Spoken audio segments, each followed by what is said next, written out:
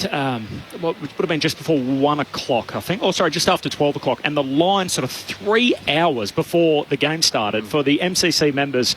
And really, this whole thing rises and falls with whether the MCC members come, whether it's low 80s or whether it's high 90s. And if the MCC members turn up, we're looking towards mid to high 90s, and that's what we're hoping for today. The all-time record is 94,825, and that's what the AFL has in their sights today, going way back to 1995. The line was all the way back to Yarra Park, that snaked around to be able to get as many people in as possible. And it's so rare. Teams often put on a bit of pre-match ceremony or whatever it may be, and it's different today, obviously, with the Anzac observance. But to have so many people in their seat so early, we're still 30-something minutes before the first bounce, and yet there's not one person that really wants to miss it. This is a huge crowd already, you would think, around 80,000 in half an hour before the game starts, and we're still probably another 10 minutes or so away from the Anzac observance. I was just going to say, Corby, as we've grown with this, and take your point about sport in general, I've been talking to Nick Maxwell this morning. His football club, his junior football club under 12s, they stood in line and had a minute's silence and a reference to Anzac Day and looked across and shook hands with their opponents because of Anzac Day. So those kids now are emulating their heroes and getting back to that point of sport. This is how you can educate without going to school. You educate through your sport. And the reverence there, I'll say this right now, I remember the first ones here, and there was some yahoo up in the crowd wants to be noisy and yell out and before everyone else. The AFL did nothing about it. The clubs did nothing about it. The crowd regulated it themselves. They will not tolerate it. And we've seen over the last 10 to 12 years, it's just total silence. And I think that's another indicator, because when people watch this on TV or listen to us on radio, hopefully they're not hearing anything on radio at that particular time for that minute silence, they are growing accustomed to what this is about. And then if they dig deeper, they'll find there's a young girl in the cafeteria here, and she had all these medals. And I said, "Oh, where'd they come from?" "Oh, they're my grandfather." She was that proud of them. That's the next generation. We won't miss out while that next generation understands what the Anzacs are all about. You would have spoken a fair bit about the machine in your time at Collingwood, Mick, the great Collingwood side that won 4 in a row, of course, between 1927 and 1930. Percy Rowe was part of that. He was part of the premiership teams in 27 and 28 before he went away to serve. He was born in South Bendigo. He ended up dying of wounds in France, December 1916. He was one of 14 children. He was a handy boxer. He fought under the alias of Paddy Rowan. He ended up he was married for only 6 weeks when he enlisted. He arrived in France in June 1916 and headed straight to the fighting on the Somme. Bugler Elf Cohen from the 29th Battalion sent a letter to the Collingwood Football Club describing Rowe's death. "I was with Percy in a bombing post of one of the hottest corners of the Somme.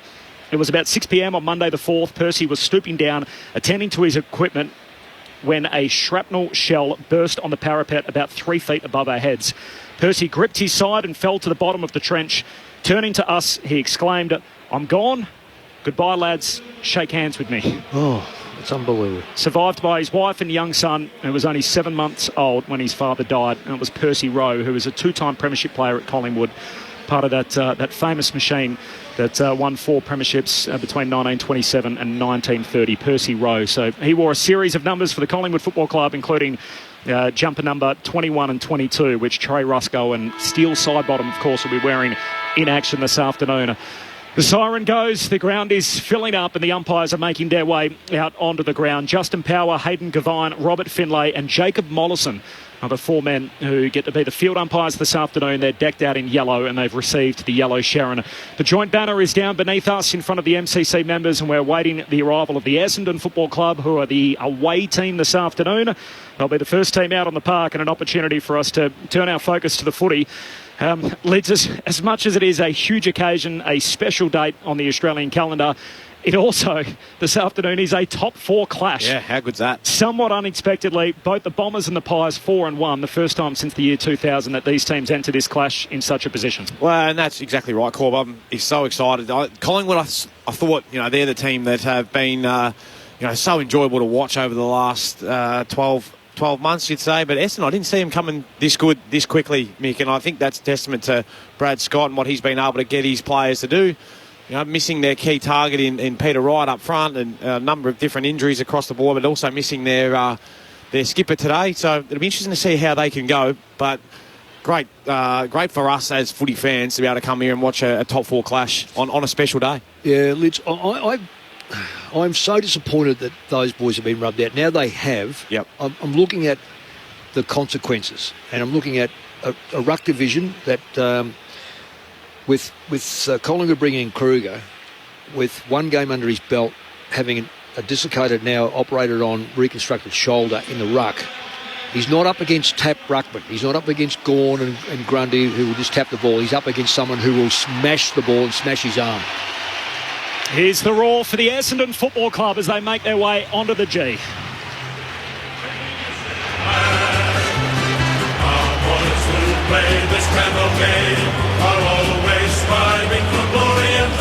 The Bombers away game, they're wearing a jumper where the red sash is made up of the red poppies, of course, the commemorative flower of remembrance. They're one of the first plants that regrew across the battlefields in northern France and Belgium. The poppies honour the 233 known Essendon players who served their country and the 20 who were killed in action. For the Bombers today, Davey and Wiedemann both making their way back into the side, as does Ben Hobbs as the tactical sub. There's no Jones, he's out omitted. There's no Nick Hind, he too lost his place in the side. And as you were touching on, Zach Merritt missing through suspension, a huge out for Essendon. I think, Corby, it's more than a player being out of the side, because they can replace him with a player.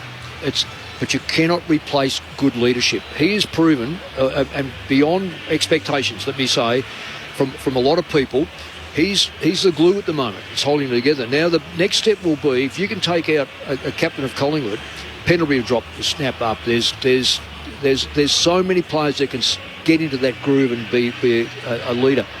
With Essendon, they worry me in the leadership stakes. When the things start to turn around and they need some stability, Merritt's been, as I say, the glue. He's not there. Who takes over? Is it going to be Heppel? Well, Heppel, he's fighting for his life. McGrath, potentially. McGrath, potentially, but is he going to be playing in a position where he also can contribute and focus?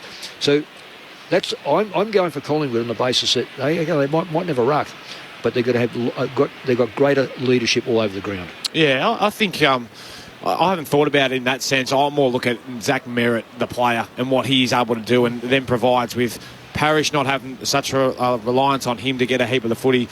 And the other one I really have been impressed with inside is Will Setterfield and his ability to come in and actually add a real point of difference after being obviously the Giants and then at the Blues and losing his spot ultimately, and coming here for not a lot to come and play for Essendon and playing his best footy. So he adds a real point of difference. But I think Collingwood overall, regardless of the ruck situation, and that's probably Essendon's one wood today, I think they're right across the board. Collingwood are just too strong. But it's hopefully, with the way Essendon have been setting up, they've been tackling and chasing, they're a real chance to take it right up to Collingwood, and hopefully we're in for a good game.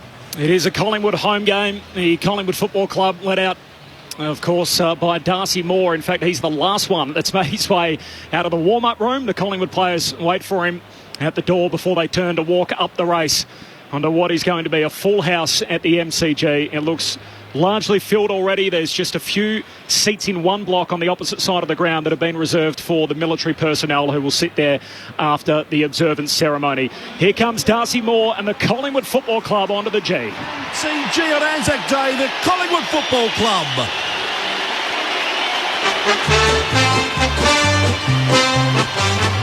Good old Collingwood forever. They know how to play the game. There's no banner to burst through at this stage. There will be a joint banner in which both teams will run through momentarily, with members from the banner crew for both the Bombers and the Collingwood cheer squad assembled at the moment in front of the MCC members. The Collingwood jumper this afternoon, it looks from a distance like the usual black and white stripes, but up close you can see the sprigs of rosemary. That is a pattern that has been worked into the Collingwood jumper.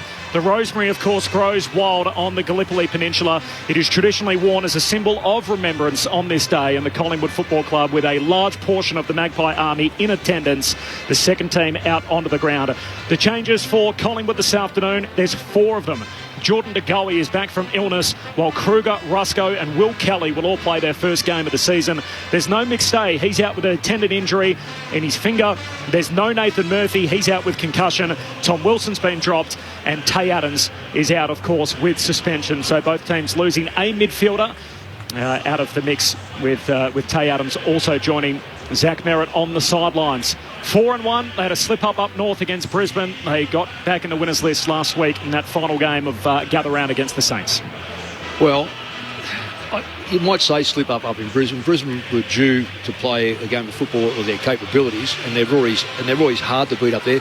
And the thing is, I like about what happened up in Brisbane is they had to fight it. Brisbane had to fight all the way to beat them. Yeah, they didn't roll over, did they? Collingwood don't surrender, and their game plan is very, very sound. Full preview with Mick Malthouse and Brett Delidio coming up as Andy McGrath and Darcy Moore shake hands, and their two teams alongside one another, opposite sides of the Anzac appeal round logo, and they work towards the joint banner, which reads "Always Remembered." And both teams led out by their captains through the joint banner with those 30 names, 20 Essendon players, 10 from Collingwood, who gave their life for Australia on active service. The full preview coming up next from the Melbourne Cricket Ground on this most special day on the Australian calendar. Why get your news from the ABC News app? Well, it's part of my daily routine. I check it on my phone when I stop for a break. I can focus on local, national or world news. It's my choice. I get an alert when something new comes in. Love the live blogs. Follow them all day. There's more than just headline stories, you know. It's news that makes a difference. Why do I get my news from the ABC News app? I trust it. I trust ABC News Online. And it's free. It's free. For free news you can trust, download the ABC News app. ABC Sport.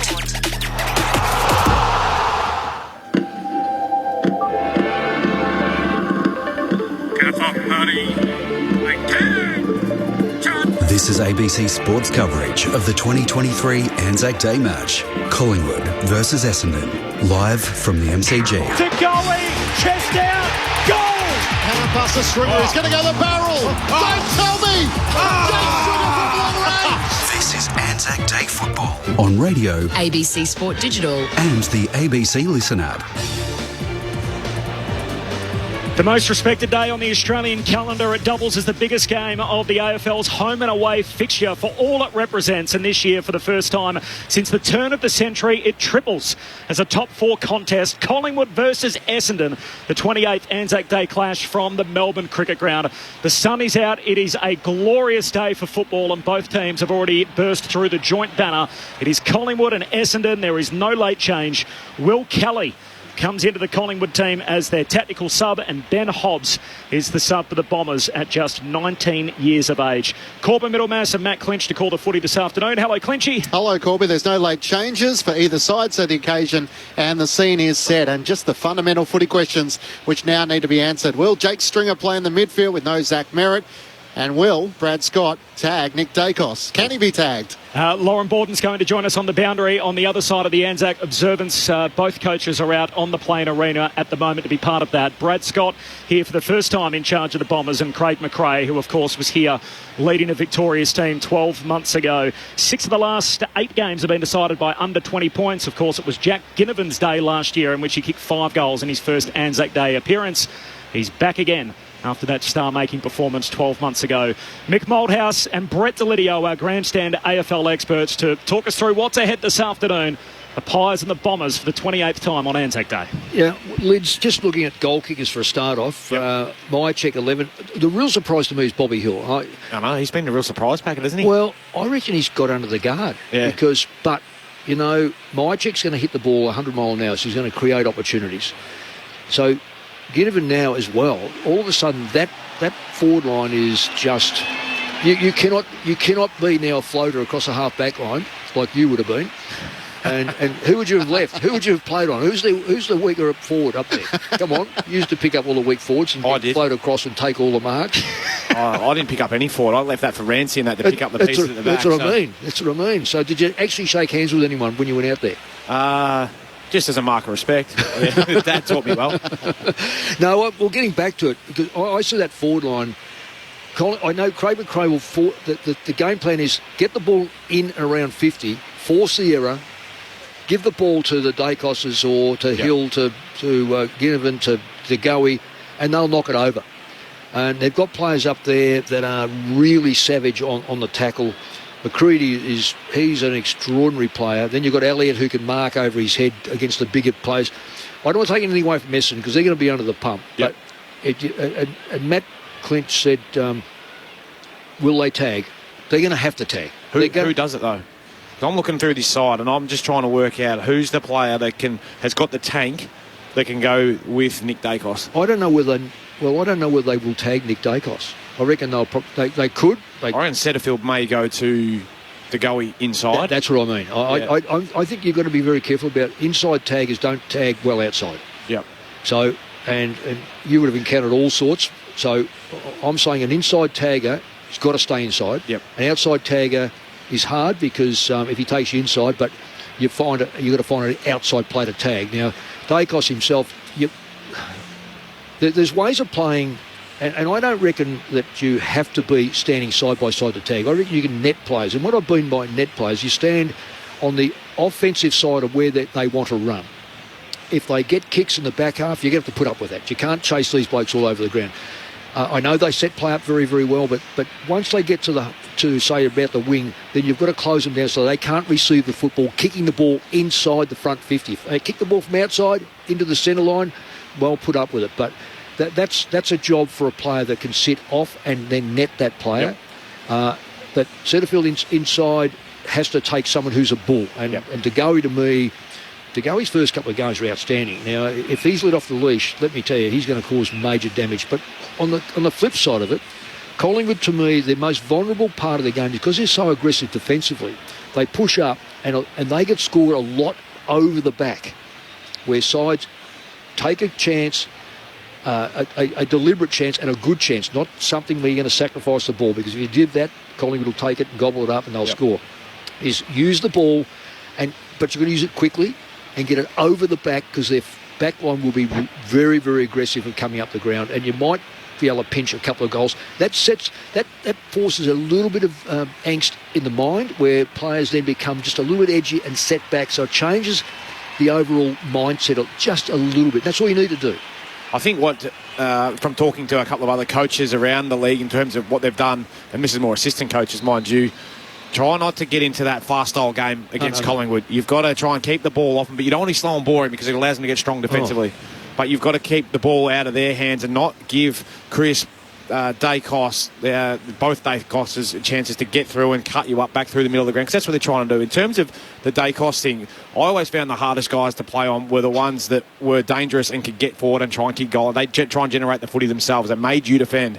The hardest part for playing against Nick Dacos is that he just dictates terms, and he's just allowed to go and do as he pleases. So in terms of that, you've got to have someone who's willing to be close enough but can generate the footy and make him. And it's a team effort, though. So it's not just in terms of being able to be hard on him, tackle, chase, bury him into the ground if you can. You've also got to get into him verbally and make him say, well, you're not defending out here, mate. You've got to start to plant that seed that he's playing a selfish game. Can he win an Anzac medal, Absolutely. Nick Dacos? He'd be a favourite for mine. 20 years of age. Brownlow medalist as far as I can see. Yeah, you tipped him pre-season, Mick, and he's all of a sudden into favouritism, leading the coaches' votes after 5 weeks. Will Kelly, the sub for the Bombers. Ben Hobbs is the sub for Essendon. There's no late change. The two teams are lined up, looking at one another with the flags at centre half forward at the city end of the ground. Craig McRae and Darcy Moore leading the Collingwood line closest to the bugler, who's standing just outside the centre circle. In honour of the Anzacs on Anzac Day, and all those who followed them in the service of Australia.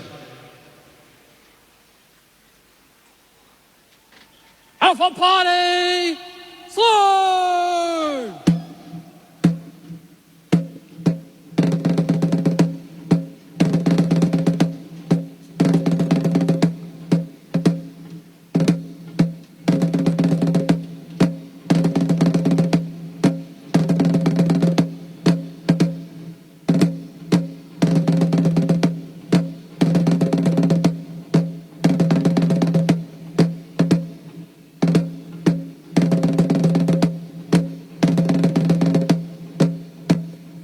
Alpha Party!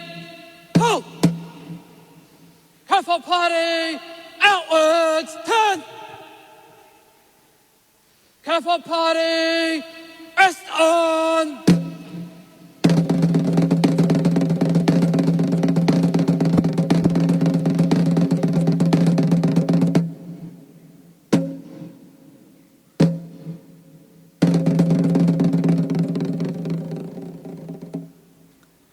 The Australian Football League, Collingwood and Essendon football clubs and the MCC invite you to join the coaches, players and umpires in honouring the memory of Australia's servicemen and women who gave their lives for the nation.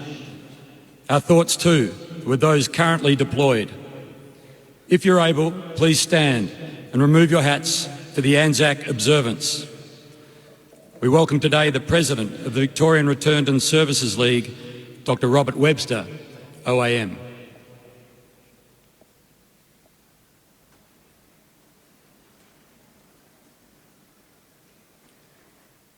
In memory of the fallen, they shall grow not old, as we that are left grow old. Age shall not weary them, nor the years condemn. At the going down of the sun, and in the morning, we will remember them. Colourful party, a turn. Colourful party, present arms.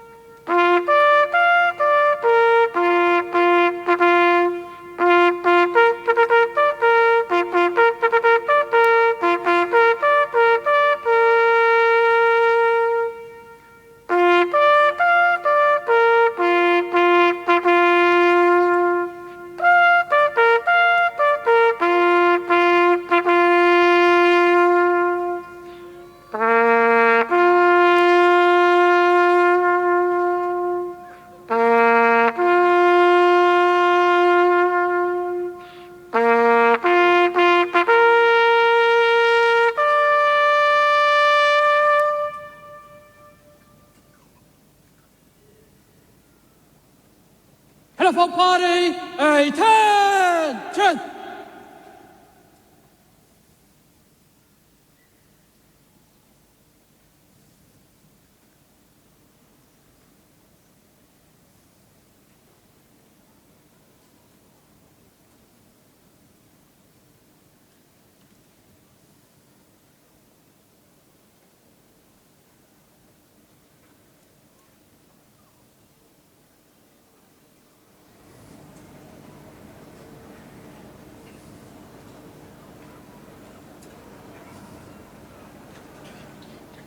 Lest we forget.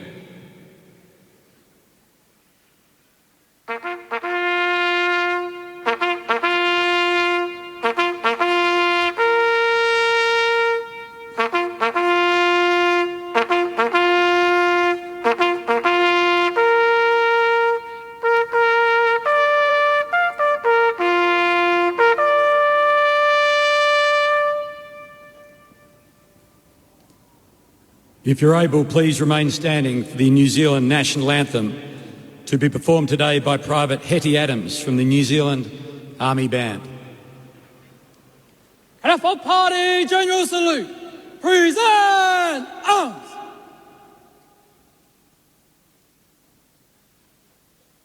Oh,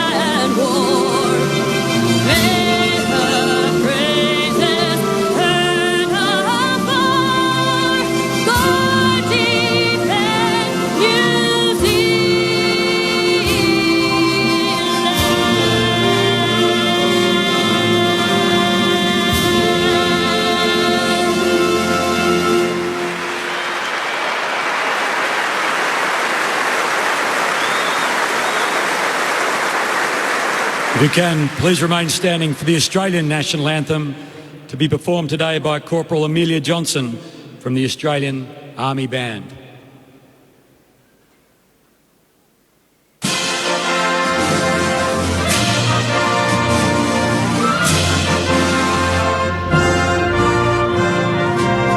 Australians on their hearts rejoice, for we are one and free.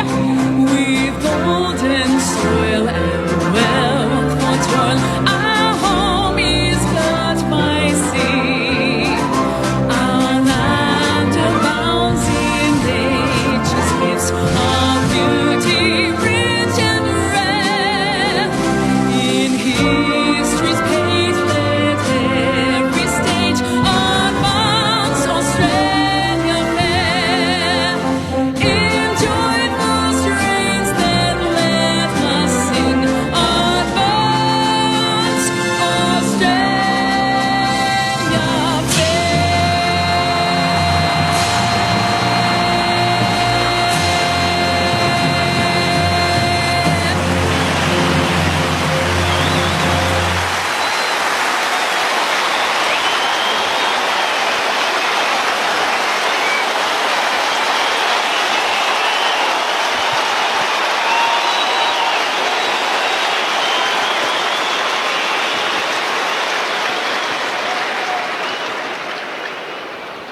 Elephant Party, attention! Still doing it. Elephant Party, inwards, 10! Elephant Party, quick, arch!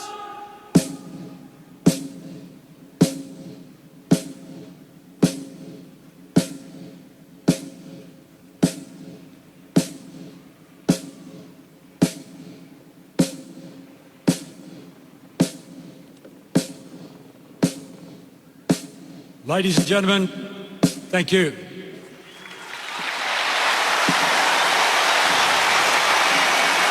It is absolutely mind-boggling to think that if you took this ground and this game to heaven and you invited every Australian that died for this country during the First and Second World Wars, there would not be enough seats for them. And you look out and see the amount of people that are here right now for Collingwood and Essendon. No late change at the MCG for the 28th time on Anzac Day. The Pies and the Bombers. Coin toss to come in just a moment. It's always a great thrill to be here at the MCG, but particularly on a day like this. It's outstanding. It really is outstanding. And if the hair in the back of your neck didn't stand up... Oh, it does every time. Yeah, it's quite amazing. I missed that flyover, Corby. I know you're in the front seat there. Yeah. Clearly you're in the front seat as the boss. It was amazing. You and Matt.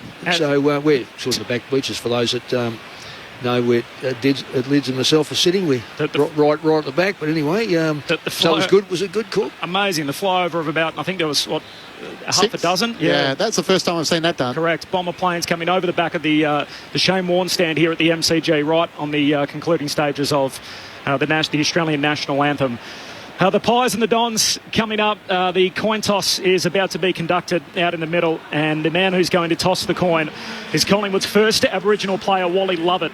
An extraordinary story symbolising the contribution of thousands of Aboriginal men and women in the Defence Force. 5 Lovett brothers served in World War I, and against the odds, all returned home safely. 4 of the brothers re-enlisted and served in the Second World War, and all returned home safely again. In all, 21 women and men from the Lovett family have served in the Australian Armed Forces. Darcy Moore and Andy McGrath meet him in the middle of the ground for the coin toss. Lauren Borden is with us this afternoon in the front row of the grandstand, right in the boundary for us. Lauren, great to have you with us. Oh, it's amazing to be down here, Corby, especially for that Anzac Day commemoration service. It's just incredible that you can have a moment of stillness and then it's followed by a complete roar of the crowd. It's something you really only get on Anzac Day here at the MCG. It was the coin toss that we just had, and Darcy Moore won it, so it's the Pies heading towards the city end of the MCG. An absolute superb day here for today's match. We did have the flyover, which was incredible to see across the blue skies. So mid-20s, it's kind of got that feel of September, really, a spring day, and I think this match might be befitting of September action, hopefully. Thanks, Lauren. If anything, it's It's maybe a little bit warm, Lids. I know it was it warm. will be. The boys would want to make sure they stay hydrated today. Certainly the heat will be on, not from just the temperature out there, but the pressure, I think, will be up. You get a big crowd, and that's what you feel. You can feel the roar. You feel like you're under pressure way more than you are. 9 guys playing their first Anzac Day game. 5 for Collingwood. Mitchell, Frampton, Hill, Markov and Johnson. While for Essendon, it's Wiedemann, Setterfield, Davey Jr. and Menzies. So 4 for the first time for the Bombers. Quickly, Mick, who wins and why? I think Collingwood, because they're a more complete side. I agree with that. Yep, 100%. Clinchy? Yeah, pies for mine. Yep, I think they're a warm favourite for a reason, but I wouldn't be playing my role in the commentary team if I didn't tip the Bombers. So I'll take Essendon. There's no late change. It is a hell of a scene, a sunbathed MCG on Anzac Day for the 28th time. Footy's tribute to our troops. Collingwood versus Essendon on Grandstand AFL. You're with Matt Clinch. After the moment of silence, a thunderous roar here at the MCG, and we're underway for Anzac Day 2023. It's Frampton and Draper who will square up in the middle. Draper wins down the tap at Pendlebury in his 17th Anzac Day match. Can't get the clearance. It's Parrish who squeezes a kick to half forward. Maynard dropped the mark. Perkins a hand pass to Shield. Away to Nick Martin. Fires on goal and sprays it out to the left. It bounces out of play and a boundary throw in front of Darcy Moore under the Olympic stand at the Punt Road end. Can I just jump in there? Have I seen Stringer go to Nick Dacos? I have just this funny feeling he's gone to him. I don't know how long it can last because Stringer's fitness is suspect. Early inside 50 for the Dons. Frampton first hands on the footy from the boundary, throwing down the side bottom, high up and under to centre half back. Out there Durham keeps it in front of him, and Hill spills to Maynard. Clever tap out in front of Bobby Hill. Collects, shoots a hand pass over his shoulder to Maynard. Collingwood up over halfway. Kicks to half forward for Myercheck in the pack. Laverty had a play on it, no mark. Still a live footy. Collected by Laverty in the end. He retreats back to Langford, who just jams it on the boot to centre half back. Not a great kick. Plenty of pies around. Where it's picked up by Nick Dacos. Hand pass to Pendlebury. Back to Nick Dacos from 45. Fires on goal just across the face. And through for the first score of the match to the right-hand side. Collingwood are behind. Essendon yet to score through 1 minute and 15 seconds. Your eyes are definitely playing tricks, Mick. Well, no. He had him early. He had him early before the ball was bounced. He had him and was doing some real physical stuff on him for someone else to take over, no doubt. Ridley long to the big Tom. Draper, no mark. Spills down to Pendlebury. Shoots a hand pass for Collingwood to Quaynor. Goes back to Nick Dacos. Another touch. Kicks it away to side bottom. Goes short to half forward. And there's McCreary, who marks 60 out. We would have taken a Collingwood player off Stringer too, so that would have changed that around a little bit. So it's all mind games. Lays it up in the Elliott direction. They come from everywhere to compete. Spills down in front of Shield, and he just bangs it out of the defensive arc for the Bombers. A clearing kick that bounces in front of Quaynor and Wiedemann. Wiedemann rises, wins it for the Bombers. Hand pass away to Snelling. Couldn't take it cleanly. Tackled by Nick Dacos. It spills clear. And eventually the hand pass came out from Langford to Parrish. And to McGrath at half-back, trying to find a way around to Goey. Kicks a big kick into the middle of the ground. Durham the target. He rises over the top of Josh Dacos, taken without possession. And the Bombers will take the free kick in the middle of the MCG between the centre circles and half-forward. And Sam Durham has it.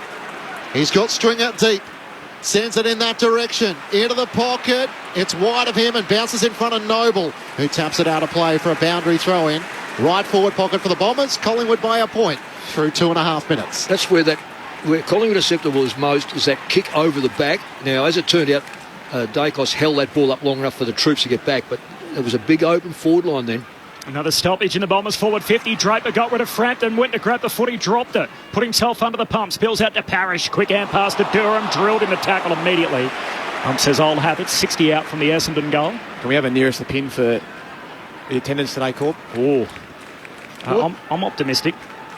Someone has a sold their seats directly opposite us. Draper down to Parrish. Parrish hand pass away to Langford. He gives it to Setterfield. Setterfield from 60 out. High bomb into the pocket. Moore takes the mark back pocket.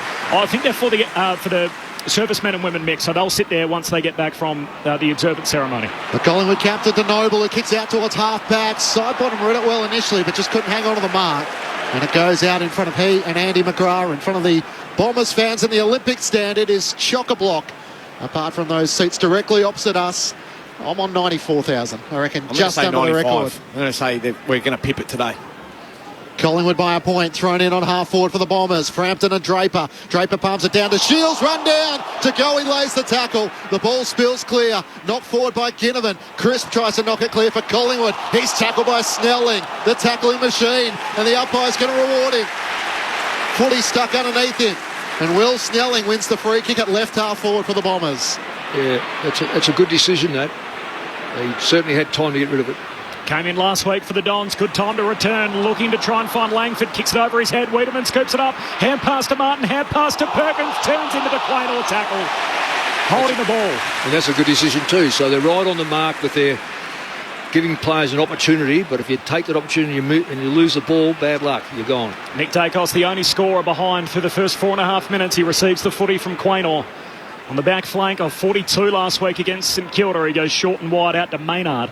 He's got it pressed up against the boundary line, southern side, left half back for Collingwood. Maynard looks at options, tries to pierce a kick to Pendlebury. That was well executed. And he marks centre wing on the southern side. Thought about heading around the boundary line, ignores Myercheck and goes shorter and out to Nick Dacos. Possession number 5 coming up. Shares it with brother Josh. The Dacos duo. Josh Dacos has it, centre wing. Looks inboard. Towards half forward, Crisp is unmarked. He gives the hand pass to Degoe. Inside 50, a centering ball, looking for side bottom. It never reached him. And Langford, who's playing in defence, takes the intercepting mark for the Bombers. Oh, pokes a dangerous pass into the corridor. Perkins went one-handed. Can't get it for the Bombers. Spills to Maynard. Hand pass away to Noble and a throw. Well called, Litz. They've been red hot on that lately. I like it too because a lot of clubs are getting away with them. There's this out the back again. Perkins in his third Anzac Day clash goes down to Wiedemann, who's playing in his first. Back from concussion, missed a clash with his old team last week. Goes short to Sammy Durham. Takes the mark, 55 out left half forward for the Dons. Essendon to the punt right end. Kicks into a crowded forward 50. Draper and Phillips both down there. More flying over the top, spoils. Comes down to Crisp. He's tackled, lost it. Says play on. Back pocket for Collingwood. Josh Dacos. Hand pass to Pendlebury. Always has plenty of time. He looks to drive a kick up the wing. Myercheck will have to compete against 2. Redmond takes the mark with the support of Ridley. And the Bombers will take it back on the southern side of the MCG. Collingwood by a point. Sends it out wide. Where the mark is taken by Perkins. Driving kick inside 50. Draper's there. Had a good piece of it over the shoulder, says the umpire. And the biggest Bomber will have the shot on goal in the right forward pocket. It was a late whistle given the noise of the crowd. They couldn't hear it. It feels like this crowd is waiting to roar. Everybody juiced up after the Anzac observance. Was the mark or the free kick there, Litz? We just have a quick look at that one. Yeah, it was. Oh. Yeah. Only just me. But he had his hand over his shoulder. This is a no-sure thing, by the way. But I'll tell you what, he will go off if he kicks it, and I cannot wait. Please kick it, big fella. You're right. This is no certainty from 15 metres out. Sam Draper, after 3 goals last week against Melbourne, out to the right for the opening goal of Anzac Day.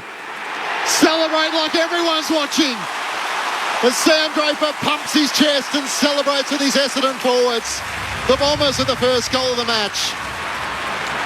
1 straight 6 to Collingwood 1 behind on ABC Sport. You're with Brett Delidio and Mick Malthouse. Good start for the game. Yes. Really good start.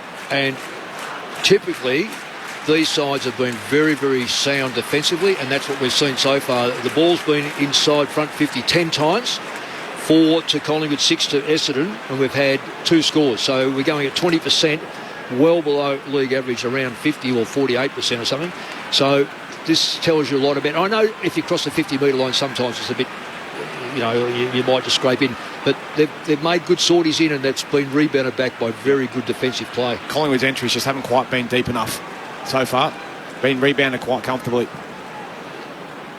First lead change, first goal of the game. Essendon by 5. Phillips in the middle wins the head out in front of Setterfield. He's pushed off it. Mitchell wins it for Collingwood. Hand pass to Dacos, gave it to Degoe. Took too long. He's mowed down. Setterfield kicks inside 50. The Don Draper's got it again. Hooks a kick over his shoulder from the pocket. He misses. Gee, if the last roar was loud, that would have been anything. And he had kicked that over his head. The place would have shook behind. All off the boot of Draper. 1-1 to 1 behind. 6-point lead for Essendon early. Darcy Moore brings Collingwood back into play. Not quite hit Quaynor, and then has to deal with the pressure of Davey Jr. and it goes out of play. Bombers lock it inside their forward 50. Inside 50, 7-4 the way of the Bombers. Through the opening 9 minutes here on Anzac Day. Toss back into play. Phillips doing the ruck work against Kruger. Kruger got rid of him. The tall Magpie takes it. Hand pass over his shoulder looking for Nick Dacos. Tackled by Durham. Spills to Tom Mitchell. He's locked up. There's nowhere to go. And Setterfield throws him to the turf and the umpire will ball it up inside the left forward pocket for the Bombers. They lead by 6 points. Despite being 4-1, they've only led at quarter time twice this year, Essendon. So it's their worst performing quarter to date as Setterfield tries to work through a tackle, lost it, comes out Collingwood's way, mark off, hand pass away to Nick Dacos to side bottom, Menzies got him, tackles him towards the boundary line, ball never went out.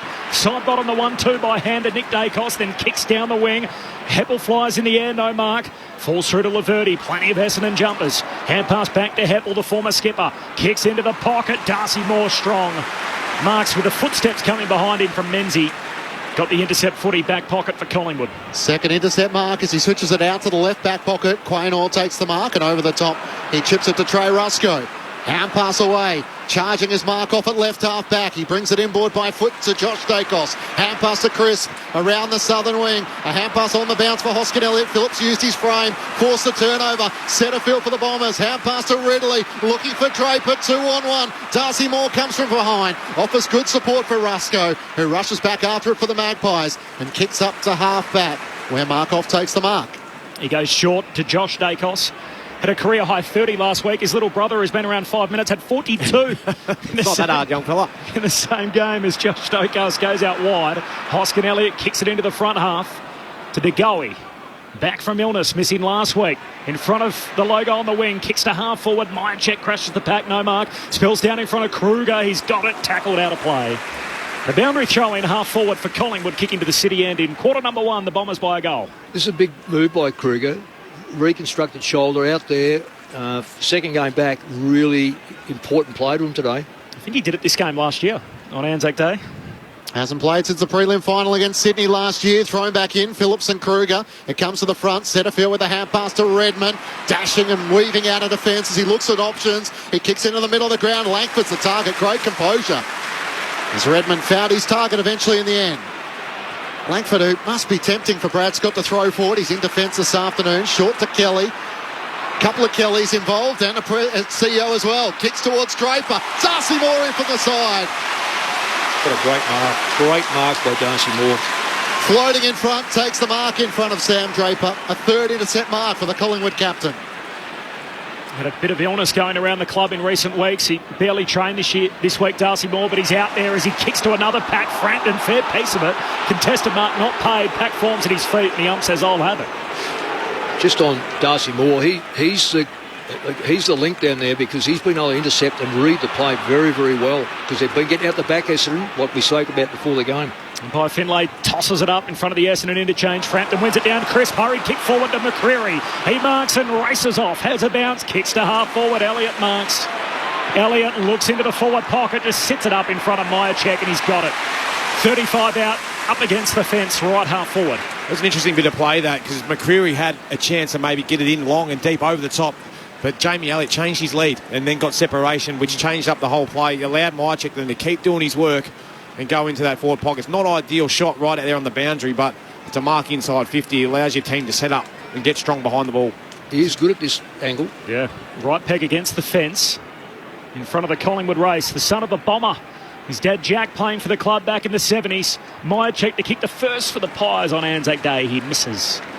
To the near side, 2 behinds Collingwood, Essendon 1-1-7. We're 13 minutes in. There's no late change. Will Kelly, the sub for Collingwood, and Ben Hobbs, the teenager, the sub for Essendon. Collingwood set up for the second kick is outstanding. Short kick by Essendon. They've got nothing to kick to now. And that's the challenge of Andy McGrath, who turns it over, having got the first kick in from Ridley. And Steele Sidebottom takes intercepting mark at right half forward for Collingwood. Heading to the city end. Essendon by 5 points. Comes inboard to Tom Mitchell. Gets his opportunity to play in his first Anzac Day match. The Brownlow medalist.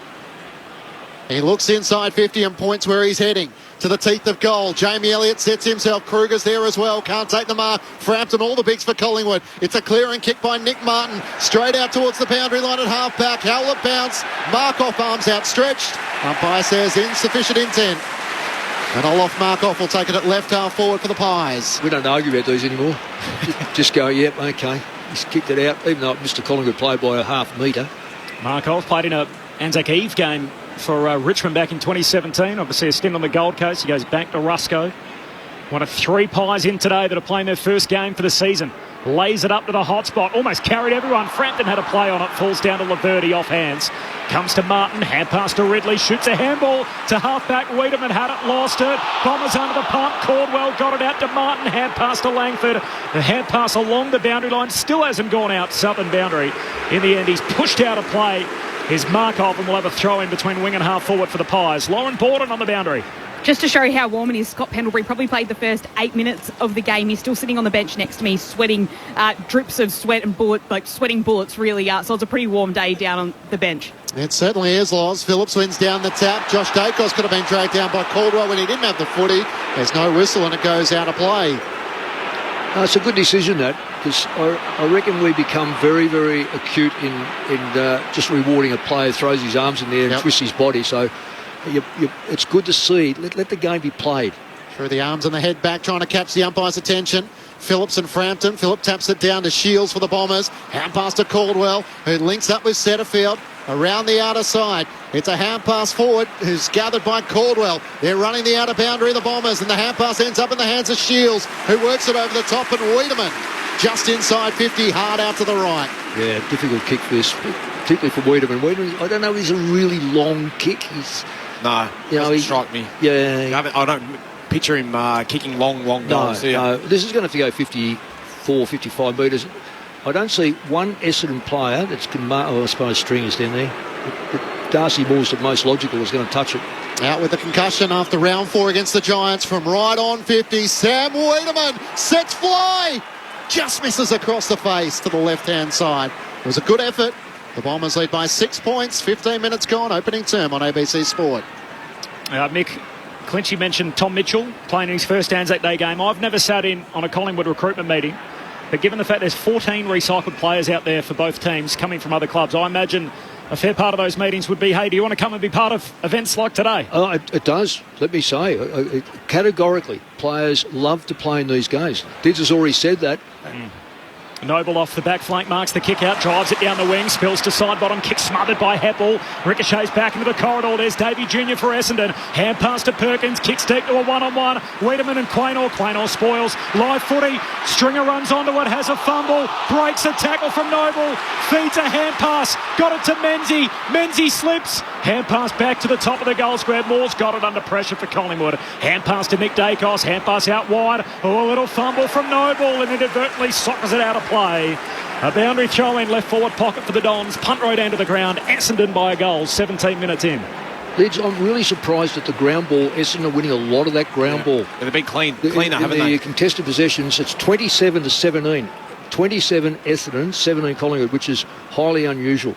12-8 inside 50s as well as Pendlebury gets a clearing kick only as far as Setterfield. Knocked it down to Shield on the top of the 50. Hand pass to Heppel. He can't take it cleanly. Crisp tries to come charging through. Setterfield with a hand pass to Shield. Sends it towards the teeth of goal on the bounce. Menzie tries to keep it alive and cannons into the left behind post with Russo. The ball stays in play.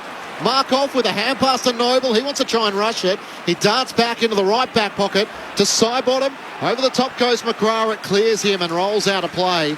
And Jai Menzie is very slowly getting to his feet, having been poleaxed. Well, we had this last week. I thought if you were carrying the ball and you ran into the post, that it's either a behind or it's out of bounds in this scenario. Well, that really went over the line. Yeah. His arm took that ball over the line for a start off. Boundary throw in half forward for the Dons. Essendon by a goal. Comes down to Setterfield, tackled by Pendlebury immediately.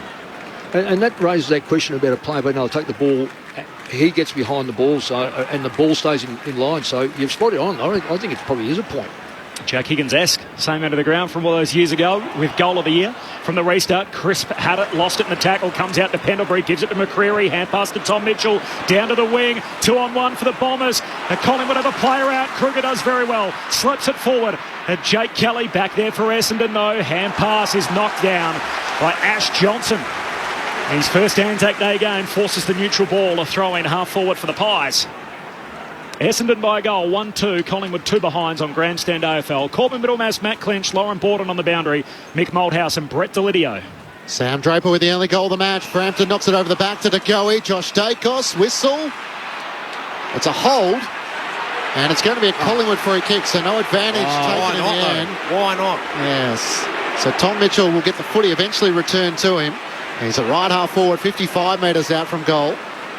That's an interference by an umpire there. Yep. Would have been the fourth umpire saying that. Probably penalised Collingwood in the end, sends it towards the teeth of goal. They're all there in the pack. Staying down as Hill becomes the tackler. It spills the way of the Bombers, where Nick Martin knocks it out of play. And a boundary throw in the right forward pocket for the Pies at the City end. Essendon leading by 6 points. Just on that stoppage, Essendon would have been embarrassed by that stoppage. They were absolutely slaughtered out on the defensive side. Collingwood's setup was terrific, and that's why Mitchell was able to get that ball clear. First top four clash on Anzac Day since the year 2000 for the boundary throw-in. Frampton wins it down, falls though to Caldwell of the Bombers. Hand pass to Davey Jr. Half back, hand pass away to Shield. He kicks to Perkins, who gets some space on Markov, and Mark's in the sunshine on the southern wing. Glorious day in Melbourne, 25 degrees. Yellow Sharon being used. Short kick to Shield, and Shield just pokes his pass up into the front half for Caldwell. He's got some guys running shotgun. He uses one of them in Andy McGrath, the acting captain. Kicks to the top of the goal square. Offline in front, Wiedemann. Stepped in front of his own teammate to pull it down. But the Bombers have a set shot, 15 metres out, just right of centre. Yeah, I don't think the Pies coaching ranks would be too pleased with the way that Collingwood were able to slow that ball up. They just marched it down with ease. The Bombers boys there. Dill Shield started the game really well. Up to 8 touches already, covering ground, getting it going forward for his team. So from the stoppage in the defensive 50 all the way into the front half and resulting in a goal for Wiedemann. Essendon with the first two. 2-2-14. Collingwood 2 behinds. 21 minutes in. Anzac Day footy on Grandstand AFL. Mick Malthouse and Brett Delidio. Well, I'm glad you said that about Dylan Shield, because it's not only his 8 possessions. He's had 3 inside 50s, and they've been really precise inside 50s too, because he rarely wastes the football. I don't think he's really reached the potential at Essendon that he probably showed earlier. He started there, I reckon, and then he got injured. But then he lost a lot of confidence, and I reckon the media rode him a little bit because he's high expectations. But Nick Dacos 11 already, side bottom 6 in the wing. There's the usual suspects are getting the football. It's going to be the lesser lights around the ground that are going to have to contribute here to get Collingwood into a position. You're right, they're getting the ball inside 50, but it's a really haphazard ball going in at this rate. 63rd game for Sam Wiedemann. Couldn't take his opportunities at Melbourne. Maybe he can at the Bombers. Caldwell gets the clearance. Bursts out of the middle. Hand pass to Stringer. Over the top to Stelling. He wants to feed the hand pass inboard. It comes to Menzies. Just couldn't link up with Parrish. Rusco bounces into his own opponent in Hoskin Elliott. He soccers it out to the southern wing where Hill leads the foot race. Knocks it away from McGrath. Keeps it going. McGrath works his way to the front. Takes it for the Bombers. Hand pass to Redmond. Gets it away to Martin. Out under the Shane Warne stand. Hand passes it back to a stationary Redmond who switches play off a step. It's a good option. And he's able to find Jake Kelly. Hand pass away to Heppel. Out to the members' side as the switch is completed with Perkins taking the mark. There's the change for Essendon under Brad Scott. Well set up defensively as Perkins kicks across the ground to Laverty. Haven't been able to stop opposition ball movement for 20 years, the Bombers. As Laverty goes to the hot spot, they come from all directions to compete. Spills down Caldwell's way, shoots a hand pass to Menzies, gives it to Nick Martin. Essendon have the first 3. What an impression that has left. The Bombers with the first 3 goals on Anzac Day. 3-2-20, Collingwood 2 behinds. 23 minutes in on Grandstand AFL. Well, you would know as good as any, Corby, in terms of the ability to stop a team going forward with any sort of momentum. The way they set up, the way they cover each other is fantastic. I really feel that's where they're getting a hold of Collingwood at the moment. The Collingwood forwards, they haven't got any real big beasts down there, have they, Mick, in terms of their ability just to put it on their head and get a contest, and that really plays into the Essendon hands with, Laverty and Zerk Thatcher down there. Jake Kelly being able to play a little bit taller than what he is. They're just getting great support for each other, but then being able to run and burst off the back of that, and just great chain of hands. This kid, Martin, he's been able to average good touches and a goal a game just about to the start of his career. Up to 7 goals for the season and 7 touches so far today. Back in the middle, Draper wins down the tap to Shield. He's dragged off it. Frampton with a hand pass to DeGoey. He sends it inside 50. Johnson couldn't pull in the mark. He's now trying to run away from Jake Kelly. Fends off Heppel. Turns and pokes it inside 50. Ginnivan the target. Punched away by Laverty. Heppel back onto it for the Bombers. Hand pass to Parrish around the back to Perkins. Through the middle of the MCG to Shield, who just hurries it onto the boot. Maynard's waiting in front of Langdon. And he takes the intercepting mark for Collingwood. Goes short to side bottom. Side bottom short to DeGoey. Mentioned Essendon slow starters so far this year in the small sample size, and Collingwood have only trailed at quarter time once. We've got to get a move on here. Just 3 minutes left on the game clock before quarter time, and the Bombers have kicked 3 goals to zip. They lead it by 18 points as DeGoey goes short to Pendlebury. Every player in this quarter of the ground kicks for Johnson in the pocket. They all leap up. Spills out the back to Guinea. Outside of the right boot. Ginnivan misses. Across the goal face. Gee, that would have been a starter for Collingwood if Jack had put it through from there. He's got the long brown hair this year. No sort of slim shady look that he was rocking 12 months ago. Collingwood 3 behinds. Essendon 3-2. As McGrath kicks in, looking for Redmond. Side bottom rises over the top to spoil it down. Then gives the hand pass back to Maynard. Inside 50. Johnson! Flies from behind and comes down with a footy over the top of Laverty. He'll shoot on goal in the right forward pocket from 40 metres out. Yeah, very, very poor exit by the Bombers. They really had no idea. They decided on their first kick. You've got to play chess with kickoffs. It's not your first kick, it's your second and third kick that matter most. And they coughed it up. Collingwood, very, very good position. And the right choice, because they were outnumbered in the air. And you're talking about aerial strength. Johnson took a good mark. He's kicked a goal in each of his 3 games. Out to the right, kicking from 35 metres out. Ash Johnson comes in and misses the right-hand side of the right goalpost. The Pies 4 behinds, trailing the Bombers 3-2-20. 25 minutes gone, opening term. Short on the kick out to Parrish. Had 42 on this day. Back in 2021, won the Anzac medal. Kicked a couple of goals too. In an Essendon victory. Short to Heppel, who kicks long down the wing. More in the pack again. Maynard in front of it. Floats through, takes the intercept mark, and Collingwood can put it straight back in their front half. The Bombers by 16. 26 gone opening term. Pies still looking for a goal as Maynard comes wide to Bobby Hill. He's a long way from Giants Stadium at the moment. In front of 90,000+ at the G. Kicks to half forward. Spills off hands down to Tom Mitchell for Collingwood. Hand pass to Pendlebury. Kicks to the top of the goal square. I'll play on it from Nick Martin. There's a whistle. There's a hold. And it's against Collingwood. And Bobby Hill, who made good ground to get down to the goal square after starting that chain. Holding on to Andy McGrath. Free kick Bombers. The acting captain in the absence of Zach Merritt kicks towards Tyson Heppel at half-back. Pendlebury spoils it down. Sidebottom and Phillips compete. Maynard tries to knock it on. He's tackled by Heppel. Hard against the boundary. Sidebottom and Pendlebury. And eventually it rolls out of play. And a boundary throw in front of the Ponsford stand. Essendon leading by 16 points. 26 minutes gone. 3 goals scored in this opening quarter, so it won't be a long quarter. I think we're back up and running on the SMS, 0437 774 774. If you want to let us know where you're listening from on this Anzac Day. Pendlebury with a hand pass. To go, he couldn't take it. Stringer on half back for the Bombers. Up the members' wing. Draper and Moore. Draper got rid of Darcy Moore. No whistle. Eventually there was. Collingwood take the advantage through Markov. He's off and running. Slips over. Hand pass missed Nick Dacos. Crisp mops it up for Collingwood. Chips wide to side bottom. He marks high half forward. He's their good relief, side bottom. He's been there all the time under pressure. Goes short inside 50 to DeGoey. And this man's built for the big stage. He takes the mark right half forward, 45 out. Even still, Mick, I find that the entries for Collingwood are either right out near the 50 or out near the boundary. So Brad's got to be relatively pleased with his mids and his half forwards getting right up the ground, squeezing up and clogging up that space, not giving them any time or space to kick goals from the corridor. Yep. A prime-time player, DeGoey, to avoid a goalless quarter to start. Pops it through. It took him till after the siren, but Collingwood kicked their first of the day. 28 minutes into quarter number 1. Essendon 3-2-20. Collingwood 1-4-10. And they were just peppering with a couple of consecutive behinds, and now there's a bit of push and shove too after the quarter-time siren with Myercheck and Frampton involved with Redmond. And Nick Martin on the on the behind line, and now a few more players, including Maynard and Laverty, are getting involved, and obviously the umpires are rather powerless here to do much, given the fact the quarter has ended.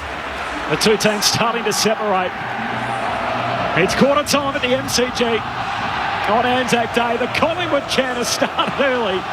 The team's behind by 10 points at the first break. It's Essendon 3-2-20, Collingwood 1-4-10. The goal kickers in that opening term, we got one each for Draper, Wiedemann and Nick Martin, while for Collingwood, Jordan De Goey on the quarter-time siren, kicking their only goal in that opening term. Off the SMS, anyone who thinks this fixture should rotate between teams is kidding themselves. Not a fan of either team, but Anzac Day footy is Collingwood and Essendon from Max. And from Rob in Montmorency, Pies look more skillful. I'll try that again.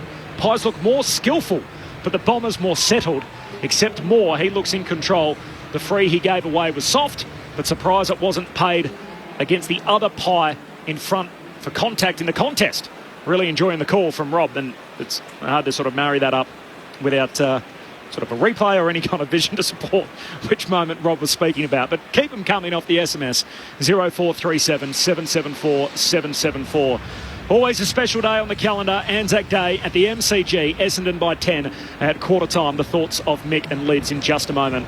On ABC Radio, News Radio, Sport Digital, and for the first time in 2023, streaming through the ABC Listen app, this is Grandstand AFL. What's the best thing in the world that's also on the ABC Listen app?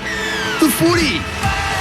This season, get your footy live and ad-free on the ABC Listen app. Straight through for a goal. AFL, NRL, men's, women's. Whatever you fix, we've got you covered. She's got it. Bye-bye. See you later. Every goal, try, mark and tackle. Called by ABC Sports' expert commentary team. Set. Bingo. AFL and NRL, live and ad-free. Get it on the ABC Listen app. Grandstand AFL. Now streaming every match on the ABC Listen app. Look for the AFL button. After the moment of silence, a thunderous roar here at the MCG, and we're underway for Anzac Day 2023. Perkins driving kick inside 50. Draper's there. Had a good piece of it over the shoulder, says the umpire. But the biggest Bomber will have the shot on goal in the right forward pocket for the opening goal of Anzac Day. Celebrate like everyone's watching as Sam Draper pumps his chest and celebrates with his Essendon forwards. Andy McGrath, the acting captain, kicks to the top of the goal square. Offline in front, Wiedemann stepped in front of his own teammate to pull it down. So from the stoppage in the defensive 50 all the way into the front half, and resulting in a goal for Wiedemann.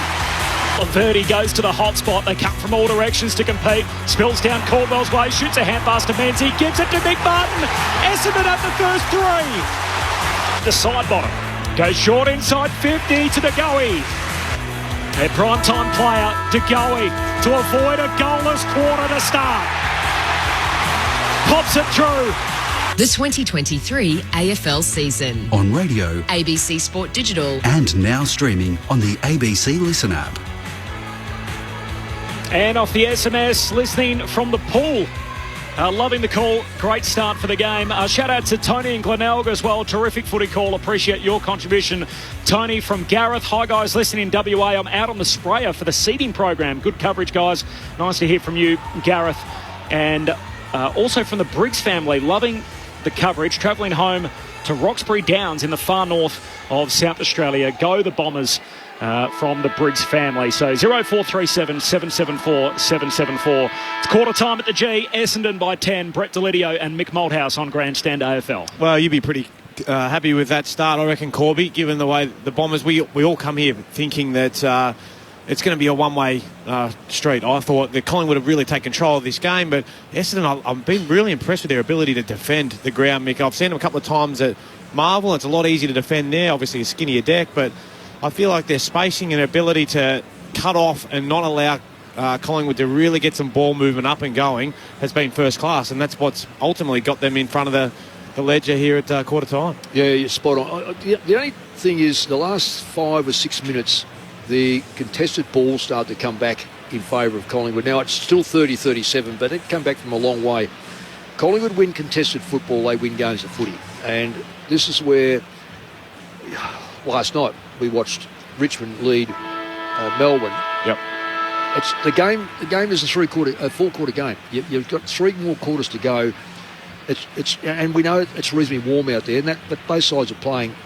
It's whether the side that's the underdog, and we say that Essendon are the underdog, it's whether they can sustain that intensity, the defensive work, the mindset, the focus long enough to beat a side that I think is better than them. You think is better than them. I think most of the football world thinks there is better than them pound for pound. Yep. I don't think there's a big gap. I think it's a solid gap. It's not a first to 16th or 18th. It's probably a first to 7th or 8th. So I think Essendon are probably stretching it. They'll be looking at trying to make into that top 8. But their intensity was very, very good. They got numbers back in the back line. As I said, Collingwood closed the gap. Contested football. They also closed the gap inside 50s to 15 to 16. Yep. They're ominous signs. Really ominous signs, because Collingwood don't need a lot to score. We haven't seen Bobby Hill yet. Penalty's been good. Cyber's been good. One touch. Elliott's had the one touch, one kick. Mycheck the same. So I'm not saying Essendon are out of it. I mean, Essendon are in front, but it's whether they can maintain it and stay in front. That's going to be a big test. The Bombers by 10 points. They led by as many as 18. Collingwood had the last 3 scores of that opening quarter. The Bombers winning those grunt stats, as you said. So +7 contested possessions, +9 in ground ball gets. 0437 774 774, the SMS number. We're underway to start the second term. The Bombers by 10 points. Out it comes by Collingwood from the back door of the centre square. A side bottom hands it to Maynard, swings it out wide to Crisp. Hand pass to Josh Dacos, pokes a kick down the wing to Tom Mitchell, who marks in front of the interchange.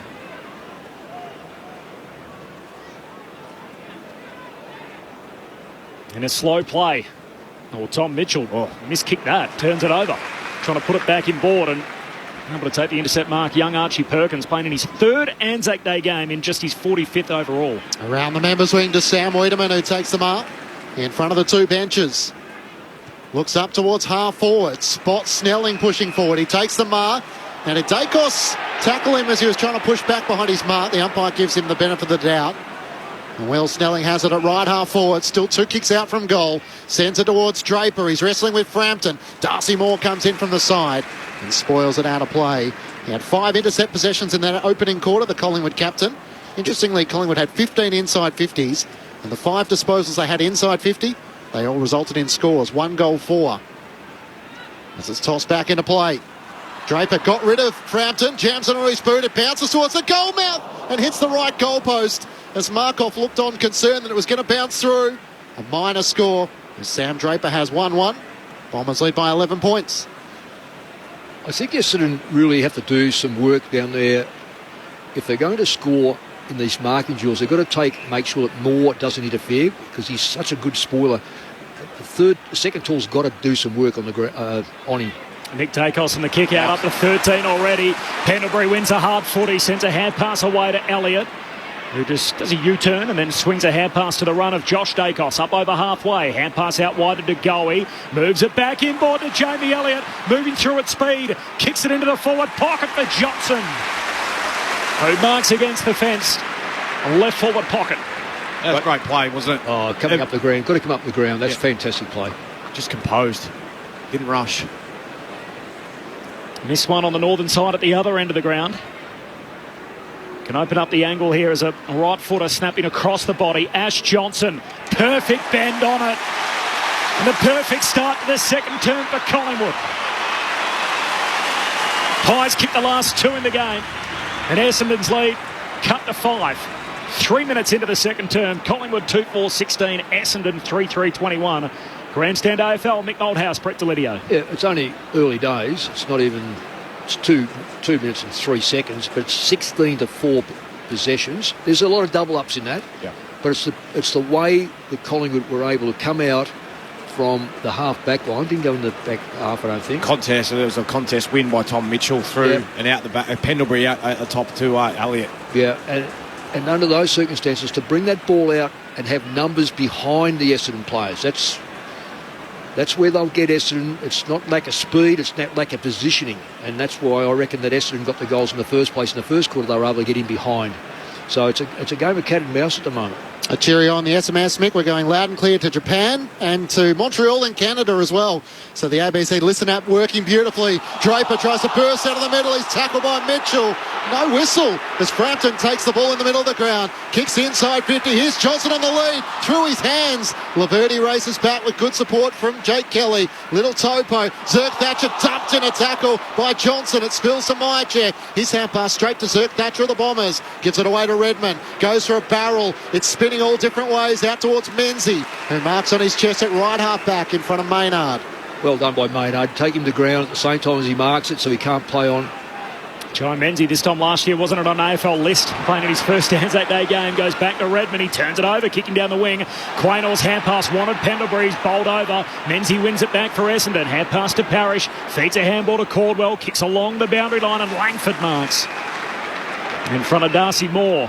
He just steps right around Darcy Moore as he's allowed to do with the stand rule and then kicks inside the forward 50, side bottom in the box seat.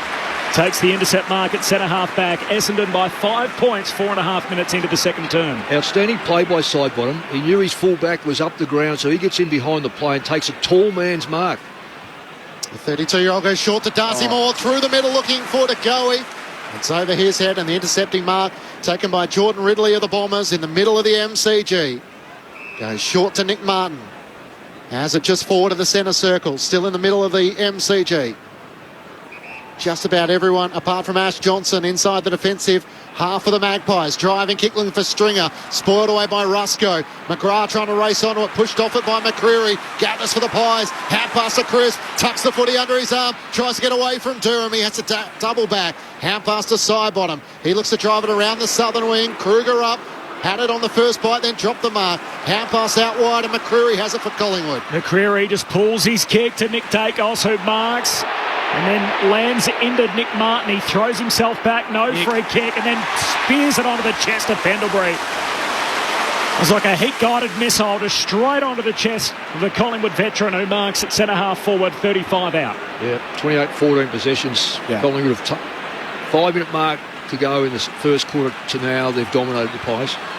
I know we talk about how good Nick Dacos is, but opposite peg to lace out, that just got there quick, and that did not allow any Essendon defender to get there. Fantastic kick inside 50. The Pies are racing an 18-point deficit now for the lead. Pendlebury kicks it. He's still got every bit of it. Collingwood 3-4-22, Essendon 3-3-21. Second lead change of the game. Pies in front for the first time since the opening minutes. Collingwood by 1. Mick Malthouse, Brett Delidio. Well, you spoke about it, Mick, didn't you? Essendon's ability to be able to maintain the rage and stay involved defensively and keep the heat on to Collingwood. They just haven't been able to do it so far this start of this quarter, but you know, there's still plenty of time to come back. And the thing we know about Collingwood is that they just continue to play the same way over and over again, and that's what keeps them in games, and they don't seem to get flustered by being down a couple of goals at any stage in a game. No, that's what I said about the leadership, because they've got a penalty. Like, penalty opens up, goes in that space. Sidebottom goes, takes Darcy Moore's position. Darcy Moore comes out to the wing to intercept that ball, misses it, and Sidebottom takes it back in. So, you know, their leadership is so good. This is where Essendon are going to find out who can lead with merit up sitting in the grandstand.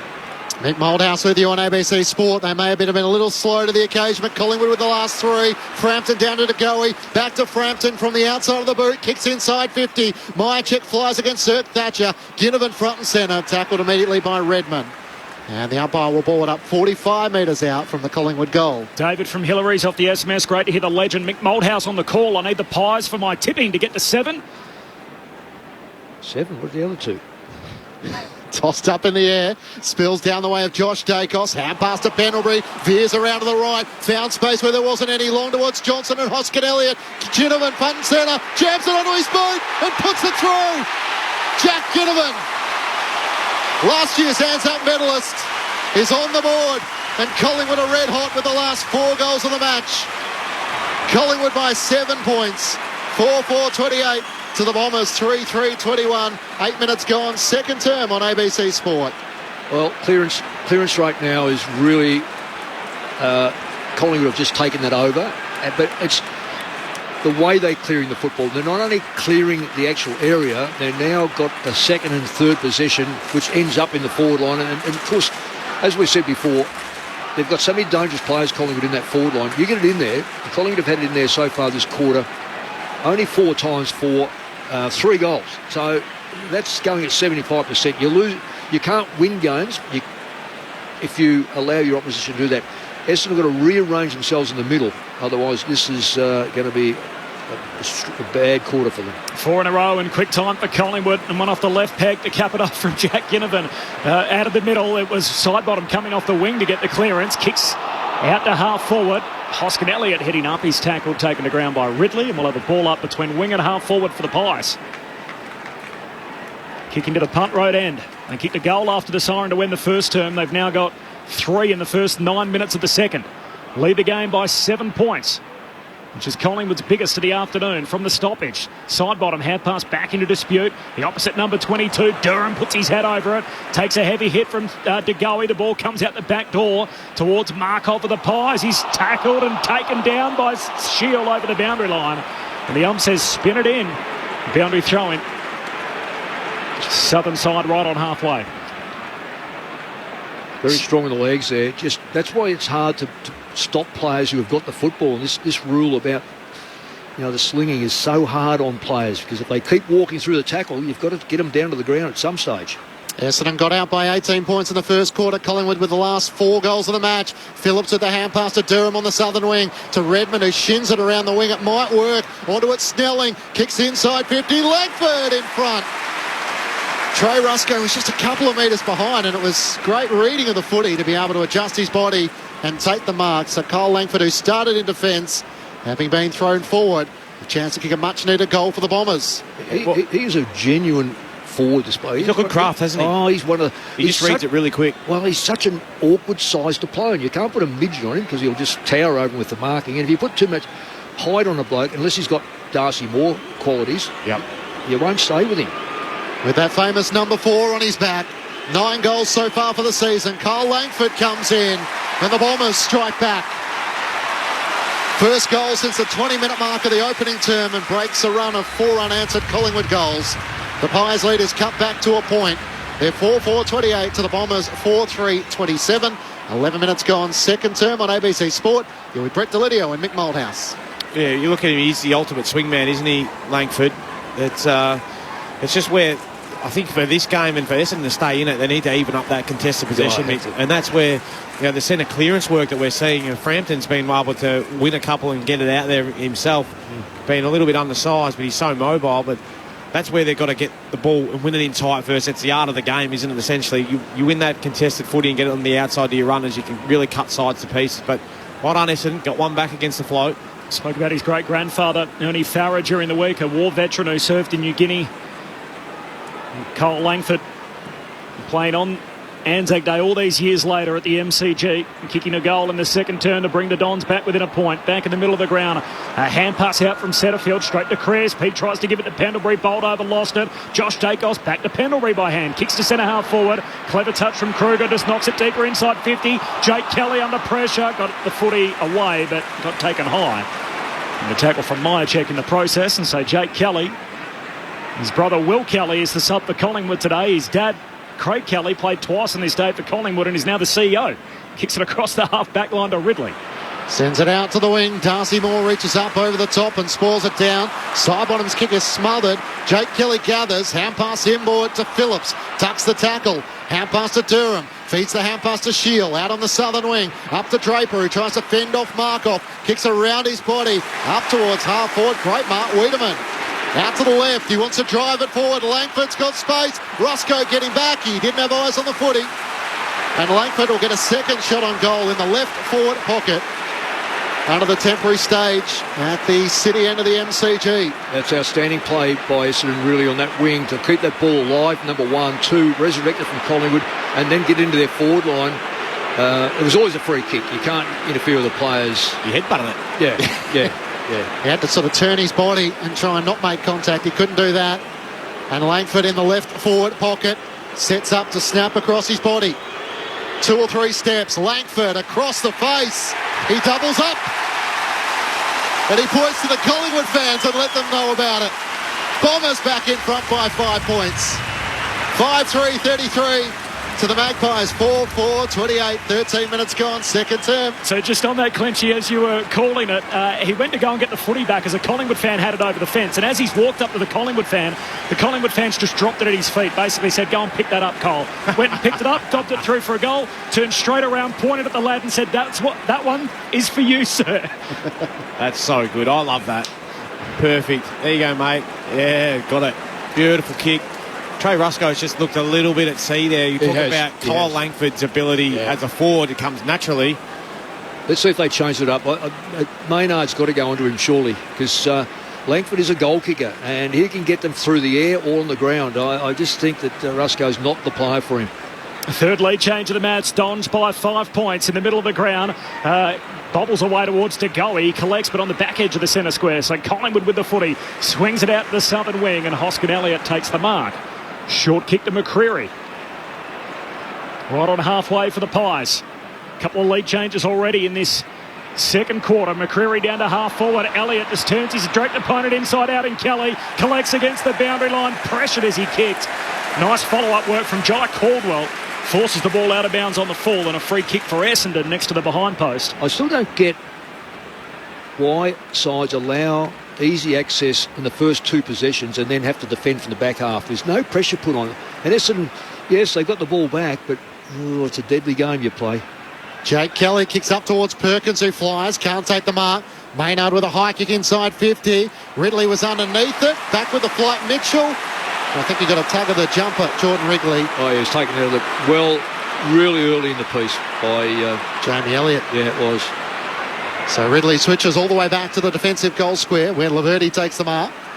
Out to Andrew Maguire in the right back pocket. Over the top to Zerk Thatcher by hand. Links up with Heppel. Finds an outlet through Nick Martin, and they're away. Takes a bounce as he runs the members' side. Looks up towards half forward. Stringer's there in from the side. Perkins, he hit the ground running. Looks towards the goals. Swings it onto the right. It's coming back. Not enough. Athletic and instinctive as he fired it towards goal and almost pulled off the impossible. Bombers lead by 6 points, having a good run of it. Well, that's a selfish act. That's not an Anzac act. He had 2 players in front of him running into open goal. Open goal. He chooses to go around his body. You pay a penalty for that, and he's paid a penalty. That's a goal that they could have easily got. Nick Dacos goes on a stroll out of the goal square and then kicks wide to the back flank. Side bottom, a hand on it, but it spills to Andy McGrath. Hand pass to Zerk Thatcher. High bomb inside the forward 50 for Essendon. Rusco spoils it away from his teammate Nick Dacos and out of play. And a throw-in, 35 out for the Bombers' goal. How long would you have benched him for, Mick, in the old days? How long would he have sat there? Until his ear bled. Love that. Thrown back in, Phillips and Frampton. Phillips tries to whack it over the back. Mitchell for Collingwood. Hand pass back to De Goey. He gives the hand pass out to Markov in the back pocket. Takes a bounce as he looks for an outlet. Hand passes in the back of De Goey. Owen Davies swoops onto it. Gets the hand pass to Menzies to make them pay. It's across the face to the right-hand side. And a minor score. Bombers lead by 7 points. 17 minutes gone, second term. Moore brings it in a sharp to the back pocket for Maynard, who's off and running. The man running shotgun is Nick Dacos. He gives it to him. He's had it on a string again today. Into the middle of the ground for Ginnivan. Straight on his chest. Turns, moves it quickly to Elliott at left half forward, and he takes the mark. And Bombers fans will remember this spot. A little bit of a better angle for the kicker, with Elliott about 5 metres in from where he kicked the game winner the last time these two teams met, round 19 last season. That's the ability of Nick Dacos there to, one, be the handball receiver, but carry it 10, 15, but then hit a dart inside to Ginnivan, rolled around on his left and found Elliott. Had Bobby Hill in the pocket, but decided, nah, I've done this before. I've clocked it. 50 metres out again. Right half forward, he arcs out and then pulls the kick into the forward pocket, misses everyone and everything. I thought he thought Bobby Hill was still there. Yeah, maybe. That was a bit strange, wasn't it? He disappeared. Do you think the jumpers have something to do with this? It's an Essendon away game. Yeah, that little red at the back of Collingwood's jumper. Yeah, it's sort of, both teams are quite dark. Essendon with the poppies on the red sash, black background, white shorts. Collingwood black and white stripes, black shorts. You're giving him a real out there, Corbin. A real out. Redmond into Laverty, long kick up the wing looking for Phillips, and Maynard takes intercepting mark for Collingwood. Hand pass to Josh Dacos, inside 50, Ginnivan takes the mark. He rises and claims it on his chest in front of Darcy Parish in the left forward pocket. Jack Ginnivan shooting for his second. More than the one Hodgie threw up the other day about the Roos on Good Friday. It's closer than that, isn't it? Yeah, what you do is you're underestimating players' eyesight. Yeah. It always looks worse on TV or from up here than it does on the ground, doesn't it? Yeah. Look, they could be playing with just the same jumpers. They know each other if they pick the right sides. Out to the left-hand side for Jack Ginnivan. Looking to try and close the gap to a point for Collingwood. He shoots from 40 metres out and drags it out to the left-hand side. You heard the roar of the Essendon fans, the Bronx cheer at the Punt Road end. It's the Bombers leading by a goal 19 minutes into the second quarter. What about Jack Ginnivan, Mick and Jamie Elliott last night going to the Yarraville Club to doing a little sportsman's night before a game? Would that have happened under your watch? No, I would say use your brains. There's got to be common sense in these things. Dons bring it up to that southern wing. Menzies had it, lost it in the tackle from Hoskin. Elliott, loose footy, high half forward for the Pies. Caldwell stands up with it, runs into trouble, lost it. Caldwell gets a second go. Hand pass out to Snelling, gives it to Setterfield, kicks into the front half, and there's Jai Menzies. Takes the mark. Wasn't on an AFL list this time last year. One of 4 Bombers playing on Anzac Day for the first time. He kicks to half forward. Darcy Moore again. Floats through, takes the intercept mark. That's his go. Hand pass straight to Nick Dacos. Another disposal as he switches it to his brother Josh. The dynamic duo combining across half-back and out to Bobby Hill. This is Bobby Hill's first kick, I think, for the game. Yes, second disposal of the match. As he returns it to centre half back and Crisp through the middle to Mitchell. Hand pass to Nick Dacos, position number 18, inside 50. Kruger in from the side, can't take the mark, trying to get a hand pass away. One way, then the other, over the top, trying to link up with Hill. It never got to him. And Zerk Thatcher for the Bombers. Hand pass to Caldwell, feeds it out to Ridley at right half back. Sends the Bombers up the members ring. It was a great kick. It found Wiedemann. Bit of space in the front half. Wiedemann goes laterally to Heppel. The Tide players running all the way back the other way. Still 6 minutes left on the game clock in this second term. Heppel goes out wide to Setterfield. Setterfield forward of the wing, looks for Langford. Moore kills it out of bounds. Just punches it into the fence, and we'll have a throw in. 55 out from the Bombers goal. Lauren Borden on the boundary. You wouldn't be able to tell with the way he's playing, but Nick Dacos seems to be struggling a little bit with a hip injury. Got his right hip checked out when he came to the bench, and as well as pre-game, he was getting a little bit of treatment on it, but you can't tell at the moment with the way he's playing. Thanks, Lauren. Lauren Borden on the boundary. Matt Clinch, Corbin Middlemass, Mick Moldhouse and Brett Delidio with you for Anzac footy. Draper one down the tap. Straight to Maynard. Kicks into the middle of the ground. Mychek got a tough bounce. Redmond gathers in the middle of the MCG. Jams it onto his right boot. High ball looking for Draper. Sets himself. 2 Magpies in front of him. Maynard and DeGoey. DeGoey's with a hand pass to Noble. Squeeze the kick out to Crisp. Not the intended target. It might work. Kicks out in front of Bobby Hill. Races towards the boundary and then slipped over in front of McGrath. And across the boundary line in front of the Bombers bench. Essendon are playing the same card every time.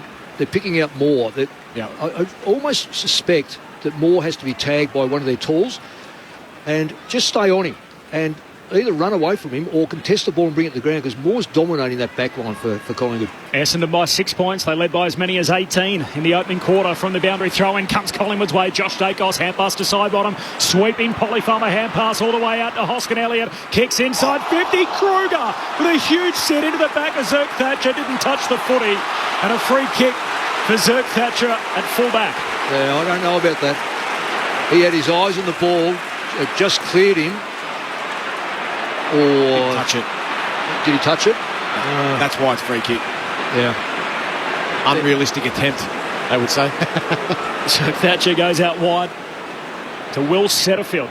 Amazing what a 4th round pick can get you as he kicks down the wing, and Billy Frampton takes the intercept mark for Collingwood. Wants to come inboard. Spotted Nick Dacos. It ricochets off Phillips. Draper tries to soccer it forward to Langford. Anyway will work. Jams it onto the boot looking for Stringer. Darcy Moore in from the side. He and Wiedemann both had a piece of it. Umpire calls play on.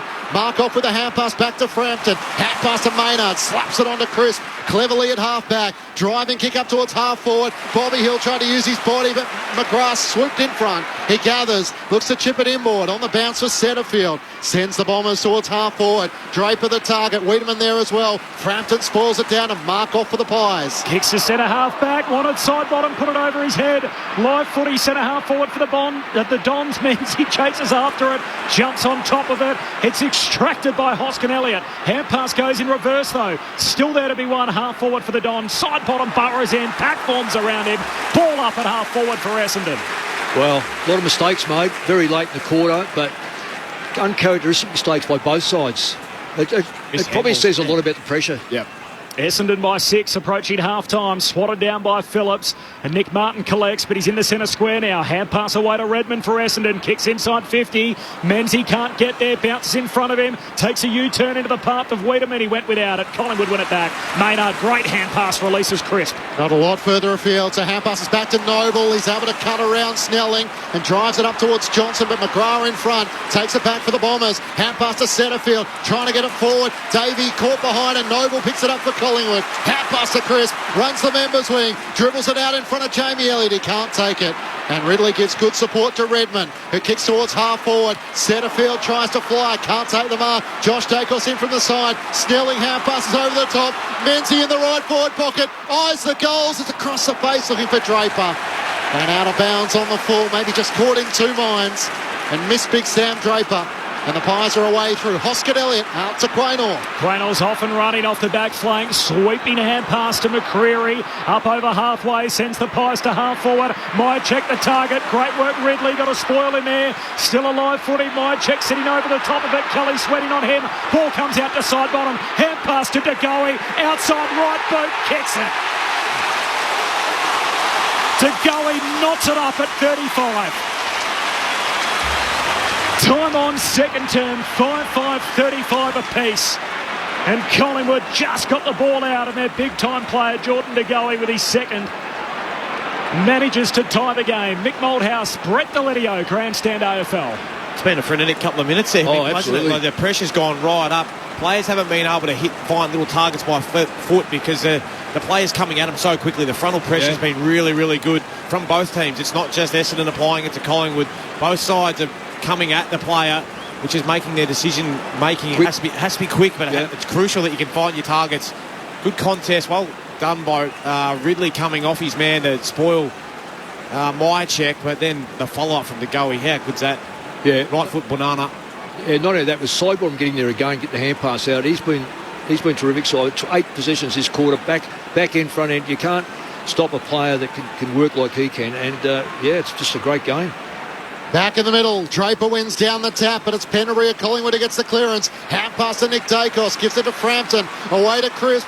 DeGoey involved once more. Hand pass out to Hoskin Elliott between wing and half forward. He looks inside 50, side bottom on the lead. He marks in front of Redmond, hard against the boundary in the right forward pocket.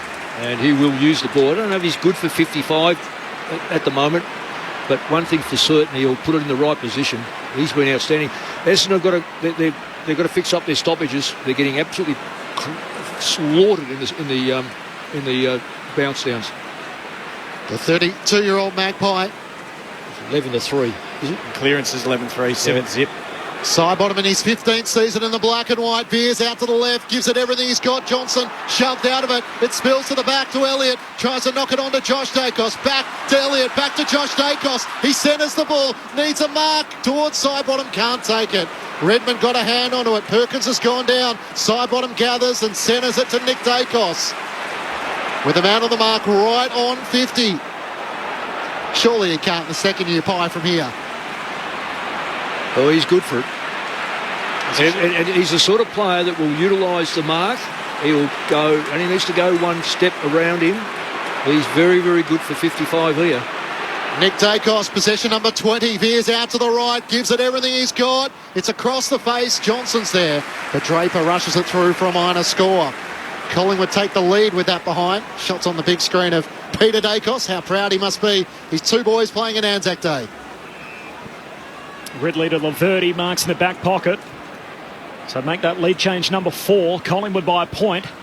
As Laverty goes long to Phillips and Moore on the wing. It beats them both. Slides through to Quaynor. Collects, tucks it under his arm, then kicks inside 50. Couple of one-on-ones. Scored away by Ridley out of play and a throw-in. Forward pocket for Collingwood. My check doesn't die wondering, does he, in terms of flying to create a contest. Just love him as a player, as you would as a teammate, knowing what you're going to get every single week. Essendon have got, I was going to say they've got the extra player at the ball. I think they may have the extra player at the ball. Draper wins it down to Goey. Hand pass releases side bottom, gives it back to Josh Dacos, puts it on the left peg, puts it out on the full. Second one they've missed out on the full into that pocket this quarter. Collingwood, they're giving Essendon all they can handle here. 4 goals to 2. The Bombers hanging around. It's Collingwood by a point after Essendon led by 18 earlier. 29 played, second term as we tick towards half-time. Laverty long out of defence, up towards Phillips. Moore's there and Maynard as well. Darcy Moore has another go at it through the hands of Nick Dacos to Frampton, back to Nick Dacos. Hand pass to Pendlebury, full 360. Hand pass to Maynard, not intended for him. From 55, sets fly. It's out to the left. Oh, Maynard. My check into the post. Into the left behind post. As you mentioned, Litz just flies in the air. Yeah. Without knowing how close he was to the post, and he's lucky he didn't do more damage. Someone check on the post. That's the same post. Second one it's copped today. Yeah, with concussion. They're going to go upstairs just to work out what side of the post it was. Well, so whether it's a behind or out on the full, it allows us to go down to Lauren Borden. Well, it's all happening in the forward 50 of the punt road end. Archie Perkins limped off from that area. He's gone straight down into the room, so he'll be checked out by the doctors at half-time. Post is still swaying. Menzies hit it earlier, and Myercheck again here. Could be out in the full. Could that touch the post there? I reckon it's touched the post. That's it. Yep. If it comes off his body onto the post, then it's a point. Yeah, if not, it's out in the full. Yeah, if all the ball hasn't crossed the line and hits the behind post, yeah, I reckon it's a boundary throw. Yeah. So that's what they're checking here in the yard. Exactly. So there's insufficient evidence to say whether the ball has hit the behind post or not. Decision on the scoreboard. A visit to the optometrist, I reckon, some of these blokes. What would you have thought, Mick? Hit the post. Let's hit the post. Yep. Umpire's call, which is a behind. Collingwood by a couple of points. Essendon, first 3 goals of the game, led by 18 points, time on quarter 1. And from that point on, Collingwood have kicked 5 goals to 2. They lead it by 2 points from the kick-out. Parrish takes the mark and then goes wide. Out to Martin, has it at half-back. Kicks along the southern boundary line to Redmond. Slow build up for the Bombers. Short kick to Durham. Sammy Durham. The Goulburn Valley halfway through 2021 working as a chippy. Picked up in the mid-season draft. He goes short there trying to find Redmond again, and Hoskin Elliott got a critical fist on it, knocks it out of play. We'll have a boundary throw in southern wing. Collingwood by 2 points. Hell of a roll-up, 90,000 plus. At the MCG, we're 31 minutes into the second term. It's the Pies by 2. The Bombers kicked 3 of the first 4 goals of the match. Collingwood with 4 goals to 2 in this term. Frampton tries to send Collingwood towards half forward just before the siren. Myercheck flies and can't take the mark. So the Magpies lead by 2 points at the main break. 5-7-37 to Essendon 5-5-35 off the back of a 4 to 3 second quarter after the Bombers led by 10 points at quarter time. They got it out to 18 points in the first term before Collingwood wrestled the lead back on a couple of occasions in that second term. For the Magpies, 2 goals to Jordan De Goey, individuals to Pendlebury, Ginnivan and Johnson. Meanwhile, for the Bombers, 2 to Cole Langford, individuals to Draper, Wiedemann and Martin. 14 and zip, Collingwood under Craig McRae when leading at half-time. So it's only a 2-point lead, but they've never given up a half-time advantage under Craig McRae in, just over a year since he's been in the top job. Pies by a couple of points. 2 teams just huddling up on the wing before they make their way into the sheds at half-time. Pies by 2. The SMS number 0437 774 774. Listening in Western Australia, seeding, so have no reception. You guys are lifesavers with the radio. Hopefully Essendon get over the top of them. That's from Riley.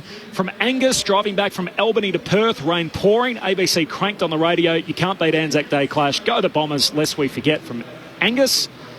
From Matt in South Australia, says great call team on ABC radio, listening whilst doing some gardening. Attending the Gawler Dawn service. Keep it to the Bombers and the Pies only, please. So that's from Matt in South Australia. Hi from Andrew, who's listening in Boddington in Western Australia from my drill rig at the gold mine. Loving the call, lads. Appreciate that, Andrew. From Andrew, 2.5 hours north of Adelaide in Jamestown. or Jamestown. Jamestown? You're the South Australian among us, Clancy. No, never been to Jamestown. Mick told the story of Nick Maxwell's underage team imitating AFL players and respecting the Anzac tradition. Is there any chance that AFL players could sing the national anthem with some gusto? Yep, great. That our national teams do.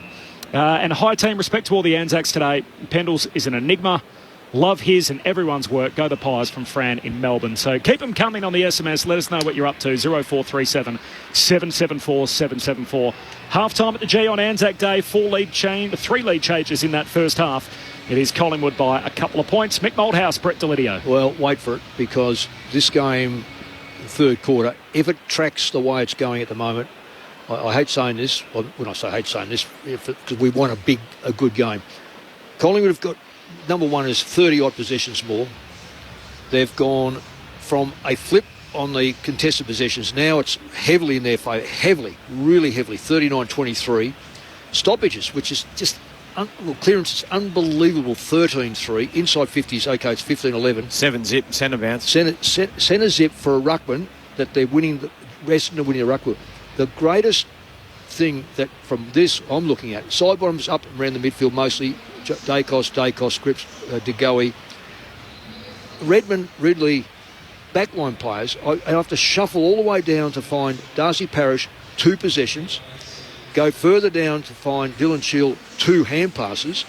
You can't survive in this game if you do not win the ball in around the middle of the ground or the stoppage. You cannot survive. It was great for Essendon to come back, and they come back through Langford to kick those goals.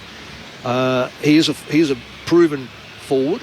That can be wrapped up pretty quickly by a Maynard going in, or even a Darcy Moore going in, because the other forwards, I mean, Stringer's fair dinkum, he's that far off, it's unbelievable. But at Collingwood's midfield, they are coming. Yep. Essendon have to go and regenerate and think seriously. Centre bounces to me are this. If you don't want to give it up, then get your ruckman, who's bigger and stronger and is a genuine ruckman, get over the top and punch the ball out, because with the 6-6-6, it's a long way for that half forward to come up and meet it. The wingers don't know which way it's going to go. But what you do is you actually clear the area that Collingwood have done so much in those clearances. When you look at Dacos 3, Penalty 3, De Goey 4, Mitchell 4, and I'll guarantee most of those are in and around the middle. I know this game says 2 points, but technically speaking, from 5-minute mark in the before quarter time to now, the only thing that's kept them going is Langford. And their defence. I feel their defence is going okay. Yeah, it can only last so long, though. Yeah, that damn wall will break if they can keep getting these numbers. But I feel that if they can tidy that up, Essendon can get right back in this. And that's why you say, well, the numbers are suggesting that. And they are, because it's pretty damning what they're saying at the moment, given the heavy amount that Collingwood are getting out of that midfield with a non-dominant ruckman in there. Yeah. They were probably more dangerous with Frampton in there than they were with Kruger when he went in there. So, look, it's a quick fix, I think. Get your midfielders back into the game. Get it going your way. And like you said, maybe it is that big punch. But at the moment, the numbers tell the story. I just made the reference to Jake Stringer. He didn't touch the footy in that second quarter. Get in the middle. Have a disposal. No, I saw 3 for the game. Yeah, I saw him go to the back of the goal line and grab hold of the ones in the basket.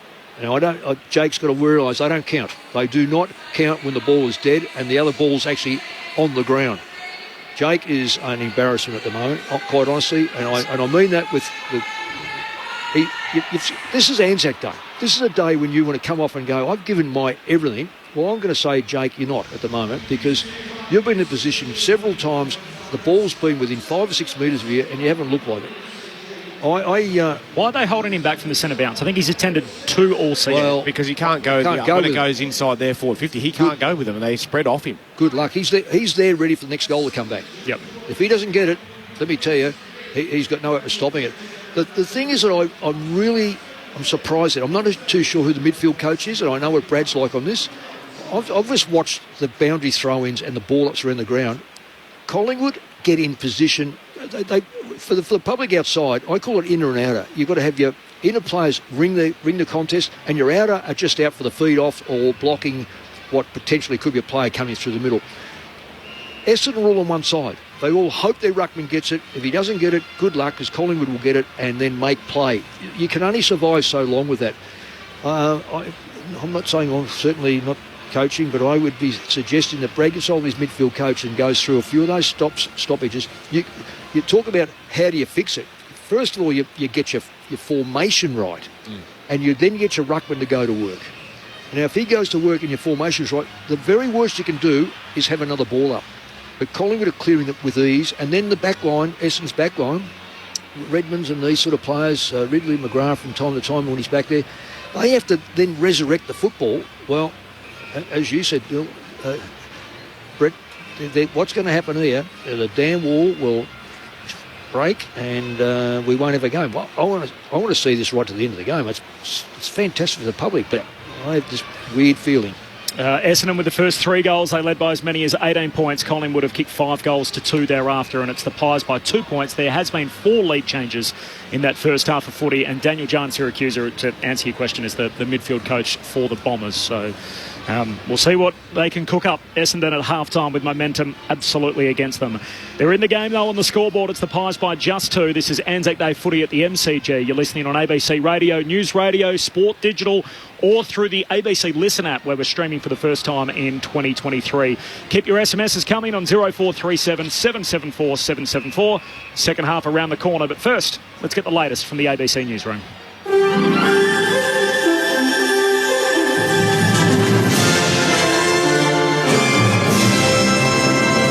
Good afternoon, Rachel Hayter with ABC News. Tens of thousands of people across the country have turned out to pay their respects to the men and women who've served and sacrificed for the nation. Natasha McFarlane reports. From the solemn dawn services to the pride-filled marches, Australians from all walks of life have stopped to remember the Anzacs. This morning, Prime Minister Anthony Albanese delivered his first Anzac Day address as the nation's leader at the Australian War Memorial in Canberra. CBD streets in Sydney, Melbourne, Adelaide and Perth have been packed with veterans and onlookers taking in the annual marches, while large crowds in Brisbane have turned out despite wet weather. Hundreds also turned out at Hobart Cenotaph for the dawn service, while marches have been held right across the Northern Territory. The Minister for Veterans Affairs, Matt Keogh, has honoured Australian servicemen and women in an address at the Anzac Day dawn service in Gallipoli. It's 108 years since Australian and New Zealand soldiers first landed at Gallipoli during the First World War. Mr Keogh says Australians will always remember those who've made the supreme sacrifice. The spirit of the Anzac, the legend, is all about mateship. That means stepping up for what you believe in to protect our way of life and those we value most. For decades, Australians have done just that, and we continue to do so. A statue of Governor Lachlan Macquarie has been vandalised in an Anzac Day protest in Sydney's southwest. The statue in McQuaid Park at Windsor was doused in red paint and graffitied with slogans about genocide and war. Police believe the vandalism happened between 6 and 7 o'clock this morning, which is the same time a dawn service was being held at a nearby war memorial in the park. Overseas, the United States says the Sudanese military and the paramilitary group it's been fighting have agreed to implement a ceasefire for 3 days. Isadora Bogle has more. Secretary of State Antony Blinken has announced the truce and has urged both sides to uphold it. Tens of thousands of people, including Sudanese civilians, have fled the violence in Sudan in recent days, with countries ranging from Gulf Arab states to Russia, Japan and South Korea launching operations to bring out hundreds of foreign nationals. The head of the UN, Antonio Guterres, has told the Security Council he's in contact with the battling groups and has urged them to de-escalate tensions. It risks a catastrophic conflagration within Sudan that could engulf the whole region and beyond. Since fighting broke out, the two sides haven't observed several temporary truce deals. Back home, tributes are flowing for jockey Dean Holland, who's being remembered as a much-loved husband, father and member of the racing community. The 34-year-old died yesterday afternoon after a fall during a race at Donald in Western Victoria. Adelaide trainer John O'Connor was close to the Holland family, racing with Mr Holland's father, before later becoming Mr Holland's trainer when he first entered the industry. Mr O'Connor says Dean Holland was well respected and just reaching the peak of his career. Just a naturally sort of happy young bloke. He never looked like he was having a bad day, and he just had a very happy disposition, and it's very cliche, but you'd never hear anyone ever speak ill of him, and probably more importantly, you'd never hear him speak ill of anybody either. He was just that sort of person. The official Twitter account of the ACT Chief Minister Andrew Barr has been hacked. Jade Toomey reports. This morning, Andrew Barr's Twitter account published a string of obscure tweets and charts about investing in cryptocurrency, unnamed stocks and new digital marketing projects. Those tweets are interspersed with a number of wholesome quotes about living fully and laughing heartily. The Chief Minister's Twitter account lost its authorised blue tick over the weekend when the social media company introduced paid verifications. His office says they're bemused by the hacked tweets, but in communication with Twitter to resolve the situation. The Chief Minister does not currently have access to his account.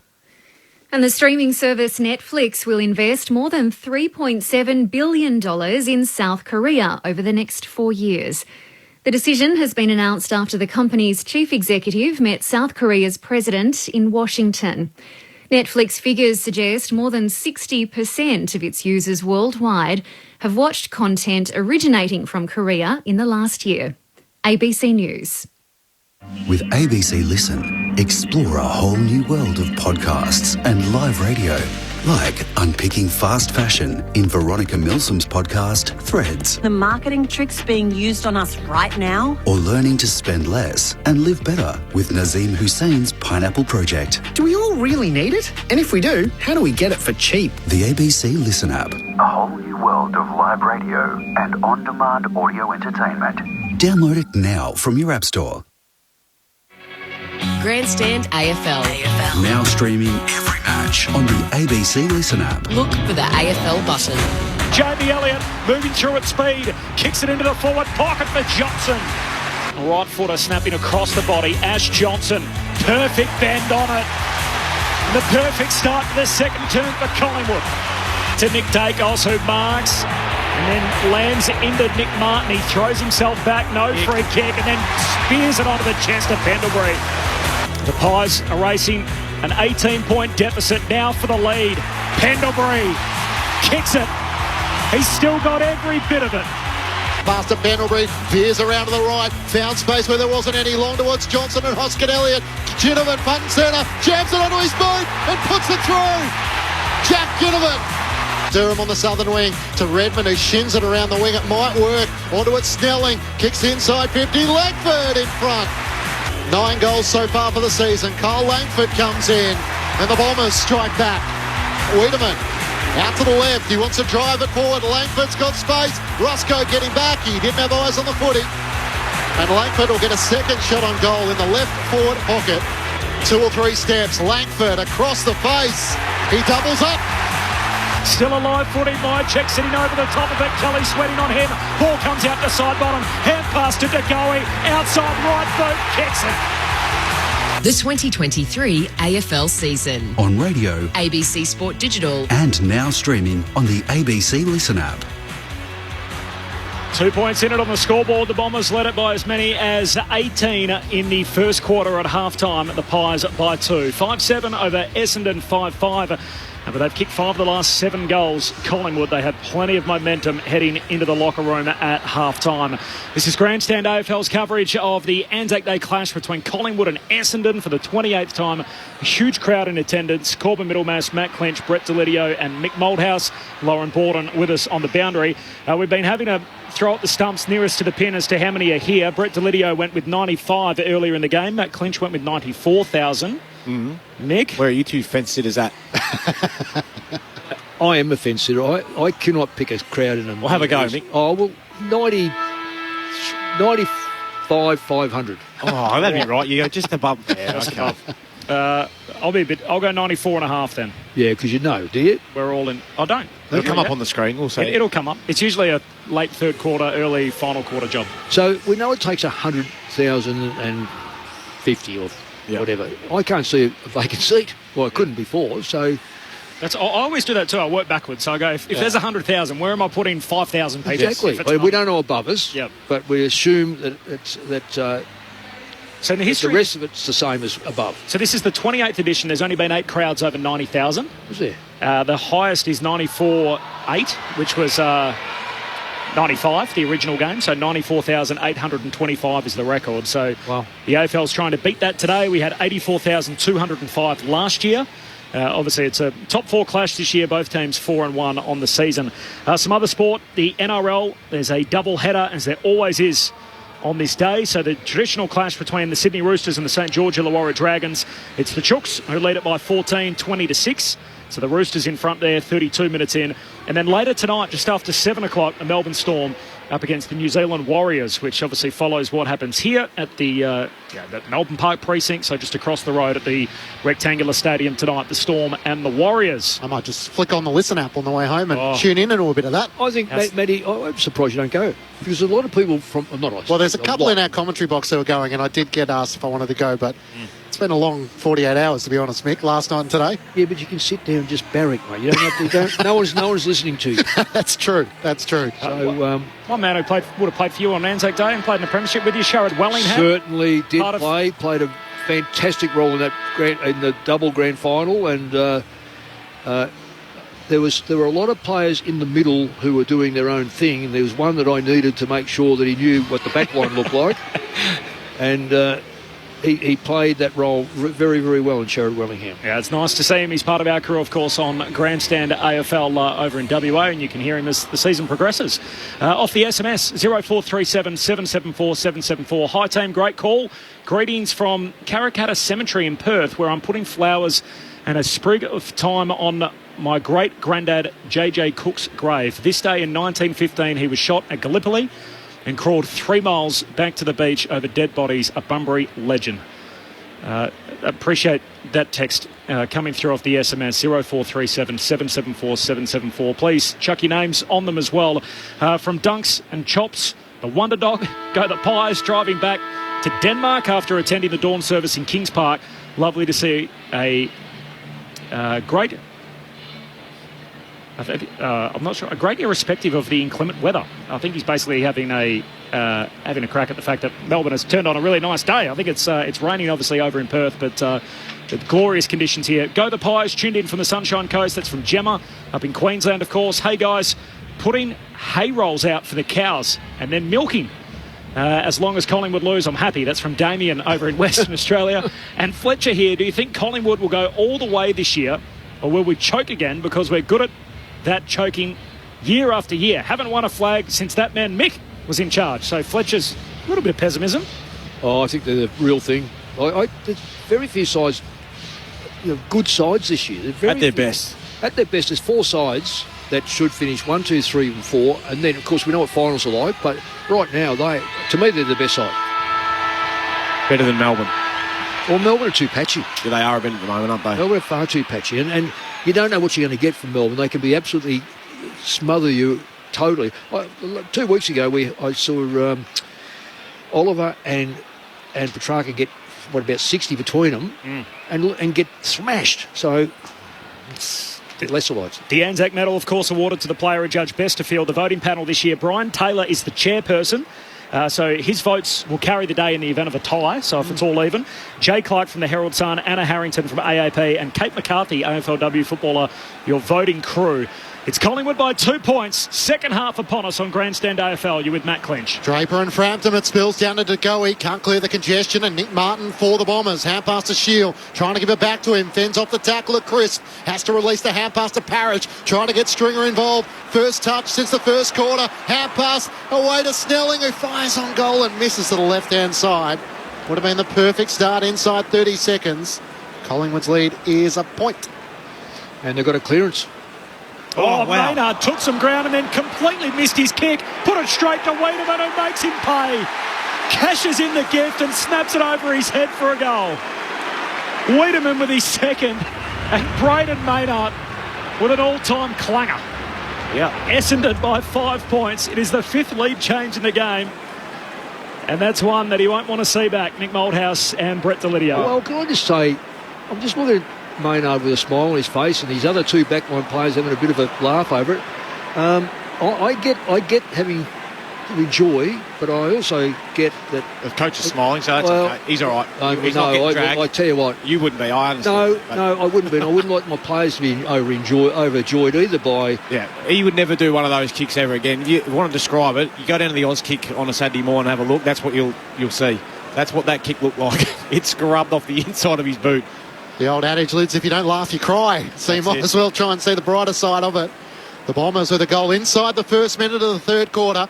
Back in the middle, Draper wins down the tap for the Dons. Got it to Shield. Hand pass to Setterfield. Kicks out to the southern wing. Hoskin Elliott was able to lose his opponent Durham. Hand pass to Mitchell. Sends Collingwood inside 50. Johnson out on a long lead. Just couldn't get to the drop of it. It spills to Crisp. He looks towards the goal mouth. Kruger's there and Hill. Kruger tries to knock it into the pocket. He gathers. Hand pass to Sidebottom. Hard against the boundary and he's pushed out by Andy McGrath. It almost clipped his boot on the way through.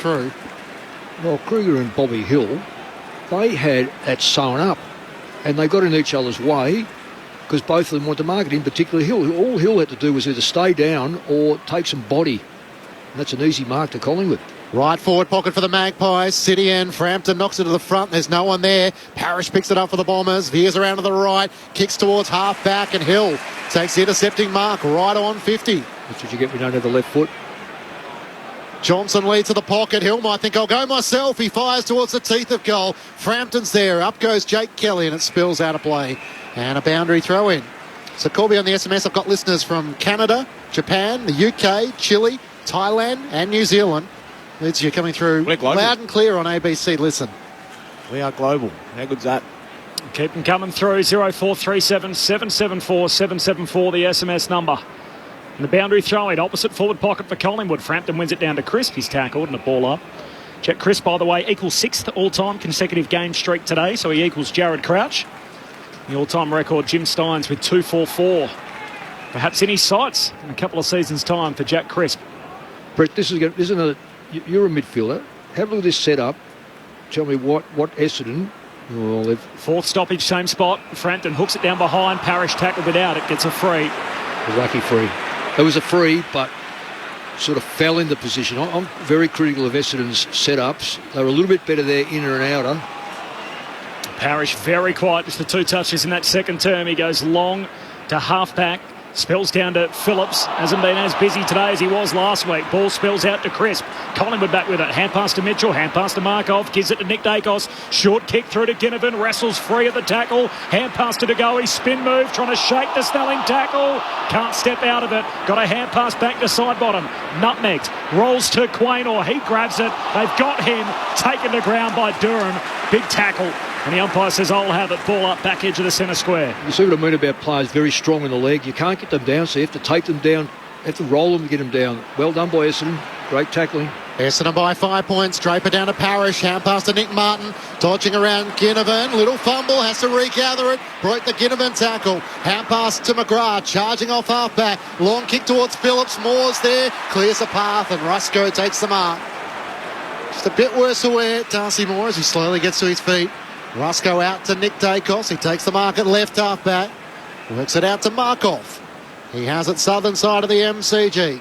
Up to Hoskin Elliott centre wing. Hand pass to DeGoey. Inboard to Ginnivan. He looks up towards half forward and Kruger on the mark. This time he takes it.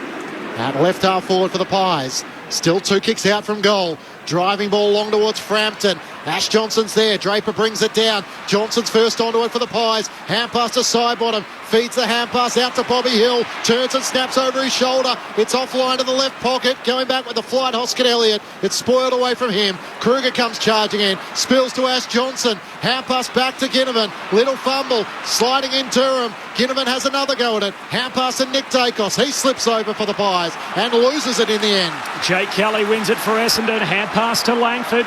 Swings a hand pass up to Wiedemann. He slips over. Picked up by Maynard of the Magpies. Short kick back to Nick Dacos. A few banana skins out there, Corb, it seems. Well, just can't keep their feet. No. Nick Dacos. What pressure, though. That's unbelievable pressure. That both sides. Outstanding. Possession 24. Kruger went very early. Draper trying to take the mark. There's going to be a free kick. It's going to be against Kruger again for an unrealistic attempt. Essendon free kick in the back 50. Bombers by 5. That attempt was. Yeah. Bombers by 5 points. There's been 5 lead changes. We're 6 minutes into the third term as Draper kicks to a contest on the wing and Wiedemann stands in front of the pack, takes the mark. He's kicked 2 today in his first Anzac Day clash. Goes short to Perkins. Perkins on the logo, swings the kick across the centre square. Mick Martin never took his eyes off it. Marks in front of side bottom. Caught in a tangle. The Dons fans wanted 50, not to be. Hits up Langford. Great kick from Mick Martin. Like a laser onto the chest, and Langford marks 30 out directly in front. Well, there's only one player that could stop him, and he was with him, and that was Darcy Moore. Darcy Moore did everything right, but the kick was an absolute exit missile. And Langford's leading into that space was fantastic. Kick was good. Defence was good. Essendon have changed up a little bit. Their contested football is now relatively even, so they needed to do that.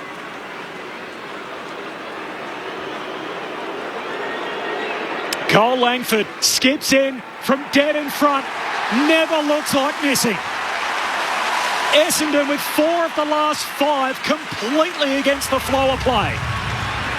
And all of a sudden it's Essendon by 11 points. Langford's got a couple, 7-6-48 the Dons. Collingwood 5-7-37, 7 gone third term. Ahead of Brett Delidio and Mick Malthouse. Down to the boundary for Lauren Borden. Just a bit of concern for the Bombers. Jaden Laverde's injured his left shoulder, so he came off, couldn't move that left arm and has gone straight down into the rooms with the doctor. I'd suggest that'll be a jab to get up there for an AC joint. Yep. They'll need him because Collingwood's forward line is a particularly strong one. Who's on the bench? Hobbs. So he's a midfielder. That's go down not, back, no, is he? it's not the ideal player to have. Well, what is the ideal player, quite frankly? A Langford who can go both ends. Well, you've got to win the game. Yeah. 3 goals next to his name for Langford. Draper in the middle wins down the tap for the Bombers. Pendlebury with the tackle. There's nowhere to go on the very bottom of the pack. Is Jai Caldwell. Thrown up in the centre of the circles. Frampton this time wins down the tap. Mitchell spinning out of traffic. Hand pass to Pendlebury. Can't get a clean disposal away. Mitchell back to Josh Dacos. Gives it to Sidebottom. Combines with Nick Dacos. He looks to switch it out to the members side. Great vision as he spots Noble free. Looks up and has Pendlebury with a couple of metres of space. Hand pass over his shoulder. Missed Josh Dacos. Couldn't get it to McCreary. And Caldwell slipped over. Now he has the footy on top of him. He has to try and knock it out. Setterfield with a hand pass to McGrath. Veers out to the right. Just chips a kick up to Snelling, who takes the mark. And left half back with Mitchell closing late. Snelling pokes the pass to Caldwell, who marks. Swings a hand pass away to Davey Jr. Kicks to half forward for the big ruckman. It'll slide out of bounds, and in the end it's not a bad result for Essendon. A boundary throw in half forward for the Dons. A couple of players just rushing their disposal, given the noise of the crowd, feeling like they're under a little bit more pressure than what they actually are. You would never see Dacos just flip it off like that, I don't think. Essendon by 11 from the boundary throw-in. Frampton grabs it out of the ruck. Hand pass to Nick Dacos. Possession 25. Kicks down the wing. Fair piece of it for Ridley. Couldn't complete the mark. Slips out of the would-be Johnson tackle.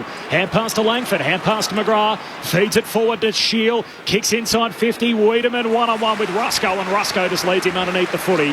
Takes the intercept mark. Back pocket for the Pies. 9 gone third term. Dons by 11. Can I just ask downstairs, has it got slippery on the ground, or is it just players under pressure slipping over? Lauren Borden on the boundary. I think it's the plays at the moment. You can't see any dew coming onto the field, even though it's starting to get a little darker and the lights are taking into effect. The field still looks perfect. Pendlebury on half-back for Collingwood, dodging and weaving. Hand pass out in front of Nick Dacos. Gives it to the runner, Quaynor. Away to Degoe through the middle of the MCG. Spots Elliott, who leads up at him. And Jake Kelly, thinking he was going to go long towards the goal mouth, found himself a couple of metres short. And Elliott takes the easiest of marks directly in front. Great link-up play there, wasn't it, through the middle of the ground. Nothing you can do for Jake Kelly there when you've got 1v none coming forward through the play. He's got the whole 50 to work in. Jamie Elliott could go any way he liked. Yeah. But what you've got to do, though, if the player's got time, stay with your forward. If he's under pressure, okay, then you might read the play. But he misread with the play with the ball. Yeah. Jamie Elliott, 5 goals, 8 so far this season. Collingwood could do with one right now. Elliott comes in and misses to the left-hand side. He's proven to be clutch in big moments, but couldn't take the chance there. Bombers lead by 10 points. 11 minutes gone, third term. Surely Lid's big tick, whatever happens from here for the Bombers' defensive method. But 4 of the last 5 goals, and they've been completely hammered around the ball. Absolutely. Long kick for Redmond up to the wing, spills down to Nick Dacos, shoots a hand pass over his shoulder on his way to 40 again. Caldwell though picks it off, his handball in the middle, dangerous. Pendlebury's got it for the Pies, hand pass to Ginnivan, gives it to Elliott, deft touch, wanted to get it to Josh Dacos, couldn't. And the Dons come up with it. Jake Kelly, hurried kick out of a defensive arc, but Noble chops it off. And John Noble takes the mark, 52 out right half forward. He's reliable, John, but he's not great with his kicking. He's just going to load up, give it a whack to the top of the goal square. Over the top, what a grab! Hoskin Elliott had a fair piece of it. They didn't pay it on the way down. It was a hell of a leap over a pack of 6 or 7. Upset play on. Collingwood win it at centre half forward. Nick Dacos coughs it up to Davey. And Davey Jr. tackled by Pendlebury, holding the footy. Second umpire there, not the first umpire. And then Nick Dacos got a shove from Caldwell, who was letting him know about it, and he's down. Is that a mask, Lids? There was nothing in that, so I hope Nick gets straight back up here. Hoskin Elliott had a lot of the footy before he hit the deck and lost it. There was just nothing in that. There's nothing in that. Honestly, it's just... That's just trying to get a 50, I think. Hoskin Elliott had more of it than Ablett Senior at the same end of the ground, sure. Yeah. Mark of the century. Scott Pendlebury has it 55 metres out from goal. He veers out to the left, just pokes it towards the teeth of goal. Coming out Frampton, he can't get to it. Mason Redmond takes intercepting mark for the Bombers. Yeah, under pressure, the Bombers. They've held up well, but their release ball is letting them down at the moment.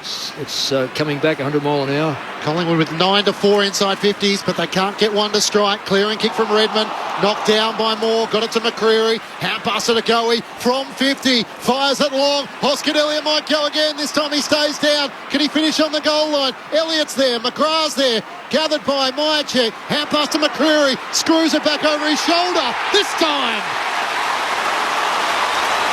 Through a lot of sets of hands to get to Bo McCreary. And Collingwood with a much-needed goal to pull the margin back to 4 points Essendon's way. 7-6-48 the Dons to Collingwood 6-8-44. 13 minutes gone, third term on ABC Sport. Yeah, that was outstanding. Good persistence, wasn't it? Oh, they kept the ball alive. Just couldn't kill it, could they? No, Essendon couldn't kill it. Collingwood tried, and to bring that ball out, and that's what I meant about sitting off the play. Inner and outer, Collingwood had players sitting off that for the outer little hand pass out. Essendon had everyone that snouts in the trough, and that's if you're going to lose the ball in there, you're in dire strait, and they just didn't have anyone on the feedback. How much that midfield mix is affected by Merritt's absence? Absolutely. It's not only his absence of getting 30-plus possessions. It's a balance. It's his leadership, because now it throws it back onto someone else. You know, some of these players really have not performed well. Bombers by 4 points. Phillips back in the middle, palms it down to Stringer. There's a centre bounce attendance. Hand pass away to Parrish. Kicks to half forward. Swatted down by Markov. Collingwood win it back. Noble taken in a coat hanger tackle from Caldwell. Says he took the advantage. Now he's caught holding the ball. Two-man tackle. Perkins and Stringer got him. They're both looking to try and take the free. And the says it's your kick, Archie. Both of them standing there and saying, no, it's mine, it's mine. I think Archie thinks that he's got this journey covered, and Jake was saying, well, mate, I need this. Let me get into the game. Well, he's done two things. He cleared the ball and he's made a tackle. So that's the next step. That's all that you want from an Essendon supporter's point of view, is to get active, get involved and get your hands dirty. He could have given it to Stringer. He need to score here and score higher. He's got to kick it from outside 50. Young Archie Perkins in his third Anzac Day clash. He kicks a rocket. The Bombers not only hanging around, they're leading this game by double digits. 15 gone, third term. Essendon 8-6-54, Collingwood 6-8-44. And the Bombers, despite getting hammered around the ball, have outscored Collingwood 5-2 since the 11-minute mark of the second term. We've now travelled 15 into the third. Essendon by 10. Down to the boundary, Lauren Borden. Laverde's just running onto the field now too. You might be right, Mick, and it was a jab in that left shoulder because he hasn't got any strapping on it, but he's back on the field, which is good news. Yeah, just on the stats there, Corbin, without getting too excited, Essendon still trailed by 20 possessions. Their contested ball is down. their inside 50s is down, so they're making the most of those opportunities, and that's the way they're staying in the game. They're getting the clearances over. They are getting That's what we they are spoke getting the about. clearances. After all of a sudden it was 7-0 centre bounce clearances in the second quarter Collingwood's way. The Bombers with the last three. Phillips in the middle, Setterfield, Stringer, Parrish, and it's Parrish who gets the clearance. How past to Stringer, kicks the inside 50, trying to go back with the flight. He couldn't get a run out of Perkins. And Trey Rusco takes the mark. There's the changeover. Davies has got to come off for Hobbs. He's been quite disappointing, hasn't got near the football, can't put pressure on, so this is where Essendon can utilise that. Halfway through the third quarter is when you should make your move. You've got plenty on the bench. Rusco to Josh Dacos and now to Noble at right half back for the Pies. Around the members wing, Kruger tries to fly from the side. Myercheck in front, spills to Snelling and the Bombers. Hand pass to Caldwell, broke the tackle first time. Pendlebury almost brought him down, gets it to Stringer, over the top to Davey. Rusco pressuring him, wins the footy for Collingwood. It's locked up as Perkins comes in, stuck underneath him. Umpire waves play on. Quaynor knocks it back towards the defensive goal. Langford tries to knock it on, but it's Chris of Collingwood with a high relieving kick. Oh, there's plenty of Bombers camped underneath it. One of them, Heppel, left to take the mark. Immediately goes laterally to the captain, McGrath. McGrath swings it further wide to Jake Kelly. Well, three useless kicks. Let them know where that Essendon, Collingwood would be happy with that because they can get the numbers back now. Still 60 out, still right half forward, kicks to the top of the goal square. Moore puts his fist through it, still alive. Maynard a fumble, and in the end fumbles it through the behind line. Just split between his legs and through for a minor score. Essendon by 11 points, 18 gone, third term. Grandstand AFL. Corbin Middlemass, Matt Clinch, Lauren Borden on the boundary, Brett Delidio and Mick Malthouse, your core team. Lauren, is there any movement on the bench down there from either side? Well, Ben Hobbs has been warming up, not just doing run-throughs along the boundary, but actually warming up, stretching for the last 5 or 10 minutes. So you might be right that Essendon are looking to make their sub soon. Maynard long in with the kick-in duties for Collingwood, finds Ash Johnson. Takes a good contested mark up towards McCreary. Caldwell spoils it down. Snelling underneath, wins it for the Bombers. Hand pass to Parrish, who bounces off McCreary. Trying to link up with Laverty, testing him out in a tackle from Josh Dacos. The footy locked underneath them, and the umpire will ball it up. We've been banging on about Essendon having 5 picks inside the top 13 in the last 3 years. We've only seen one of them so far this year in Perkins. Hobbs would make it 2 if he gets on the field here. Biggest lead of the match was 18 points. The Bombers were in the first quarter. It swung in and under 2 goals since. Now a free kick going the Bombers' way. Yeah, really ranked. McCreary laid the tackle. Yeah. I reckon he did everything he could to try. Well, he did, but he still McGrath fell in his back in the end is how the umpire saw it. Yeah, McGrath crumbled. McGrath from one side of the centre square to the other for Ridley. Defensive side of the logo. The southern side, short kick to Jake Kelly. His brother Will is Collingwood sub, yet to come into the game. Will Kelly playing his second Anzac Day clash. Hasn't played since 2021. Goes inside 50 and Darcy Moore again takes an intercept mark. He did that a lot in the first half. Swings it from one back flank to the other for Josh Dacos. Peeling off half back, short kick to McCreary. It's got Collingwood's only goal in this quarter. The Bombers have 3. Long ball to half forward. Kruger dropped the mark with Redmond coming back at him. Redmond collects, Kruger tackles, got a hand pass out to Setterfield. Bombers back with it, hand pass to Nick Martin, hand pass in from McGrath. He wants to get on his right boot and pull it towards Perkins. In from the side, Frampton. They collide, the ball trickles towards the boundary line and rolls out in front of Jake Stringer. And the Bombers fans leaning over the fence in the Olympic stand. Lauren Borden on the boundary. Hobbs has just got the tap on the shoulder to come on. Laverty took himself off with that left shoulder injury, so it'll be Laverty getting subbed off and Hobbs coming on. Wow, that's a big hole because he's a really good defender. He's obviously got another one on that shoulder. Thanks, Lauren, in for his first game of the season. Ben Hobbs from the throw-in to Goey. Tries to duck out of a tackle from Stringer. He could be gone. He is. And the Bombers win it back at left half forward. Well, Stringer's got himself involved for one reason. He's getting near the ball and he's making his tackles. I would say that Brad would have thought, you've got to do something. He didn't touch the ball in the second quarter. Just 3 disposals to half-time. Long kick towards the teeth of goal. Rusco spoils it away. Frampton with a hand pass to Josh Dacos. To Noble, who puts it out on the full. Just the perceived pressure. And a skill error from the Collingwood defender. The Bombers through Andy McGrath at left half forward. Just outside 50 where the boundary line meets the 50-metre arc.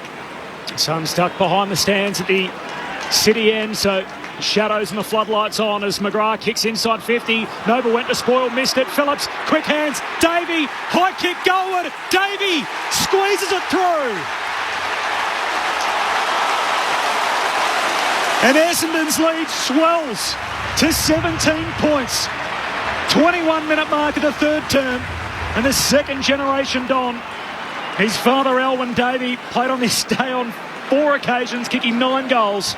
And his young bloke, Elwyn Davey Jr. in his first, pops through a goal in his first Anzac Day clash.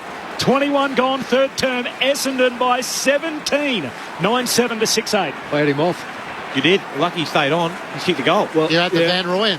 Sub him out. Well, I still maintain that you take off your weakest link, and that certainly wasn't Laverty, but he had to come off. Yep. And that's sort of something's had to do with it. So how good were the hands from Phillips at ground level to get it up? Very good. Flick it off for a big man.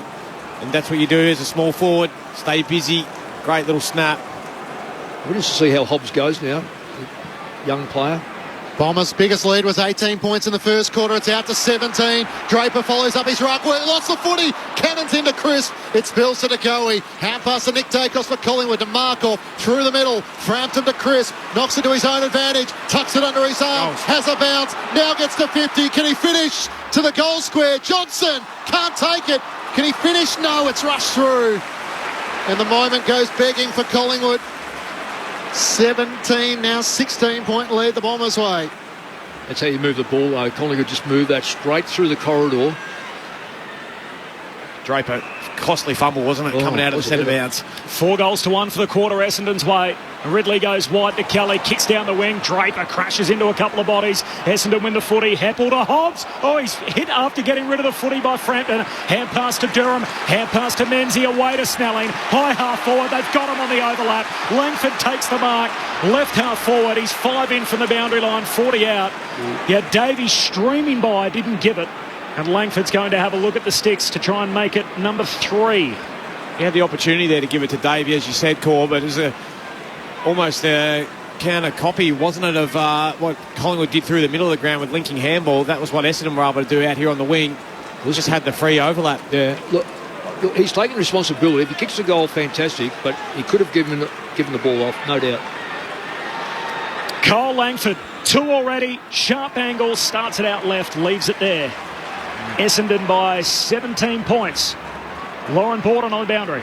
Will Kelly has also come on as Collingwood sub, just got some instructions from upstairs and has come on the ground. It looks like it might be Nathan Kruger that's been subbed off. He was the one that interchanged with him, so just waiting to have that confirmed.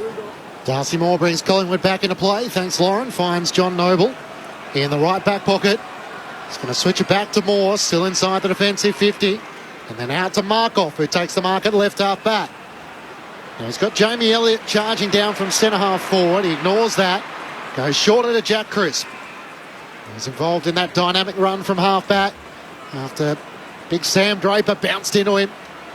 Crisp looks out to the southern side, places his kick out towards Markov. He marks centre wing under the Shane Warne stand. 24 minutes gone, third term. Bombers by 17 points. Markov's been okay for a player playing in his third club. He's attacked the ball well, kicked the ball well. From a Tiger and Son up towards half forward. Draper punches it down through the hands of Perkins. Josh Dacos tries to knock it to brother Nick. Has to do it himself, Josh Dacos. Hand pass to Hoskin Elliott at left half forward. Gives it to big Billy Frampton. He's 55 out. Goes short to Goey. And the left forward pocket takes the mark. Well, he knows how to kick a goal, this bloke. And he's got no worries about distance. Got a beautiful action. Gets the ball very close to his boot. Oleg Markov used to tell me when he was at the Tigers that in the last quarter you've got to pull your socks up. That helps with cramp. That was a little tidbit there for you on Oleg. And any truth to it? Not sure that works. Okay, still not a believer. Boy, could Collingwood do with one here from Jordan to Goey. 2 goals next to his name. From outside 50, he comes in, strikes it on goal, and misses to the left-hand side. 2-1 for Jordan de Goey, who returns from illness, having missed last week against the Saints. Bombers leading by 16 points. Big third term for the Bombers. 4 goals to 1. They've kicked 6 of the last 8 in the game. Redmond goes on a stroll from the kick out, hits up Jake Kelly, marks at half back. That is a really calculated kick. That he can take his time now, bring it up the line. Kelly short to Parrish. Takes the mark, defensive side of the wing. He pulls the trigger, goes long to Langford and a one-on-one. Wiedemann in from the side, lends a hand, takes the mark. Bombers keep Very nice possession. marks. They all rush forward. He goes short to Langford, who marks right on the 50. Now he's got 3 already, Cole Langford. Like a pop-up sprinkler, isn't he? Kicked 5, of course, a couple of weeks back. He goes into the pocket, and Menzies wins the one-on-one against Markov. He had his socks down, and that may have cost him. Lids in this third quarter, which is 27 minutes old. He missed one early from a bit of a rush shot, so I'm not 100% sure what he's like in a set shot. Haven't seen him set shot too often. Tight angle. Wasn't on a list this time last year. Jai Menzies in his first Anzac Day clash to make it 5 for the quarter. The Dons are stretching this one out. And Collingwood have it all to do. The Bombers by 22 points. 27 gone third term. Menzies from the sharp angle kicks his first of the day. Essendon 10-8-68. Collingwood 6-10-46. Well, that answers that, Mick, doesn't it? In terms of his set shot, great routine. And that's not, I mean, you would have had shots from there. That's not an easy position to kick a rock. I love that he kicks a drop punt, though, and doesn't go around the corner, and he backs in his routine, knows what he's going to do. Yeah. But that was a really methodical build-up, wasn't it, from Essendon? Perfect. All the way out from kicking in, marched it all the way down the ground. I don't know how Langford just got free, sitting on the top of 50 all by himself. Well, Darcy Moore dropped off. He's trying to read the play and think I can intercept. Yep. And then there's just another little place kick to Menzies, and Oleg Markov just playing just off him as well. So there's a lesson, isn't it? You got to tighten up in the back line. You still got to defend. Well, I just don't like the way you're allowing sides to get into a position to get the ball in the forward line. Back in the middle, Draper one down the tap, tries to follow up. Nick Dacos lost his footing. Draper sockers it off the deck. Can he gather? He does. Hand pass to Stringer, ran into a dead end. Tackled by Josh Dacos. Footy stuck to his chest. Umpire circles and will ball it up. Well, that's unbelievable play, if I can just say, Matty, from Draper. Grabbing that ball, he was playing Irish football. He was. There's one day he's going to pull it all together and it'll be another goal of the year. Draper knocks it down to Stringer. Maybe a goal assist. Jake Stringer on the left. Superb finish. The Bombers with 6 goals in this third quarter. And they are running away from Collingwood. 11-8-74 to the Magpies. 6-10-46. And Jake Stringer, who didn't touch the footy in the second quarter, now has a goal next to his name. And 7 possessions. And 3 clearances. That's a great set play, isn't it? That ability to get that on the outside. You talk about that inner and outer ring. Yeah. That's just a really good play. And that's where Collingwood looked a bit at sea, didn't they? They were all sucked in, bees to the hive. Didn't have any spread, any cover. Jake Stringer, just powerful. But also, Draper now is dominating the ruck. It's flipped on its head. Clearance is 11-3, Essendon's favour, compared to the second quarter, which was the reverse, because the ruckman is now getting involved in the play. You know, Brad, well, I don't know, I'm not privy to his, but you can almost feel as if he said, we've got to clear this ball by being super aggressive. Game high lead grows. Bombers by 28. Draper sockers it wide. Out back at the restart. Hitting up to meet it. Noble from half back. Grabs it. He's tackled by Parrish straight away. Collingwood led by 7 points at the 11-minute mark of the second term. Essendon 7-2 from that point. Draper in the middle, palms it down. Nick Dacos shoots a hand pass to Mitchell Oy, cops an inadvertent knee in the back from Durham, and advantage is applied as Collingwood take it down the wing. Noble kicks to half forward. Johnson hits up and marks in that channel. In the launch pad, right half forward, puts it out wide, just pitching inside the boundary and headed out. But missing Elliott, who was tearing out after it in front of the Collingwood race. A boundary throw in, 30 out from the Pies goal. An amazing quarter of footy from the Bombers. They've kicked the last 4 in the game, 6 goals to 1 in total, after Collingwood were really dominating around the ground in that second term. A massive win against Melbourne last week. Set themselves for a thrilling final term. Frampton tries to work it over the back. Volley forward by Draper. Gets it to centre-half back. Menzies knocked off it. Picked up by Will Kelly. He sends Collingwood into attack. Frampton! Just before the siren sounded. So 3-quarter time at the MCG. And it's the Bombers who lead by 28 points. 11-8-74 to Collingwood 6-10-46. And the Essendon fans stand and applaud a quarter in which they could admire with 6 goals to 1 having been scored. For the Bombers, 3 goals to Kyle Langford. Individuals to Sam Wiedemann. Individuals to Draper, Perkins, Stringer, Davey Jr., Martin and Menzies. Meanwhile, for the Magpies, 2 goals to Jordan De Goey, individuals to Pendlebury, McCreary, Ginnivan and Johnson. Essendon by 28 points at 3/4 time on Anzac Day. This is Grandstand AFL, ABC Radio, News Radio, Sport Digital, and now streaming through the ABC Listen app. Now off the SMS 0437 774 774. Pies look gun shy. They're shooting themselves in the foot repeatedly from Bill, from Fran, Kevin, Mike and Dave listening in from the WA Goldfields. Go the Pies.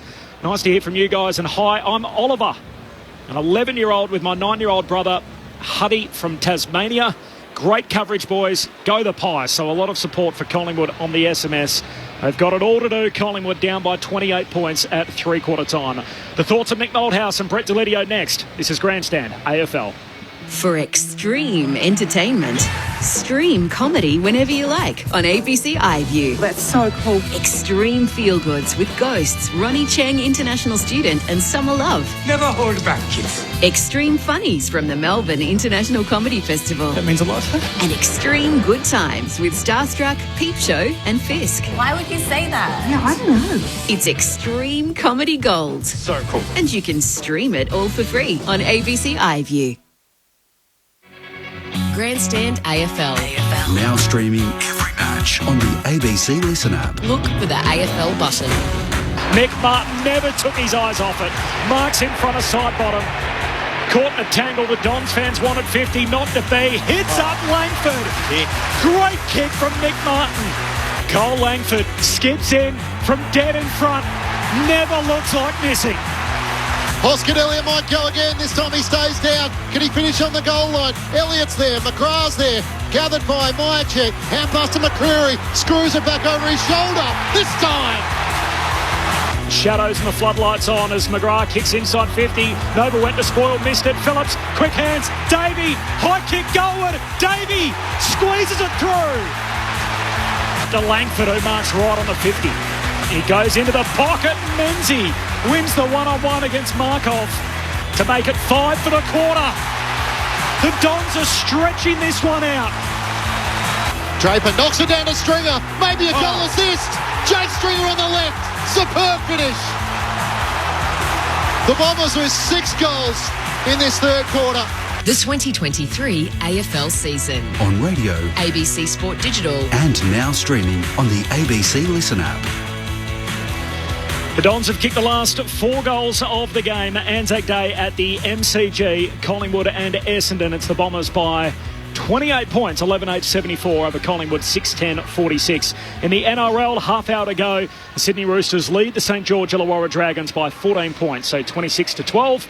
Later tonight, it'll be the Melbourne Storm and the New Zealand Warriors. So for our audience on ABC Sport Digital, you'll be getting a bit of footy in the other code tonight, the Storm and the Warriors, following our call here at the G. And out of the MRO from last night, no charges, so no dramas for either the Ds or the Tigers. Mick Moldhouse and Brett Delidio in front of a full house at the G. It's the Bombers by 28 at 3/4 time. Well, sorry, Mick. I was just going to say, we're not the coaches. We don't know what goes on. But you said, they'll tidy that up. Yep.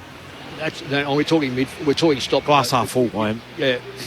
We're talking about the stoppages and clearances. They did.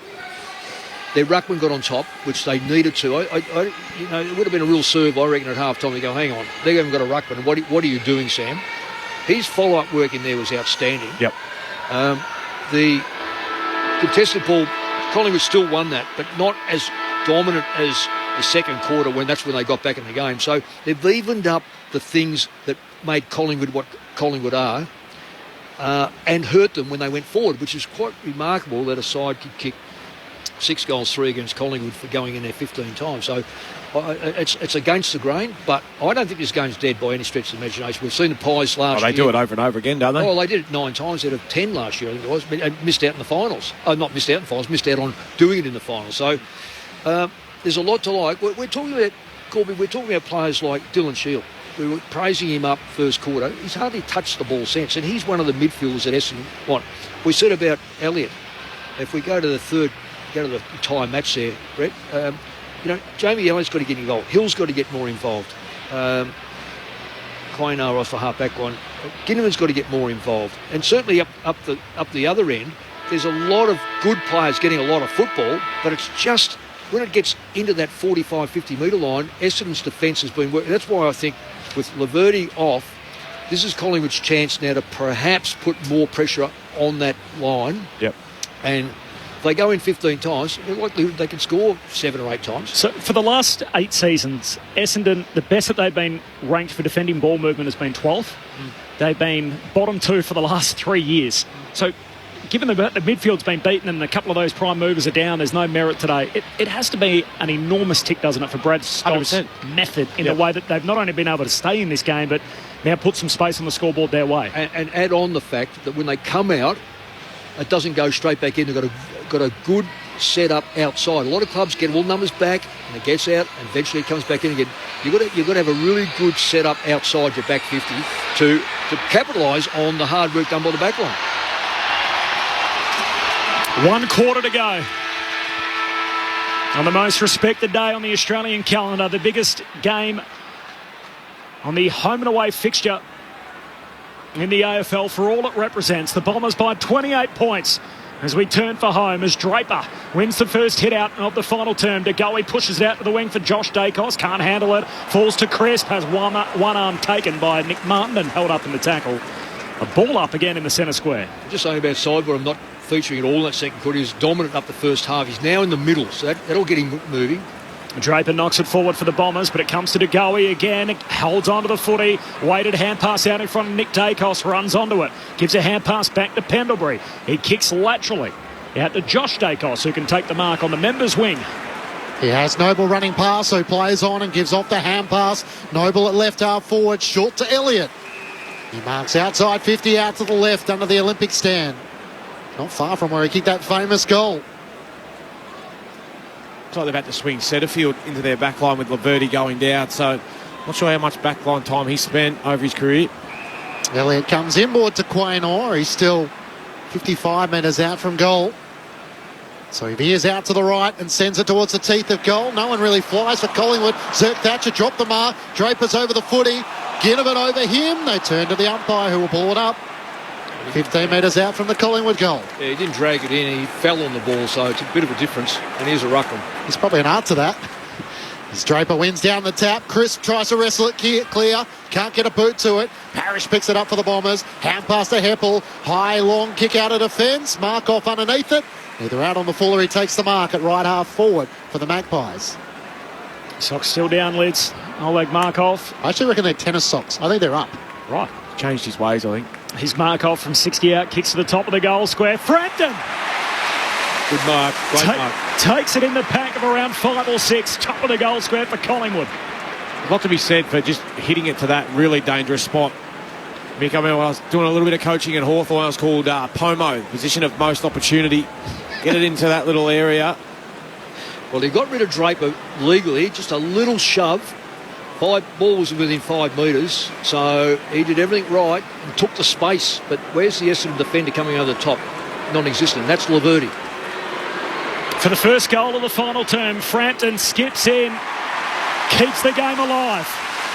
Through it goes, and Collingwood kick the first goal of the final quarter. Essendon's lead cut to 22. 3 minutes played, final term. Essendon 11-8-74. Collingwood moved to 7-10-52. Well, you'd be genuinely nervous if you're an Essendon supporter right now, I think. One of them in this box, but we've seen Collingwood do it over and over again, and they get such... Look at that for the attendance. Bang on, just about, Mick. I'll take the chocolates there. 95,179. It is the all-time attendance record for an Anzac Day clash between Collingwood and Essendon. So 28 editions. We've never had more here than we've had today. So, an unbelievable day. The Collingwood boys, they'll get a lot of belief and have a lot of belief out of what they've been able to do in the last 12 months, coming from these sort of positions. I'll let it all out, leave it all out there.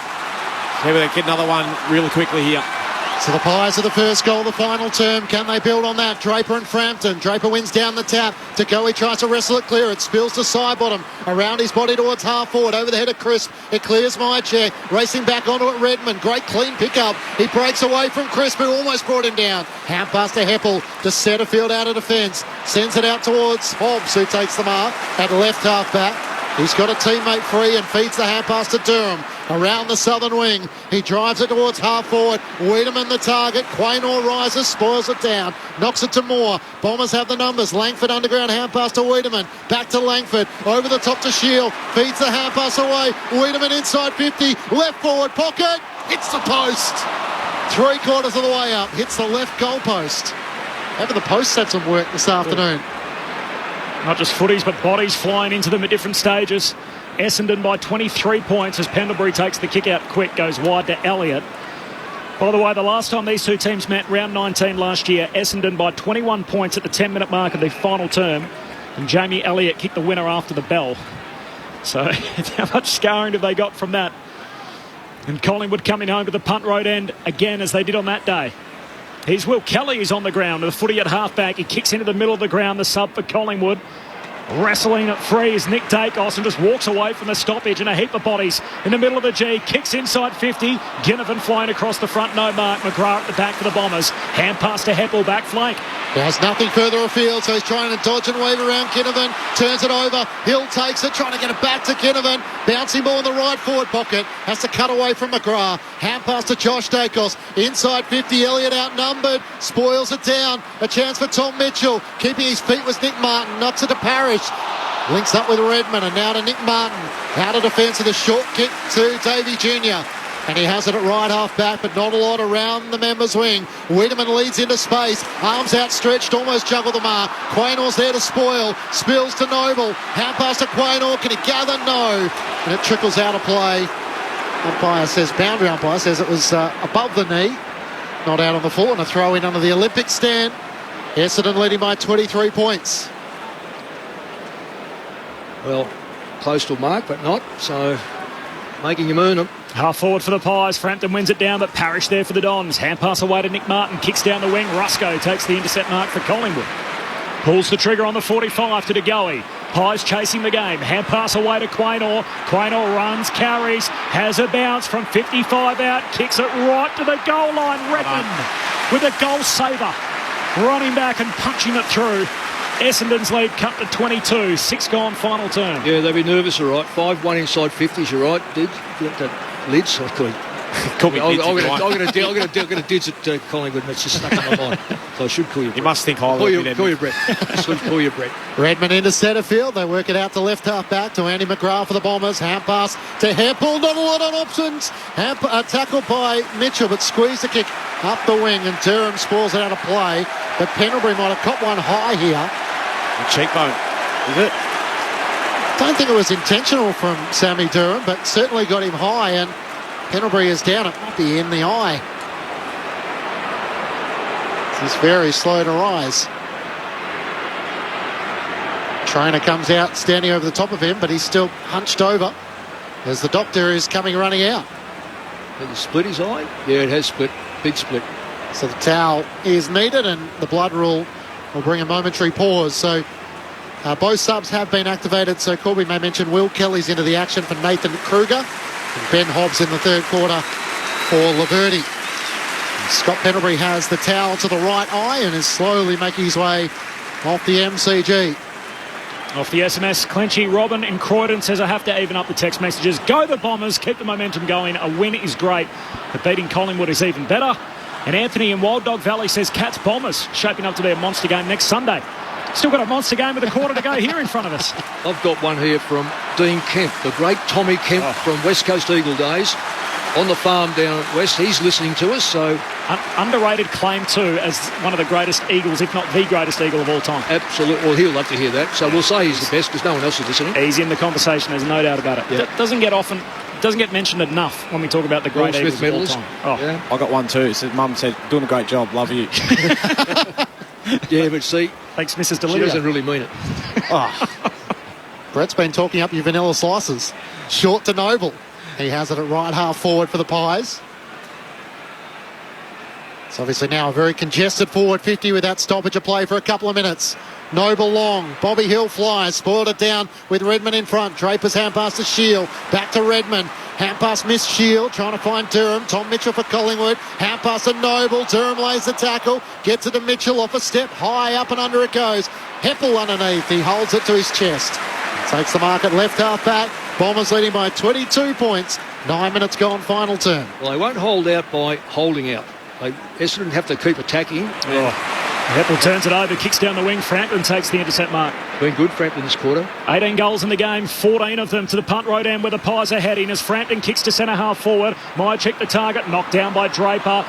Comes the Bombers' way, centre field, hand pass to Young Hobbs, the sub. He kicks wide for Essendon to Davey Jr. and Quaynor. Quaynor wins it. Got a kind bounce to the footy. Kicks to half forward for Elliott. He marks 55 out.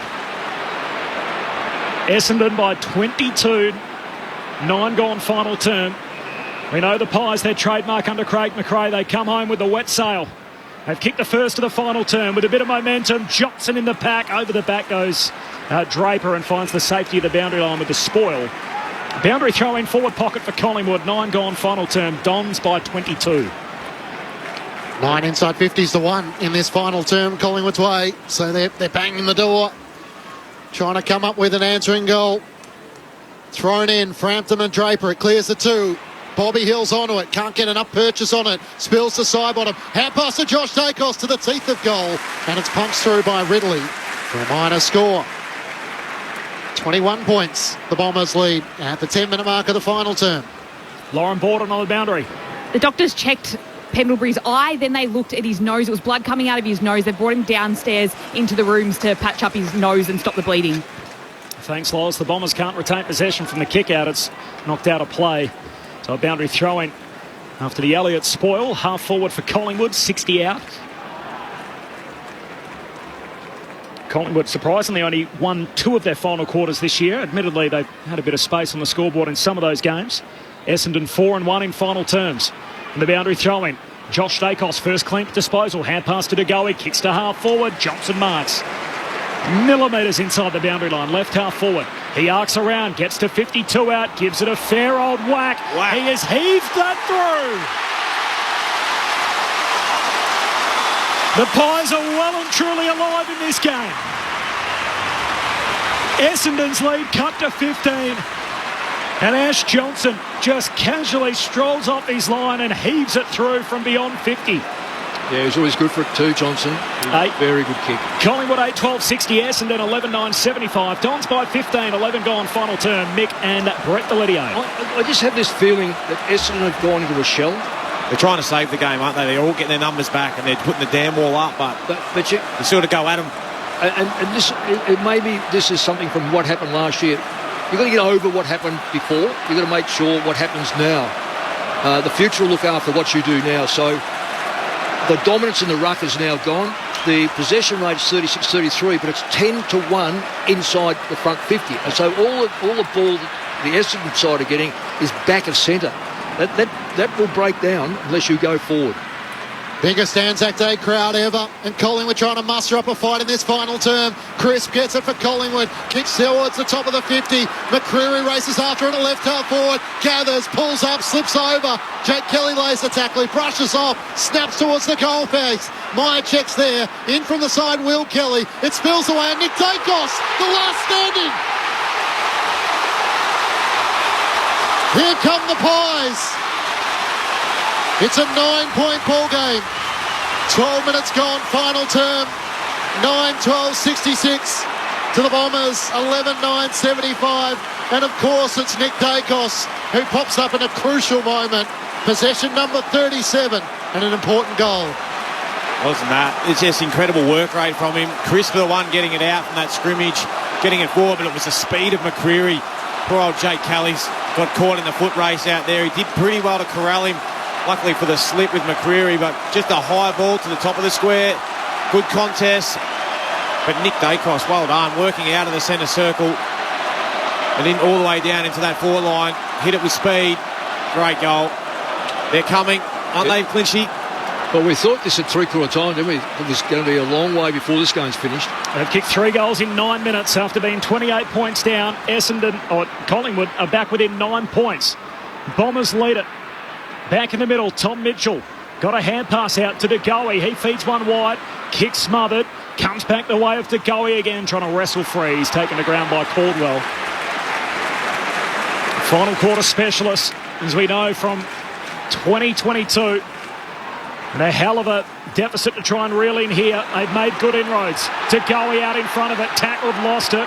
Heppel wins it for Essendon. Hand pass to Parrish. Feeds it out wide to Setterfield, who has a fumble. Now he's in trouble. They're all sweating on him. Out on the southern wing. Crisp extracts it for Collingwood. Hand pass to Noble. He's tackled straight away.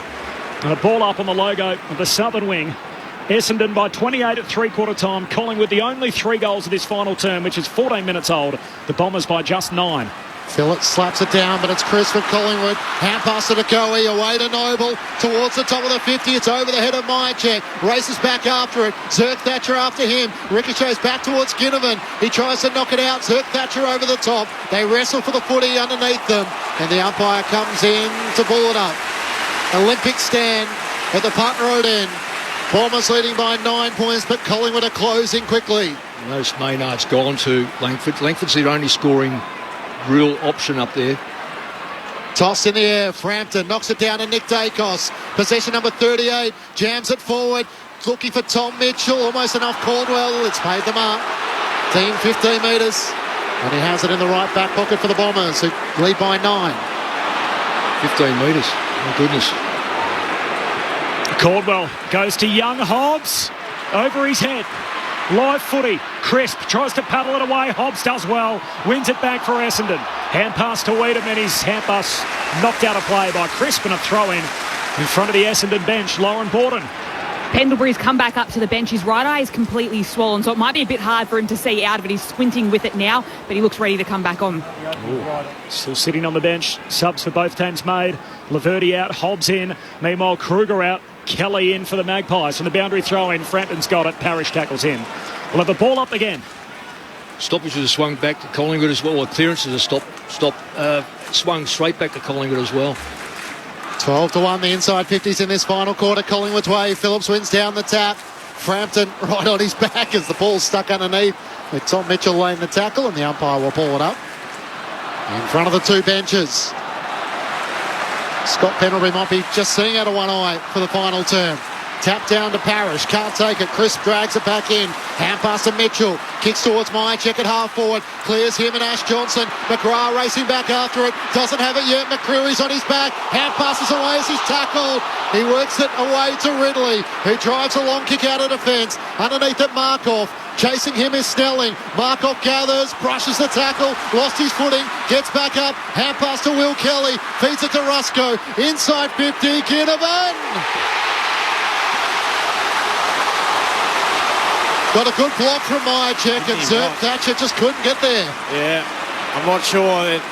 Watching a guy on the big screen saying that was a block, wow, it's good. You're supposed to have to come at the footy as though you're going to mark it. That's a block. I reckon that's a block, but the umpire wasn't brave enough to call it in that sense. Jack Ginnivan directly in front. Myercheck thought it was too, don't worry. Yeah, he was panicking. 25 metres out. The Anzac medalist last year, shooting for his second.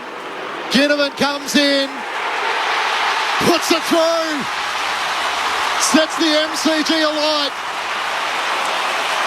Footy's back. Footy's better with Jack Ginnivan involved. His second cuts the lead to 3 points Essendon's way. The Bombers 11-9, 75 to Collingwood 10-12, 72. 17 minutes gone, final term. Well, I just don't see how Essendon can win this game unless they start to resurrect that stoppage, resurrect not only the handle ball, but the ground ball. Yep. And when you got that ground ball... 18-9, the ground balls at the moment. But it's more the case of their half-forward line having to come up and join in. Yeah. Because at the moment, Collingwood are dominating now the clearances. And if that persists, of course, we know what's going to happen. Essendon can get back, but they'll need to change this ruck work all over. 5 lead changes in the game. Essendon led by as many as 28. They now lead by just 3. Momentum totally with Collingwood. Parrish in the middle. Hand pass to Hobbs. A rare centre break in the final term. Stringer knocks it down to the advantage of Menzie. Menzie to snap goalward. He's miskicked it. In the end, he's lucky to score. It sneaks through for a behind. Essendon by 4 points. 18 and a half gone. Final term in front of a record attendance. 95,179 at the G. Just their second inside 50 of the final term. They've converted for 2 behinds when they've gone inside 50. Collingwood have gone inside 14 times. 18 minutes gone, final term. Darcy Moore long out of attack, looking for Frampton. Rising high, Zerk Thatcher for the Bombers. Hand pass to McGrath, under immediate pressure. Hand pass straight to the boundary line. As McCreary laid the tackle, and a relieved look as the umpire says, throw it in. Lauren Borden. Well, although Pendlebury might have wanted to come on, sitting at the front of the bench, he's out for the game. So Collingwood's confirmed he won't take further part in this game, Scott Pendlebury. Wow. So in his 17th Anzac Day match, Scott Pendlebury out of the match. Draper wins down the tap. Caldwell with a hand pass to Hobb for the Bombers. Hobb sends it inside 50 over the head of Phillips, trying to get back after it. Wiedemann brought it down. Davey Jr. tackled. Great tackle, Maynard. Rusco with a hand pass to Sidebottom. Away to Crisp, and Collingwood out of defence with a kick looking for Myercheck. It's just wide of him, and out of play for a boundary throw in. All over him at the moment. The Pies 56-46 disposals, but it's more where they're getting them. That ball went into the front half of Essendon and just come straight out. Got to, if they're going to score, they've got to hold that ball in there. Bombers by just 4, having led by 28 at three-quarter time. We're 20 minutes into the final term. And we'll have a ball up again from the boundary throw-in as Draper palms it straight down to Parrish, who's tackled. Up it goes, Draper and Frampton. Frampton pushes it on the outskirts of the stoppage for the Magpies to Goey. Sweeping hand pass inboard, dangerous. Noble got it out. Hand pass to Maynard. Hands it back to Josh Dacos. Swings his kick out to the southern wing. And Will Kelly, with a flowing blonde hair, takes the mark in the headband. A long kick over the back of the Essendon defence. It's Bobby Hill who takes the mark. He steadies, pulls the kick back to the top of the goal square. No mark. Myercheck follows up with a big tackle. Ball comes out. McCreary shapes a tackle, hands it to Elliott. Hand pass to Nick Dacos. There's nothing this man can't do. Pies are in front.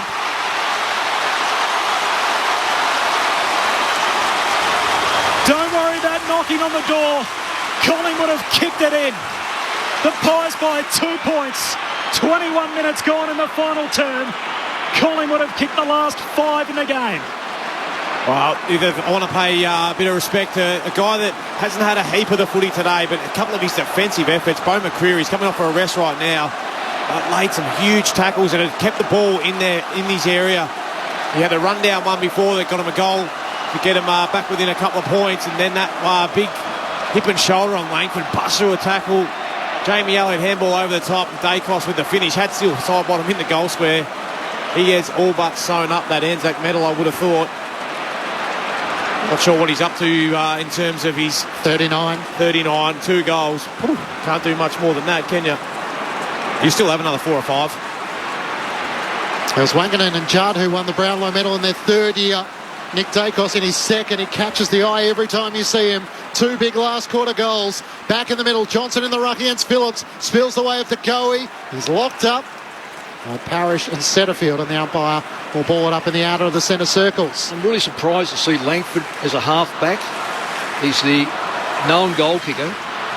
Collingwood by 2 points. Phillips taps it down to Setterfield. Hand pass missed Parrish to Goey. Hand pass for Collingwood back to Noble. Stripped of it as he was tackled. It spills to Quaynor. Hand pass to Markoff on the members wing. Sends it out to Ginnivan. It never reached him. And Setterfield takes the mark for the Bombers. Tackled by Mitchell as he tried to break away. Durham tries to spin out of traffic. Good tackle, Markoff. Spills the way of Ginnivan. He's over the footy. Setterfield's over him.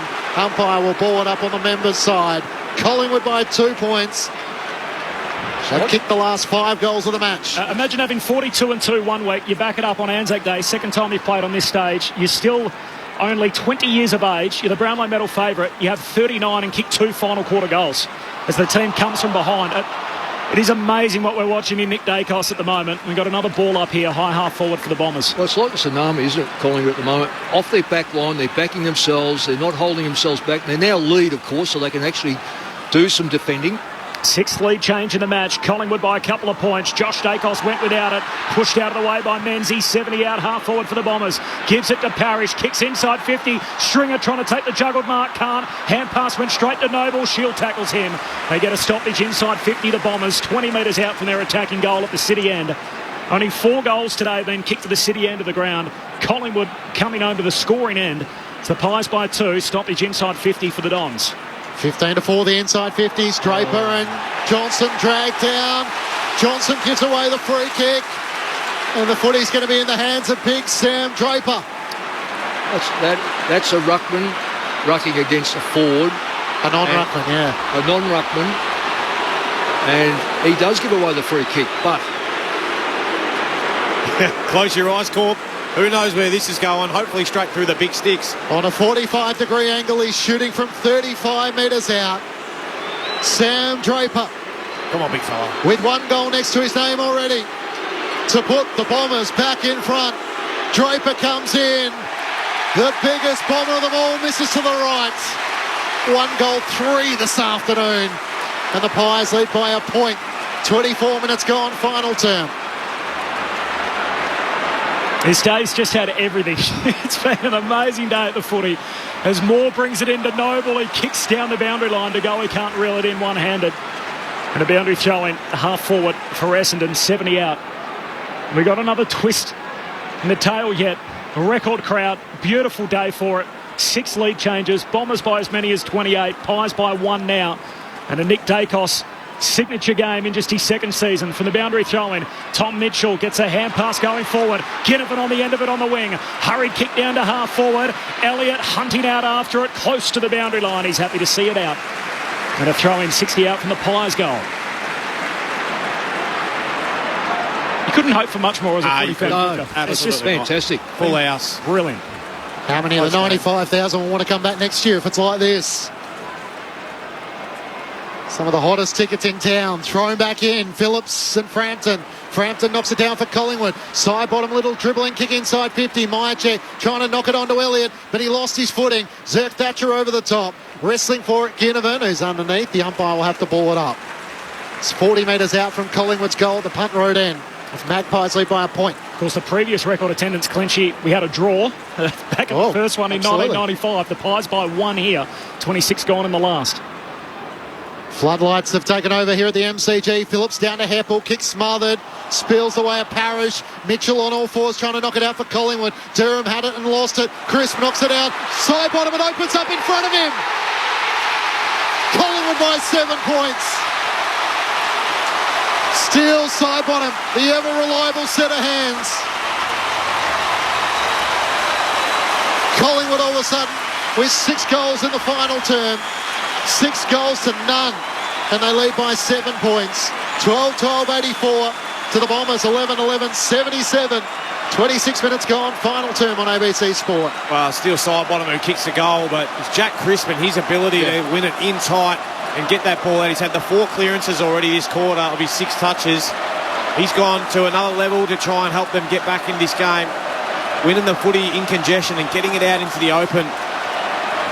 What a good goal. Just when they need one, they always seem to find a way to step up and kick one, don't they, the Pies? Yes, they do. And it's the belief in their game structure. They haven't changed anything. What they've done is just work the ball, push it forward, make the errors happen near your forward line and capitalise, inner and outer.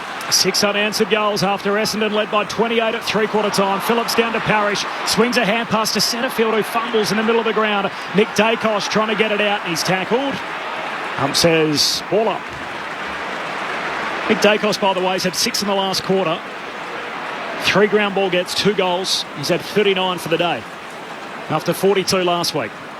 Collingwood lead it by 7. Frampton wins the hit out. Down it comes to side bottom. Kick smothered. Ricochets out to Mitchell on the wing. Collingwood retain possession. Hand pass to Crisp. His handball to turnover. Caldwell for the Bombers to Setterfield to Parrish. Back to Setterfield. Hand pass out wide for Redmond. Closed down. Redmond kicks hurriedly to Menzies in a one-on-one with Markov. Menzies tracking the ball. Markov got a spoil in. Markov trying to get a hand pass away. Draper knocks it down. Taken high, Markov. Free kick Collingwood. And the Magpie Army, who was silenced late in the third quarter, have found their voice. A 7-point lead. They get a free kick and they believe they've been a little hard done by in that area. Final 5 minutes, Collingwood by 7 points. Markov around the members' wing. Frampton sets himself in from the side. Ash Johnson spills the way of Josh Dacos. Hand pass around the wing. McCreary put a bump on Zerk Thatcher. Kept it alive. It opens up for Myercheck. Kicks inside 50. Elliott underneath. Across comes McGrath and spoils it out of play. Free kick count, by the way, is never a good indicator as to whether the umpiring's been good or bad, but twice as many for the Bombers, so 18-9 Essendon's way, the free kick count. Yep. But you wouldn't be thinking it's been dominant by Essendon. It's been a pretty good... Yeah, I haven't noticed well, him. no. Yeah. Thrown back in. Phillips was knocked out of it. Frampton tries to knock it over the top. It was a Bombers free kick. Perkins takes the advantage. Kicks out in front of Menzies. In the middle of the MCG. Couldn't take it cleanly. Rusco slides in front. Wins it for Collingwood. Taps it away to his own advantage. Will Kelly comes to offer support. Collingwood win the battle as he wheels out on the right-hand side. Sends it long towards half forward. Johnson sets himself through his hands. Elliott runs onto it. He's pushed over the boundary line by Ridley. And a boundary throw in 50 metres out from the Collingwood goal. I think it was 20 points back in round 19 last year as Collingwood came closing home. 28 points this afternoon. The Pies are the last 6 goals of the match.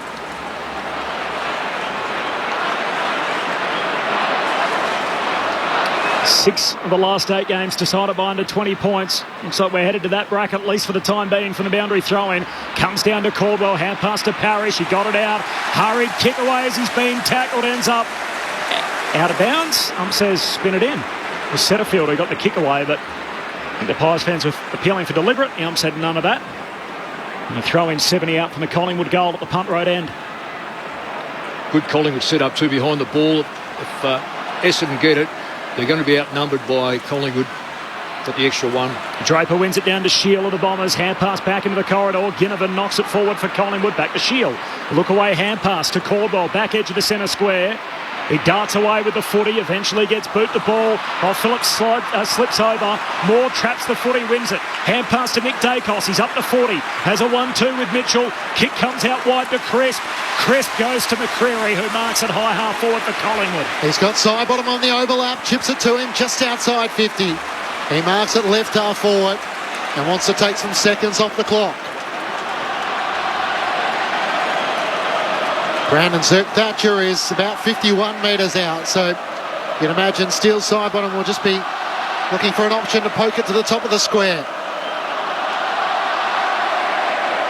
Collingwood chant going around the MCG. Side bottom of the pocket for Johnson. Got underneath it and Ridley was right there with him. A little shove to see it out of play in the left forward pocket. Collingwood by 7 points, deep in attack at the punt road end. 31 minutes gone, final term. Brett, it's hard to see 2 scores by Essendon, isn't it? Yeah. I mean, they've done nothing this quarter to suggest they're going to score. Desperation belongs to them as De Goey's kick smothered from the boundary throw-in. Comes to Heppel, hand pass to Shield. Has to go straight down the pipe. Maynard with the spoil. Live footy in the centre of the G. McCreary bursting onto it. Clean pair of heels, hand pass to Moore. Sweeps a hand pass out to side bottom. And he says, how long we got to go? Trying to run the last bit of sand out of the hourglass as he kicks all the way back to Myercheck, who's been thrown behind the footy, and he takes the mark at left half back. 7 points, Collingwood's lead, 12-12 to 11-11. 6 unanswered goals in the final term. Myercheck goes wide to Maynard. Gives it a thump. Long down the line. Johnson in the pack. Draper trying to wrestle it from him from the back. Draper will be paid the mark. Gotta go the Dons. 90 seconds on the game clock. Down by 11. He sends it as long as he can towards Phillips. Darcy Moore's there. Myercheck as well. Spills to Menzies. Lost his footing. Couldn't get boots the ball. Holding the ball. And Collingwood will take it at left half back. Darcy Moore with plenty of encouragement for Trey Rusco, who was able to lay the tackle just as Menzies was about to kick inside 50. Short to Maynard at left half back. He chips it over the top to Noble. Collingwood happy to play the possession game. Noble will turn and go back inside defensive 50 to Maynard. No one's on the mark, so the two will just chip it amongst themselves. Maynard back to Noble at left half back. Essendon players need a man up. Pokes it over the top to Myercheck, probably not 15, but the umpire pays the mark. Left half back for Collingwood. He can come inward to Rusco. So they're really testing the Bombers here, whether they can execute defensively. Just picking off the short options. Rusco wide to Josh Dacos. He takes the mark at left half back. Goes to Mitchell. They are toying with him now, and Tom Mitchell has it at left half back. Collingwood by 7. 33 minutes gone, final term. Mitchell kicks to the pack at half forward. Johnson involved. Rips it down. Hand pass to side bottom. Hurried kick inside 50. McCreary reels it in.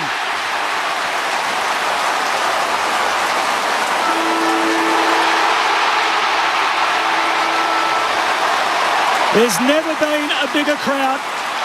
There's been very few better games.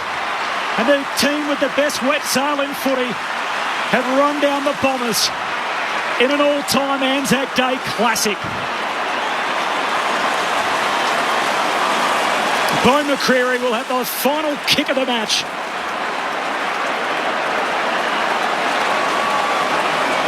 From 28 points down at three-quarter time, they kick the last 7. McCreary pops it through after the bell. What a day at the footy. Collingwood by 13.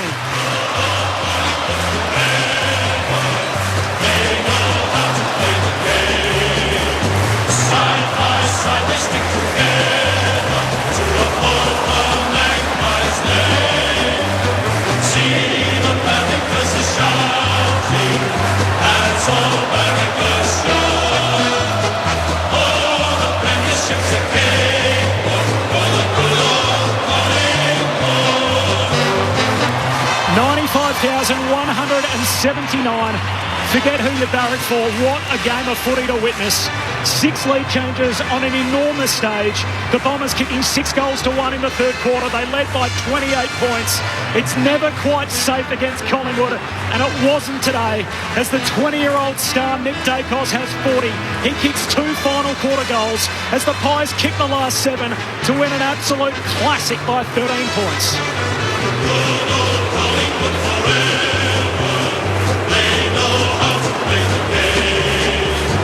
Side by side they stick together to uphold the Magpies' name. See the barricades are shouting, that's all very good sure. Oh, the premiership's a cakewalk for the good old Collingwood. But today we won't soon forget. Dacos with 40 and 2. Collingwood by 13 points. They come from the clouds to reel in the Bombers. Mick Moldhouse and Brett Delidio. Well, about it. Yeah, but we said at three-quarter time, you know, the game was no way known. That game represented Essendon kicking 6-1 in the third quarter. They did, but it wasn't representative of the game. Yeah. And where Essendon got back in the third quarter, it dissolved in the last quarter. Their dominance of the ruck went, the midfield clearance, or any clearance, went, the contested football evened up, and then they couldn't get the ball outside the front 50. And if you can't get it out, of their back, your opposition's front 50, you are in real strife. Yeah, you just wonder how much of it comes back. You don't want to pin it on the one bloke. If that Wiedemann shot doesn't hit the post, that goes through. Who knows? You know, whether that's going to make a different story, but it would have put them 21 up, Essendon, and just. But it enters straight back into that goal that was just kicked, doesn't it? And it's just like, you know what, boys, let's just set ourselves here. Let's go back to the centre. This is what we got to do. But when it goes back down the other end and they kick another score, it's like, oh no, we've seen this before. Yeah, I've read this book. Well, there's one of two things. They're either too tired to go, or mentally they're scarred from the previous game and go, oh look, here they come, and I said about 10 minutes into it, I said it looks like they're freezing. Yeah. They were slipping over more often. When you slip over, and there's no reason to slip over, you are placing yourself under more pressure. Your legs going from under, you can't quite get the grip. I only saw one Collingwood player slip, quite frankly. Yeah, so it's one thing that they finish over the top, but it's another thing that they have a psychological advantage now that other teams know that they can come from anywhere. Yeah, well, that's what happened last year. And of course, it was only 2 sides that got over them. They both happened to be in the finals. The Anzac Day trophy has a wooden footing, which is an ironbark plank, which is part of an ammunition wagon, which saw service at Villers-Bretonneux in France. The bronze columns incorporate the metal, which was salvaged from the Gallipoli battlefields. Let's kick it down to Hamish McLaughlin. Would you please welcome back the President of the Victorian Returned and Services League, Dr. Robert Webster, OAM, to present the Anzac Day medal to the player whose conduct and play during the game best exemplifies the Anzac spirit. Skill, courage and adversity, self-sacrifice, teamwork and fair play. And the winner from the Collingwood Football Club, what a freak, Nick Dacos.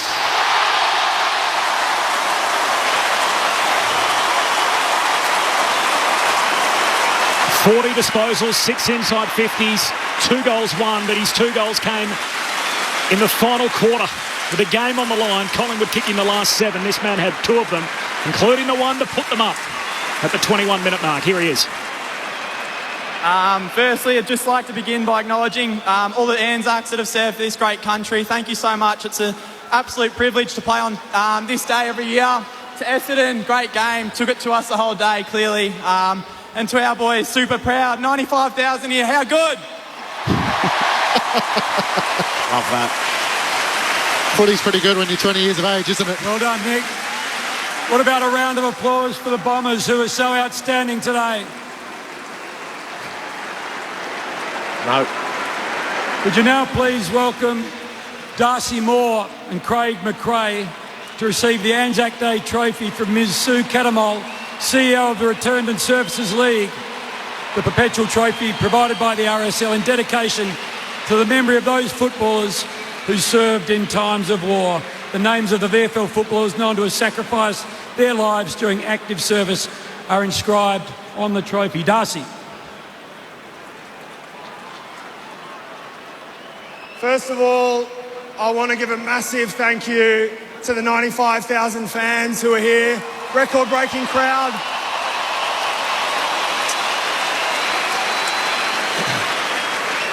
No matter whether you wear the black and white stripes or the red sash, this game's about so much more than the 4 points. So you turning up today and showing your support means a lot, and we're incredibly proud to play our part in this game.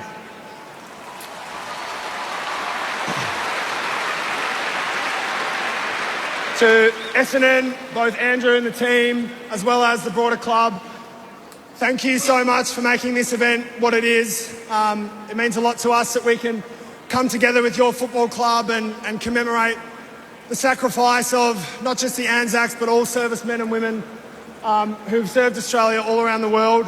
So thank you to the Essendon Football Club.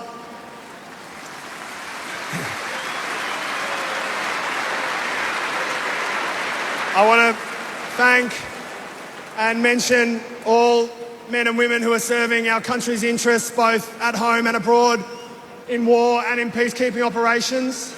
It means a lot to me and the team and the whole club that we can commemorate your service and your sacrifice today by doing what we do. So thank you for your service.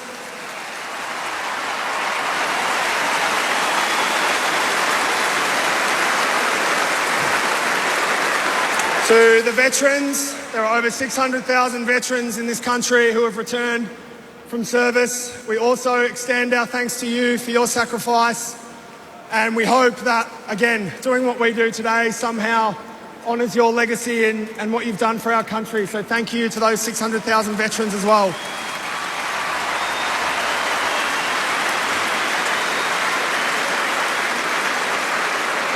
And then finally, to the families of those serving and those veterans. Too often, your stories go untold. And on behalf of the Collingwood Footy Club, just want to acknowledge the pain of war that runs through so many families across this country. So it's a real honour for us to run out here and play our game in honour of you and your service. So to the families of those who have served, thank you so much for your service. Thank you.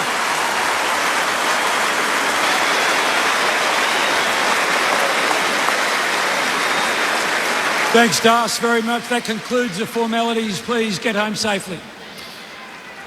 Always well spoken, Darcy Moore. You can tell he comes prepared with something that he wants to say. He clearly thought about that and delivered it extremely well. Hit all the right notes. And interestingly, there's been a few sort of unsavoury moments, and even in recent years with Pendlebury winning the medal in 2019 and was booed by the Essendon crowd that day. A bit of emphasis too on the opposition and the role that both clubs play in making this event what it is. 95,179 in to see it. Of course, it's not a football day. It's much broader than that. But for 29 years now, these two teams have put on this game, all bar one, of course, during the pandemic.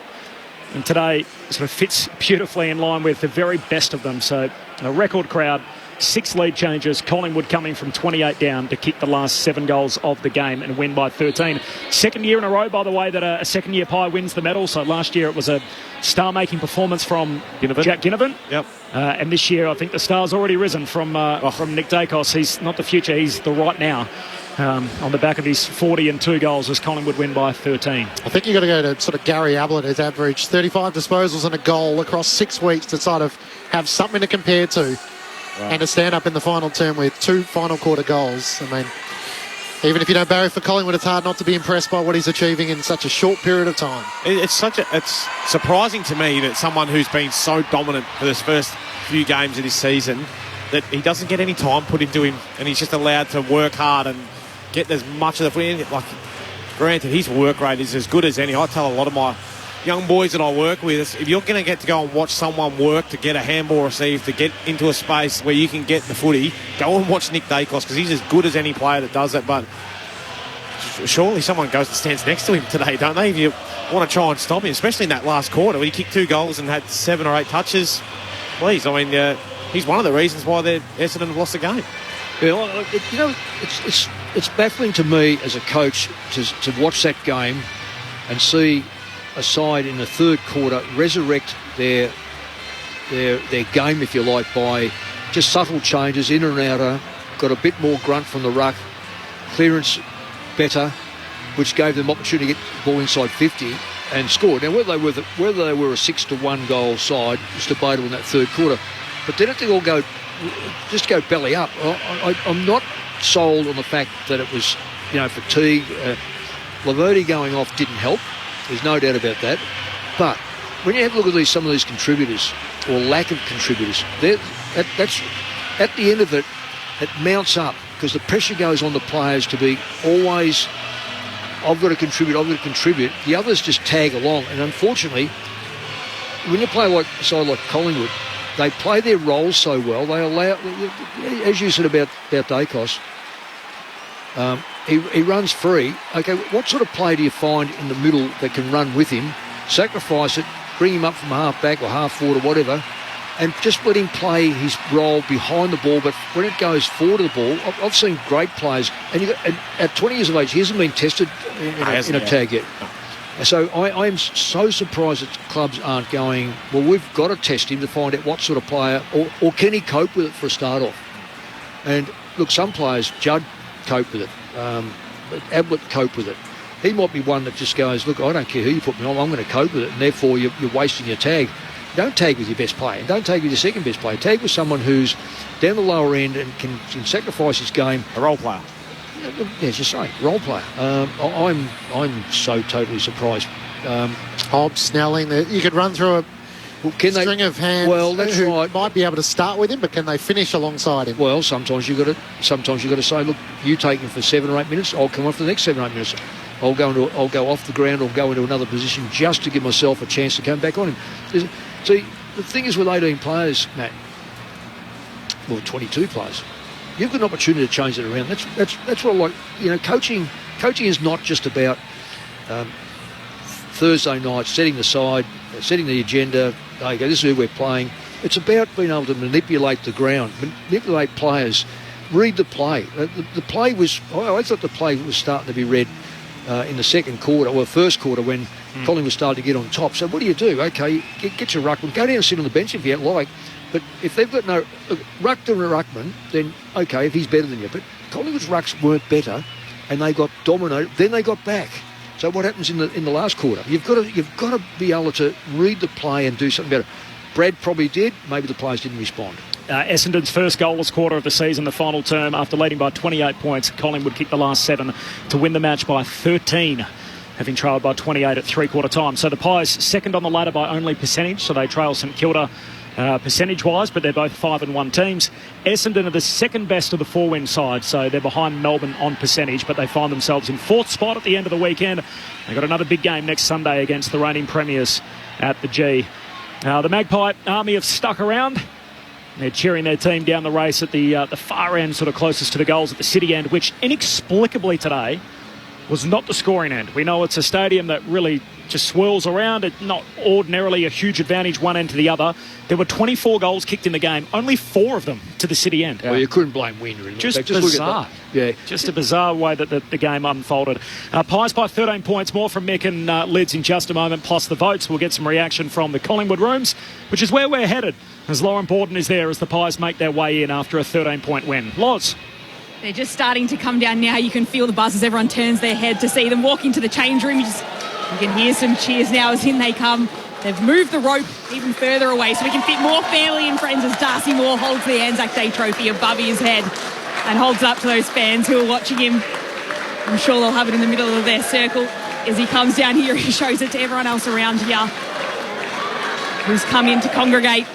Some of the 95,000 out there in the stands now coming in to witness this moment and see the song get sung as Collingwood celebrates its 5th win of the season. You know they like to go to that small couple seconds of silence before they sing the song. We'll see if they can manage it with a big crowd in today as Darcy Moore puts the trophy right in the middle of the circle. And everyone starts to link arms now, Scott Pendlebury being one of the last ones in, as they get ready to sing it right now.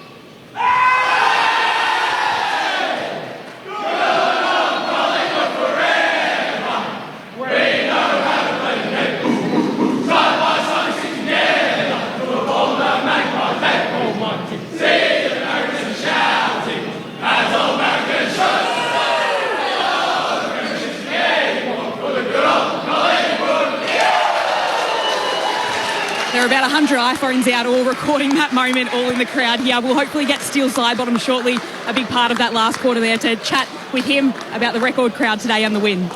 Thanks, Loz. Kicked a big goal, Sidebottom in that final term and finished his 295th game as a winner. It's the 12th time that he's played on Anzac Day. Of course, won the medal back in 2016.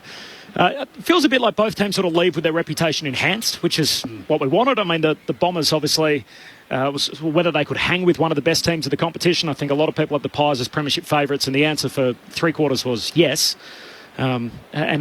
People probably had pretty low expectations of what they thought they were going to get out of the Bombers in year 1 under Brad Scott. Round 6. So we look at the Saints last year, they were roughly what they are at the moment. I think round 9, I think the Saints were 8-1 or 7-2. Collingwood would be about where they were this time last year. By round 9, they'll be probably about the same as last year. We saw the Saints fall off, and I'm only saying this because of the 8. We saw Collingwood just enhance themselves. Essendon, to me, on today's performance and the performances in the last few weeks, say to me that they're going to be a 5th to 10th side. They might need a little bit of luck to go in the 8. They might have unluckiness to fall out of the 8 because there's not a lot of great sides around. So next week they go Geelong to the MCG. They played Geelong. Geelong, okay, they've lost 3 and then come back and won the last 3. But that's games, though.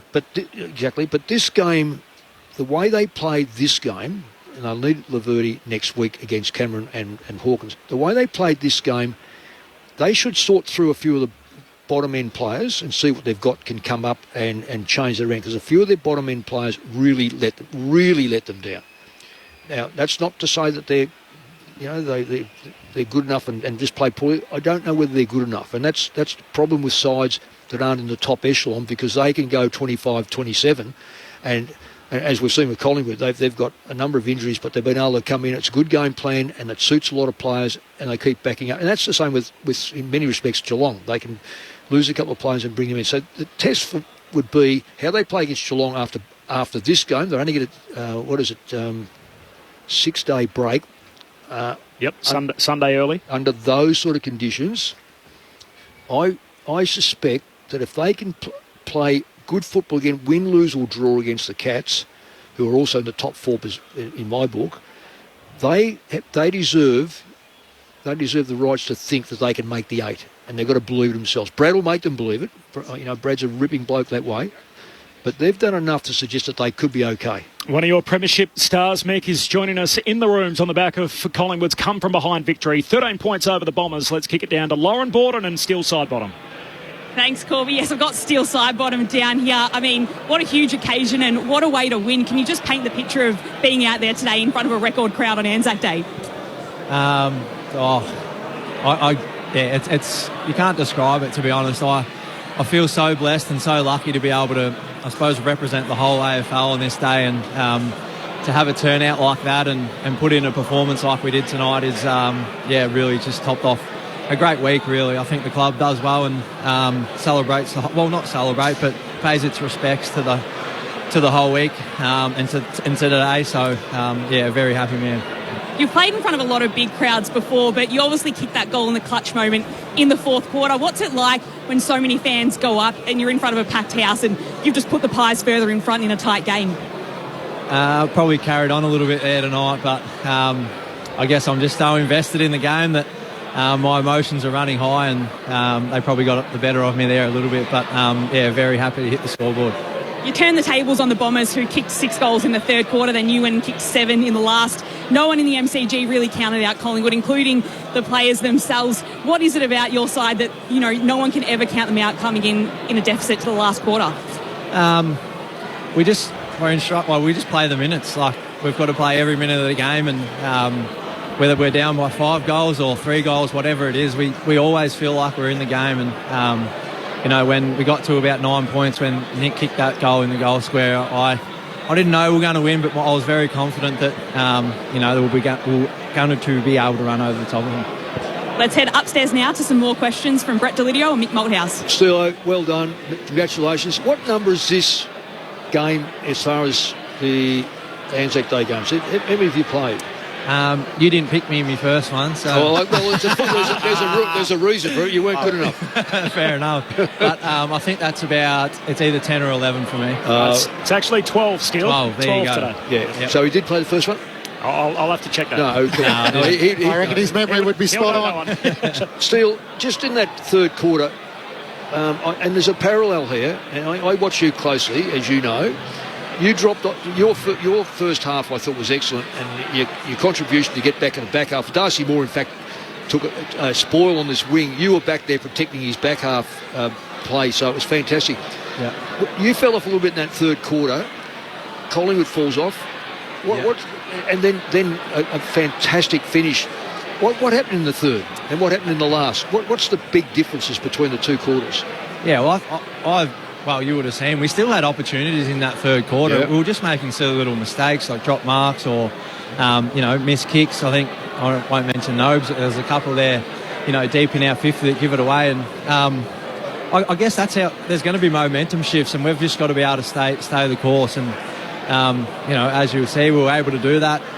Clearly there's things that we will look to improve from that third quarter. The way we fought back in the end and able to, claw it back is probably where most of our attention will go to. Yeah, there's only a few players from Essendon who played their first one today. Do you think, I know this is a very difficult question to answer, but given the fact that how you finished Essendon off last year, is there any hint that you thought that they knew you were coming at all?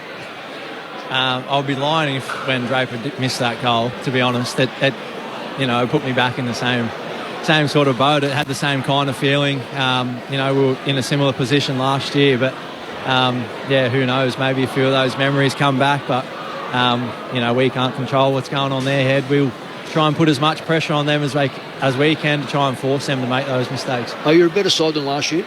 Yeah. You are? Yeah. Tell me where. Tell me where.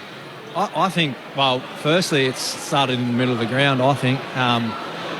Centre bounce clearances and around the ground last year, we definitely wasn't one of our strong points. And we're a little undersized in there with our ruck, but I thought the big fella, Billy, his ability just to compete in there and, give our guys first crack. I think getting Tommy in's been a big driver of that, and, Skippy's come from the forwards last year into the mids, and it gave us a little bit of a different look. So I think, at times our backs last year were under a lot of pressure because we couldn't just win centre bounce, but that's been a big driver this year. Yeah. Steele, Lids, well done today. You talk about playing the minutes, and one guy I thought had a fantastic last quarter, really strove some big moments for you guys. Well, two guys I want to mention is Jack Crisp has won a couple of big clearances, but Bo McCreary, a couple of big tackles and a goal there in the last quarter. Yeah, well, I think Crispy's the kind of guy that, when games are tight, you look for Crispy because he's probably our best runner in the team. And as you mentioned, he's probably one that sort of drove us in that last bit. And when you see guys running the way he does, guys just want to jump on board. And I think Bo McCreary, you know what you're going to get from him. He's quick, he's very strong, and yeah, I'll back him one-on-one against anyone, to be honest.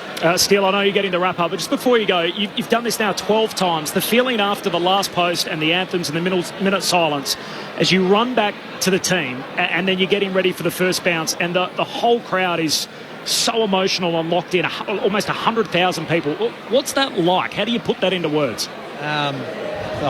It's like Christmas Day times 100, to be honest. There's no better feeling, to be honest.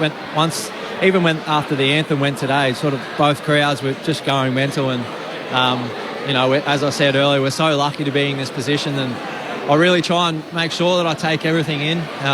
Clearly, I haven't got as many as I've played in left, so I want to make the most of them. Appreciate your time, Steele. All the best next week against the Crows. No, cheers. Good on you, Mickey. Yeah, good on you, Steele. Steele side bottom, 30 disposals and a goal today. He's won the medal, obviously, in the past. The only player that had more than him on the ground was Nick Dacos, who won the medal with getting 40. The votes, Mick. You didn't rate him in his first game, but can you get him in the votes today? Who knows? Well, I'm doing them, am I? You handballed me every single time. Well, you tried so well to set that up. Mate, you know that if they don't hand pass to you, you go crook. I watch it. Yeah. I watch you play. Well, I'm a good kick, and I'm going past with speed. I kick goals. That's what happens when you... Except if you get tagged. The votes... There's a drive-by. Oh, well, I go on Tuesdays listening too, It's like Mick was there that day the replay was on and Cogs didn't give you the hand pass. Oh, yeah. Which one was that? We were watching at Docklands that day. That's right. That's true. Yep. Brett Delidio catching some strays. He's about to give the votes in the ABC Footballer of the Year. Hands down. Collingwood by 13 points. They kicked the last 7 goals of the match after trailing by 28 points at three-quarter time. Surprisingly, only 4 goals kicked to the city end of the ground, with the other 20 coming at the punt road end. Brendan from Hobart, fast fire off the SMS. Mick, can you believe Steele and Scott are still going around? Yes, I can, because they're fitness freaks and they started roughly the same type of pace and never lost it. Top leadership by senior bombers been lacking for years and nothing done about it. Dyson Heppel, a liability. Too slow, except at pointing. There's a Darcy Parish play on words. Truly hope he leaves. I'd rather a third-round pick. Gee, Richie is a very salty Essendon fan off the SMS. And Pete in Ballarat, g'day all, as a neutral observer. I don't know his name, but the Pies defender with the pink boots won that game. Trey Rusco. He hit targets 50 metres away half a dozen times with brilliant kicks. When Essendon had the ball, he stopped them, turned it over, and was sublime. He probably won't get in the votes, but he was best on ground today. Yep. Epic game from Pete. That's very interesting about Rusco. I wouldn't have said 100% strike rate. We look at the stats, spot on. Every possession hit a target. He started a bit shaky, didn't he? But he got better as the game went on. Yeah. We need to do the votes in the ABC Footballer of the Year, and I feel like I need to give you a big build-up. Yep. All-Australian, best and fairest winner. Multiple Blazers. Just one over the top of the other. No premierships, though, Mick. No. That's what we play for, isn't it? Well, I would have thought life membership for the Tigers. And just a scungy old back pocket. But 270-odd games. It's a very fine career. Part of our and leading analyst on Grandstand AFL, does a superb job, and here he is with the votes. I appreciate auditioning for future Anzac Day medal judge. I'm very happy. Maybe. I'm happy to come back. Absolutely. No, I thought one vote I'm going to give to the skipper from the Pies, Darcy Moore. I thought he was fantastic today. I think the 17 disposals, so it wasn't his biggest game that he's had, but he had 11 of those were intercepts. Just he was unsurpassable there at times, Mick. I thought he was fantastic. He was. 2 goes to the bloke that we just spoke to, Steele side bottom. I thought he was nearly done a couple of years ago, and he's come out and put together, the next best 25, 26 games that I've seen him play. 30 touches today. Kicked the goal, a crucial goal there late, and no surprises. 3 votes. Nick Dacos, 40 touches and 2 snaggies. That kid just keeps getting better and better. Good to watch. 3 for Nick Dacos, 2 for Steele side bottom, 1 for Darcy Moore. The votes in the ABC Footballer of the Year. A record Anzac Day crowd of 95,179. For our audience on ABC Sport Digital, or if you'd like to listen, you've got the ABC Listen app on your phone. You just open it up, look out for the big green ABC Sport button, click on that. You'll be able to listen to the game between the Melbourne Storm and the New Zealand Warriors, which starts shortly. Full-time in the traditional afternoon fixture in the NRL. Sydney Roosters 27, St George Illawarra 26. Wow. So in the end, Close one. the Roosters led throughout. They snuck home by a point in the early fixture with one game still to come in the NRL. The Pies by 13 points over the Bombers, kicking the last 7 goals of the game to get it done. Now, the footy will be back before we know it. It's Friday night, Mick. You'll be there under the roof at Docklands for St Kilda and Port Adelaide. Interesting game. Saints obviously top of the table at 5-1, and all of a sudden Port Adelaide have worked their way back into the year at 4-2. Yes. Yeah. After a 1-2 start, so 3 on the bounce. Yeah, I know the Saints are getting all pumped up, but they were the same this time last year, same number of wins and losses, and they fell away. So the test is, of course, they're going to be tested every game they play, because we always have this shakiness about the Saints and probably the Bombers at this stage. Bombers held up today. Okay, the last quarter they got overrun, but they stood up okay. It should be a ripping game Friday night. And Liz, you'll be working the one on Sunday, which really jumps off the page. Essendon up against Geelong. Geelong got their game up and going. The Bombers lost today, but well in the season at 4-2. Pies and Crows, final game of the round, back in Adelaide. Something to look forward to. Adelaide are flying at the moment, 4 on the trot. They're the 3 easily that stand out for round 7. Thanks to everyone involved in our broadcast today. It was our profound privilege to be able to bring it to you on Grandstand AFL. Thanks to Mick Moldhouse, to Brett Delidio, to Matt Clinch, to Lauren Borden on the boundary. Thanks also to Jules McKenzie. Who else have we had? Aaron Bryant's obviously back in the studio. To Ben Cameron, who's been marshalling all our troops here today on Grandstand AFL. Collingwood by 13 points in front of a record crowd in what is going to go down as an Anzac Day classic between the Pies and the Bombers. Collingwood coming from 28 down to win the game by 13. We'll catch you next weekend on Grandstand AFL.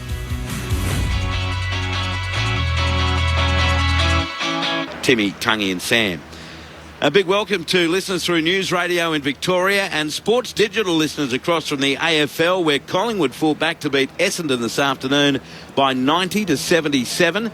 You're with Luke Lewis, John Gibbs. I'm Andrew Moore on Grandstand Rugby League, and we're here at the Sydney Football Stadium. In about 10 minutes, we'll be crossing to Brett Sprigg, Ryan Hoffman and Ian Cohen at Amy Park for the 7 p.m. kickoff. Melbourne Storm against the New Zealand Warriors. Should be a great way to end what's been a great day of footy and a very respectful Anzac Day here at the Sydney Football Stadium with a sellout crowd of 40,191. Sydney Roosters 27 defeated St George Illawarra 26.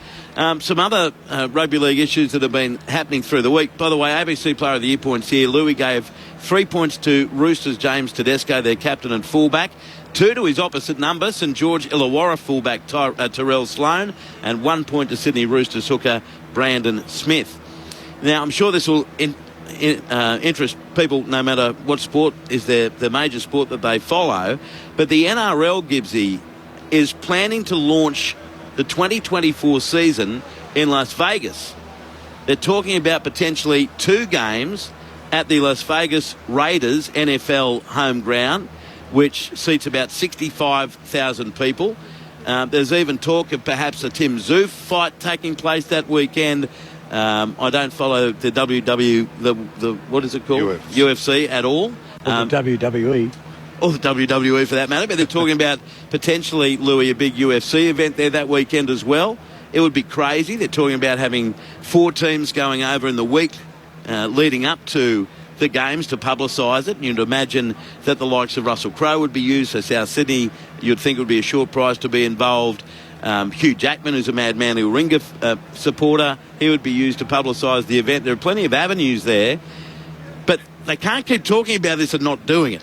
So this sounds very grandiose plan to send it to Vegas.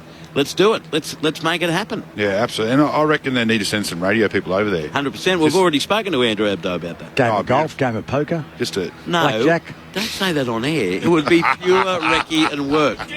Pure recce and work. Well, I'll tell you what, it would be great to go over and make sure we're there bit of poker. For the games. Yes. But obviously, and the fights. But just everything. Just to really sort of be able to paint the picture for our listeners that how good it really is. I volunteer. I've got to say, like we almost... Apparently we're on the cusp or the precipice of South Sydney Manly game over there last year. Yes. And it didn't happen. We had COVID, all sorts of, things that stopped it happening. But, geez, it's tough for the teams to go over there, travel-wise, chasing your tail all year, I reckon. It's hard. It's a hard ask. I'll tell you what, though, it'd be interesting to know what kind of crowd we get. I reckon the Americans would love it. I really do. Well, yes, they would, but they've ventured over there so infrequently that unless they give it a go, you're never going to know. That's right. Vegas would seem a great place to try it out. You're going to have a lot of tourists over there anyway, and with a week full of publicity from internationally known people, maybe it could be fantastic. Please, Maury, on the ABC, the UFC is MMA. Well, again, those letters mean zero to me. I don't understand any of it. I don't follow any of it. So I know what MMA means. Mixed martial arts. Actually, I didn't know that. You did know. I knew you knew. Mixed martial arts. Okay, I won't ask about UFC then. But MMA, then they're planning on, because there's quite a successful Aussie in the MMA. There's a good Kiwi and a good Aussie. Oh, there's heaps of great Aussies and that are in there. A couple have even got one of the best world champions over there with the belt at the moment. So Volkanovski will be a pretty cool fight. I think that's the one they're talking about, of possibly trying to work that out. Ben says, what could possibly go wrong with Michael and Matthew being in the same place, especially away from home, Ben? That's a very good question. They're going to take some watching, that's for sure. Well, that's nice. This clown here. There we go. I can only put that one in the bin. Whichever number ends in 477, you're barred. See you later. I'm not even going to read that out. You may have talked about this before, but is there a reason why there isn't a commentary team in New Zealand for Warriors games anymore? We have talked about it before, Stephen. We no longer have a tie-in with New Zealand radio station over there in terms of rugby league. Guys, great to have the NRL in Darwin on Friday night. Looking forward to heading to Magic Round. Great call again, says Mark from Darwin. Gibbsy and I are on the same flight, Lou. I think you were going up for some extra stuff a day or two before us. But one of the beauties of Magic Round, Gibbsy, is hopping on that plane and seeing every jersey represented. Sure. At airports, on the plane, it's fantastic. It's a good feeling, and everyone's in a good mood. And the way the football has been, it's going to be super duper. Super duper. Yeah, I love them. They're so nice, super dupers. But it should be. It always is. The last couple of Magic Rounds we've got to do, the airport's been packed. There's been 50 million different jerseys hanging around. But the part I love is when you go into Brizzy and you're just hanging out, you go for a coffee, you walk up the mall to grab some food, and you just see so many different people that you know, you run into, but then families from everywhere are there. It's the best weekend I experienced in rugby league. It's a good vibe.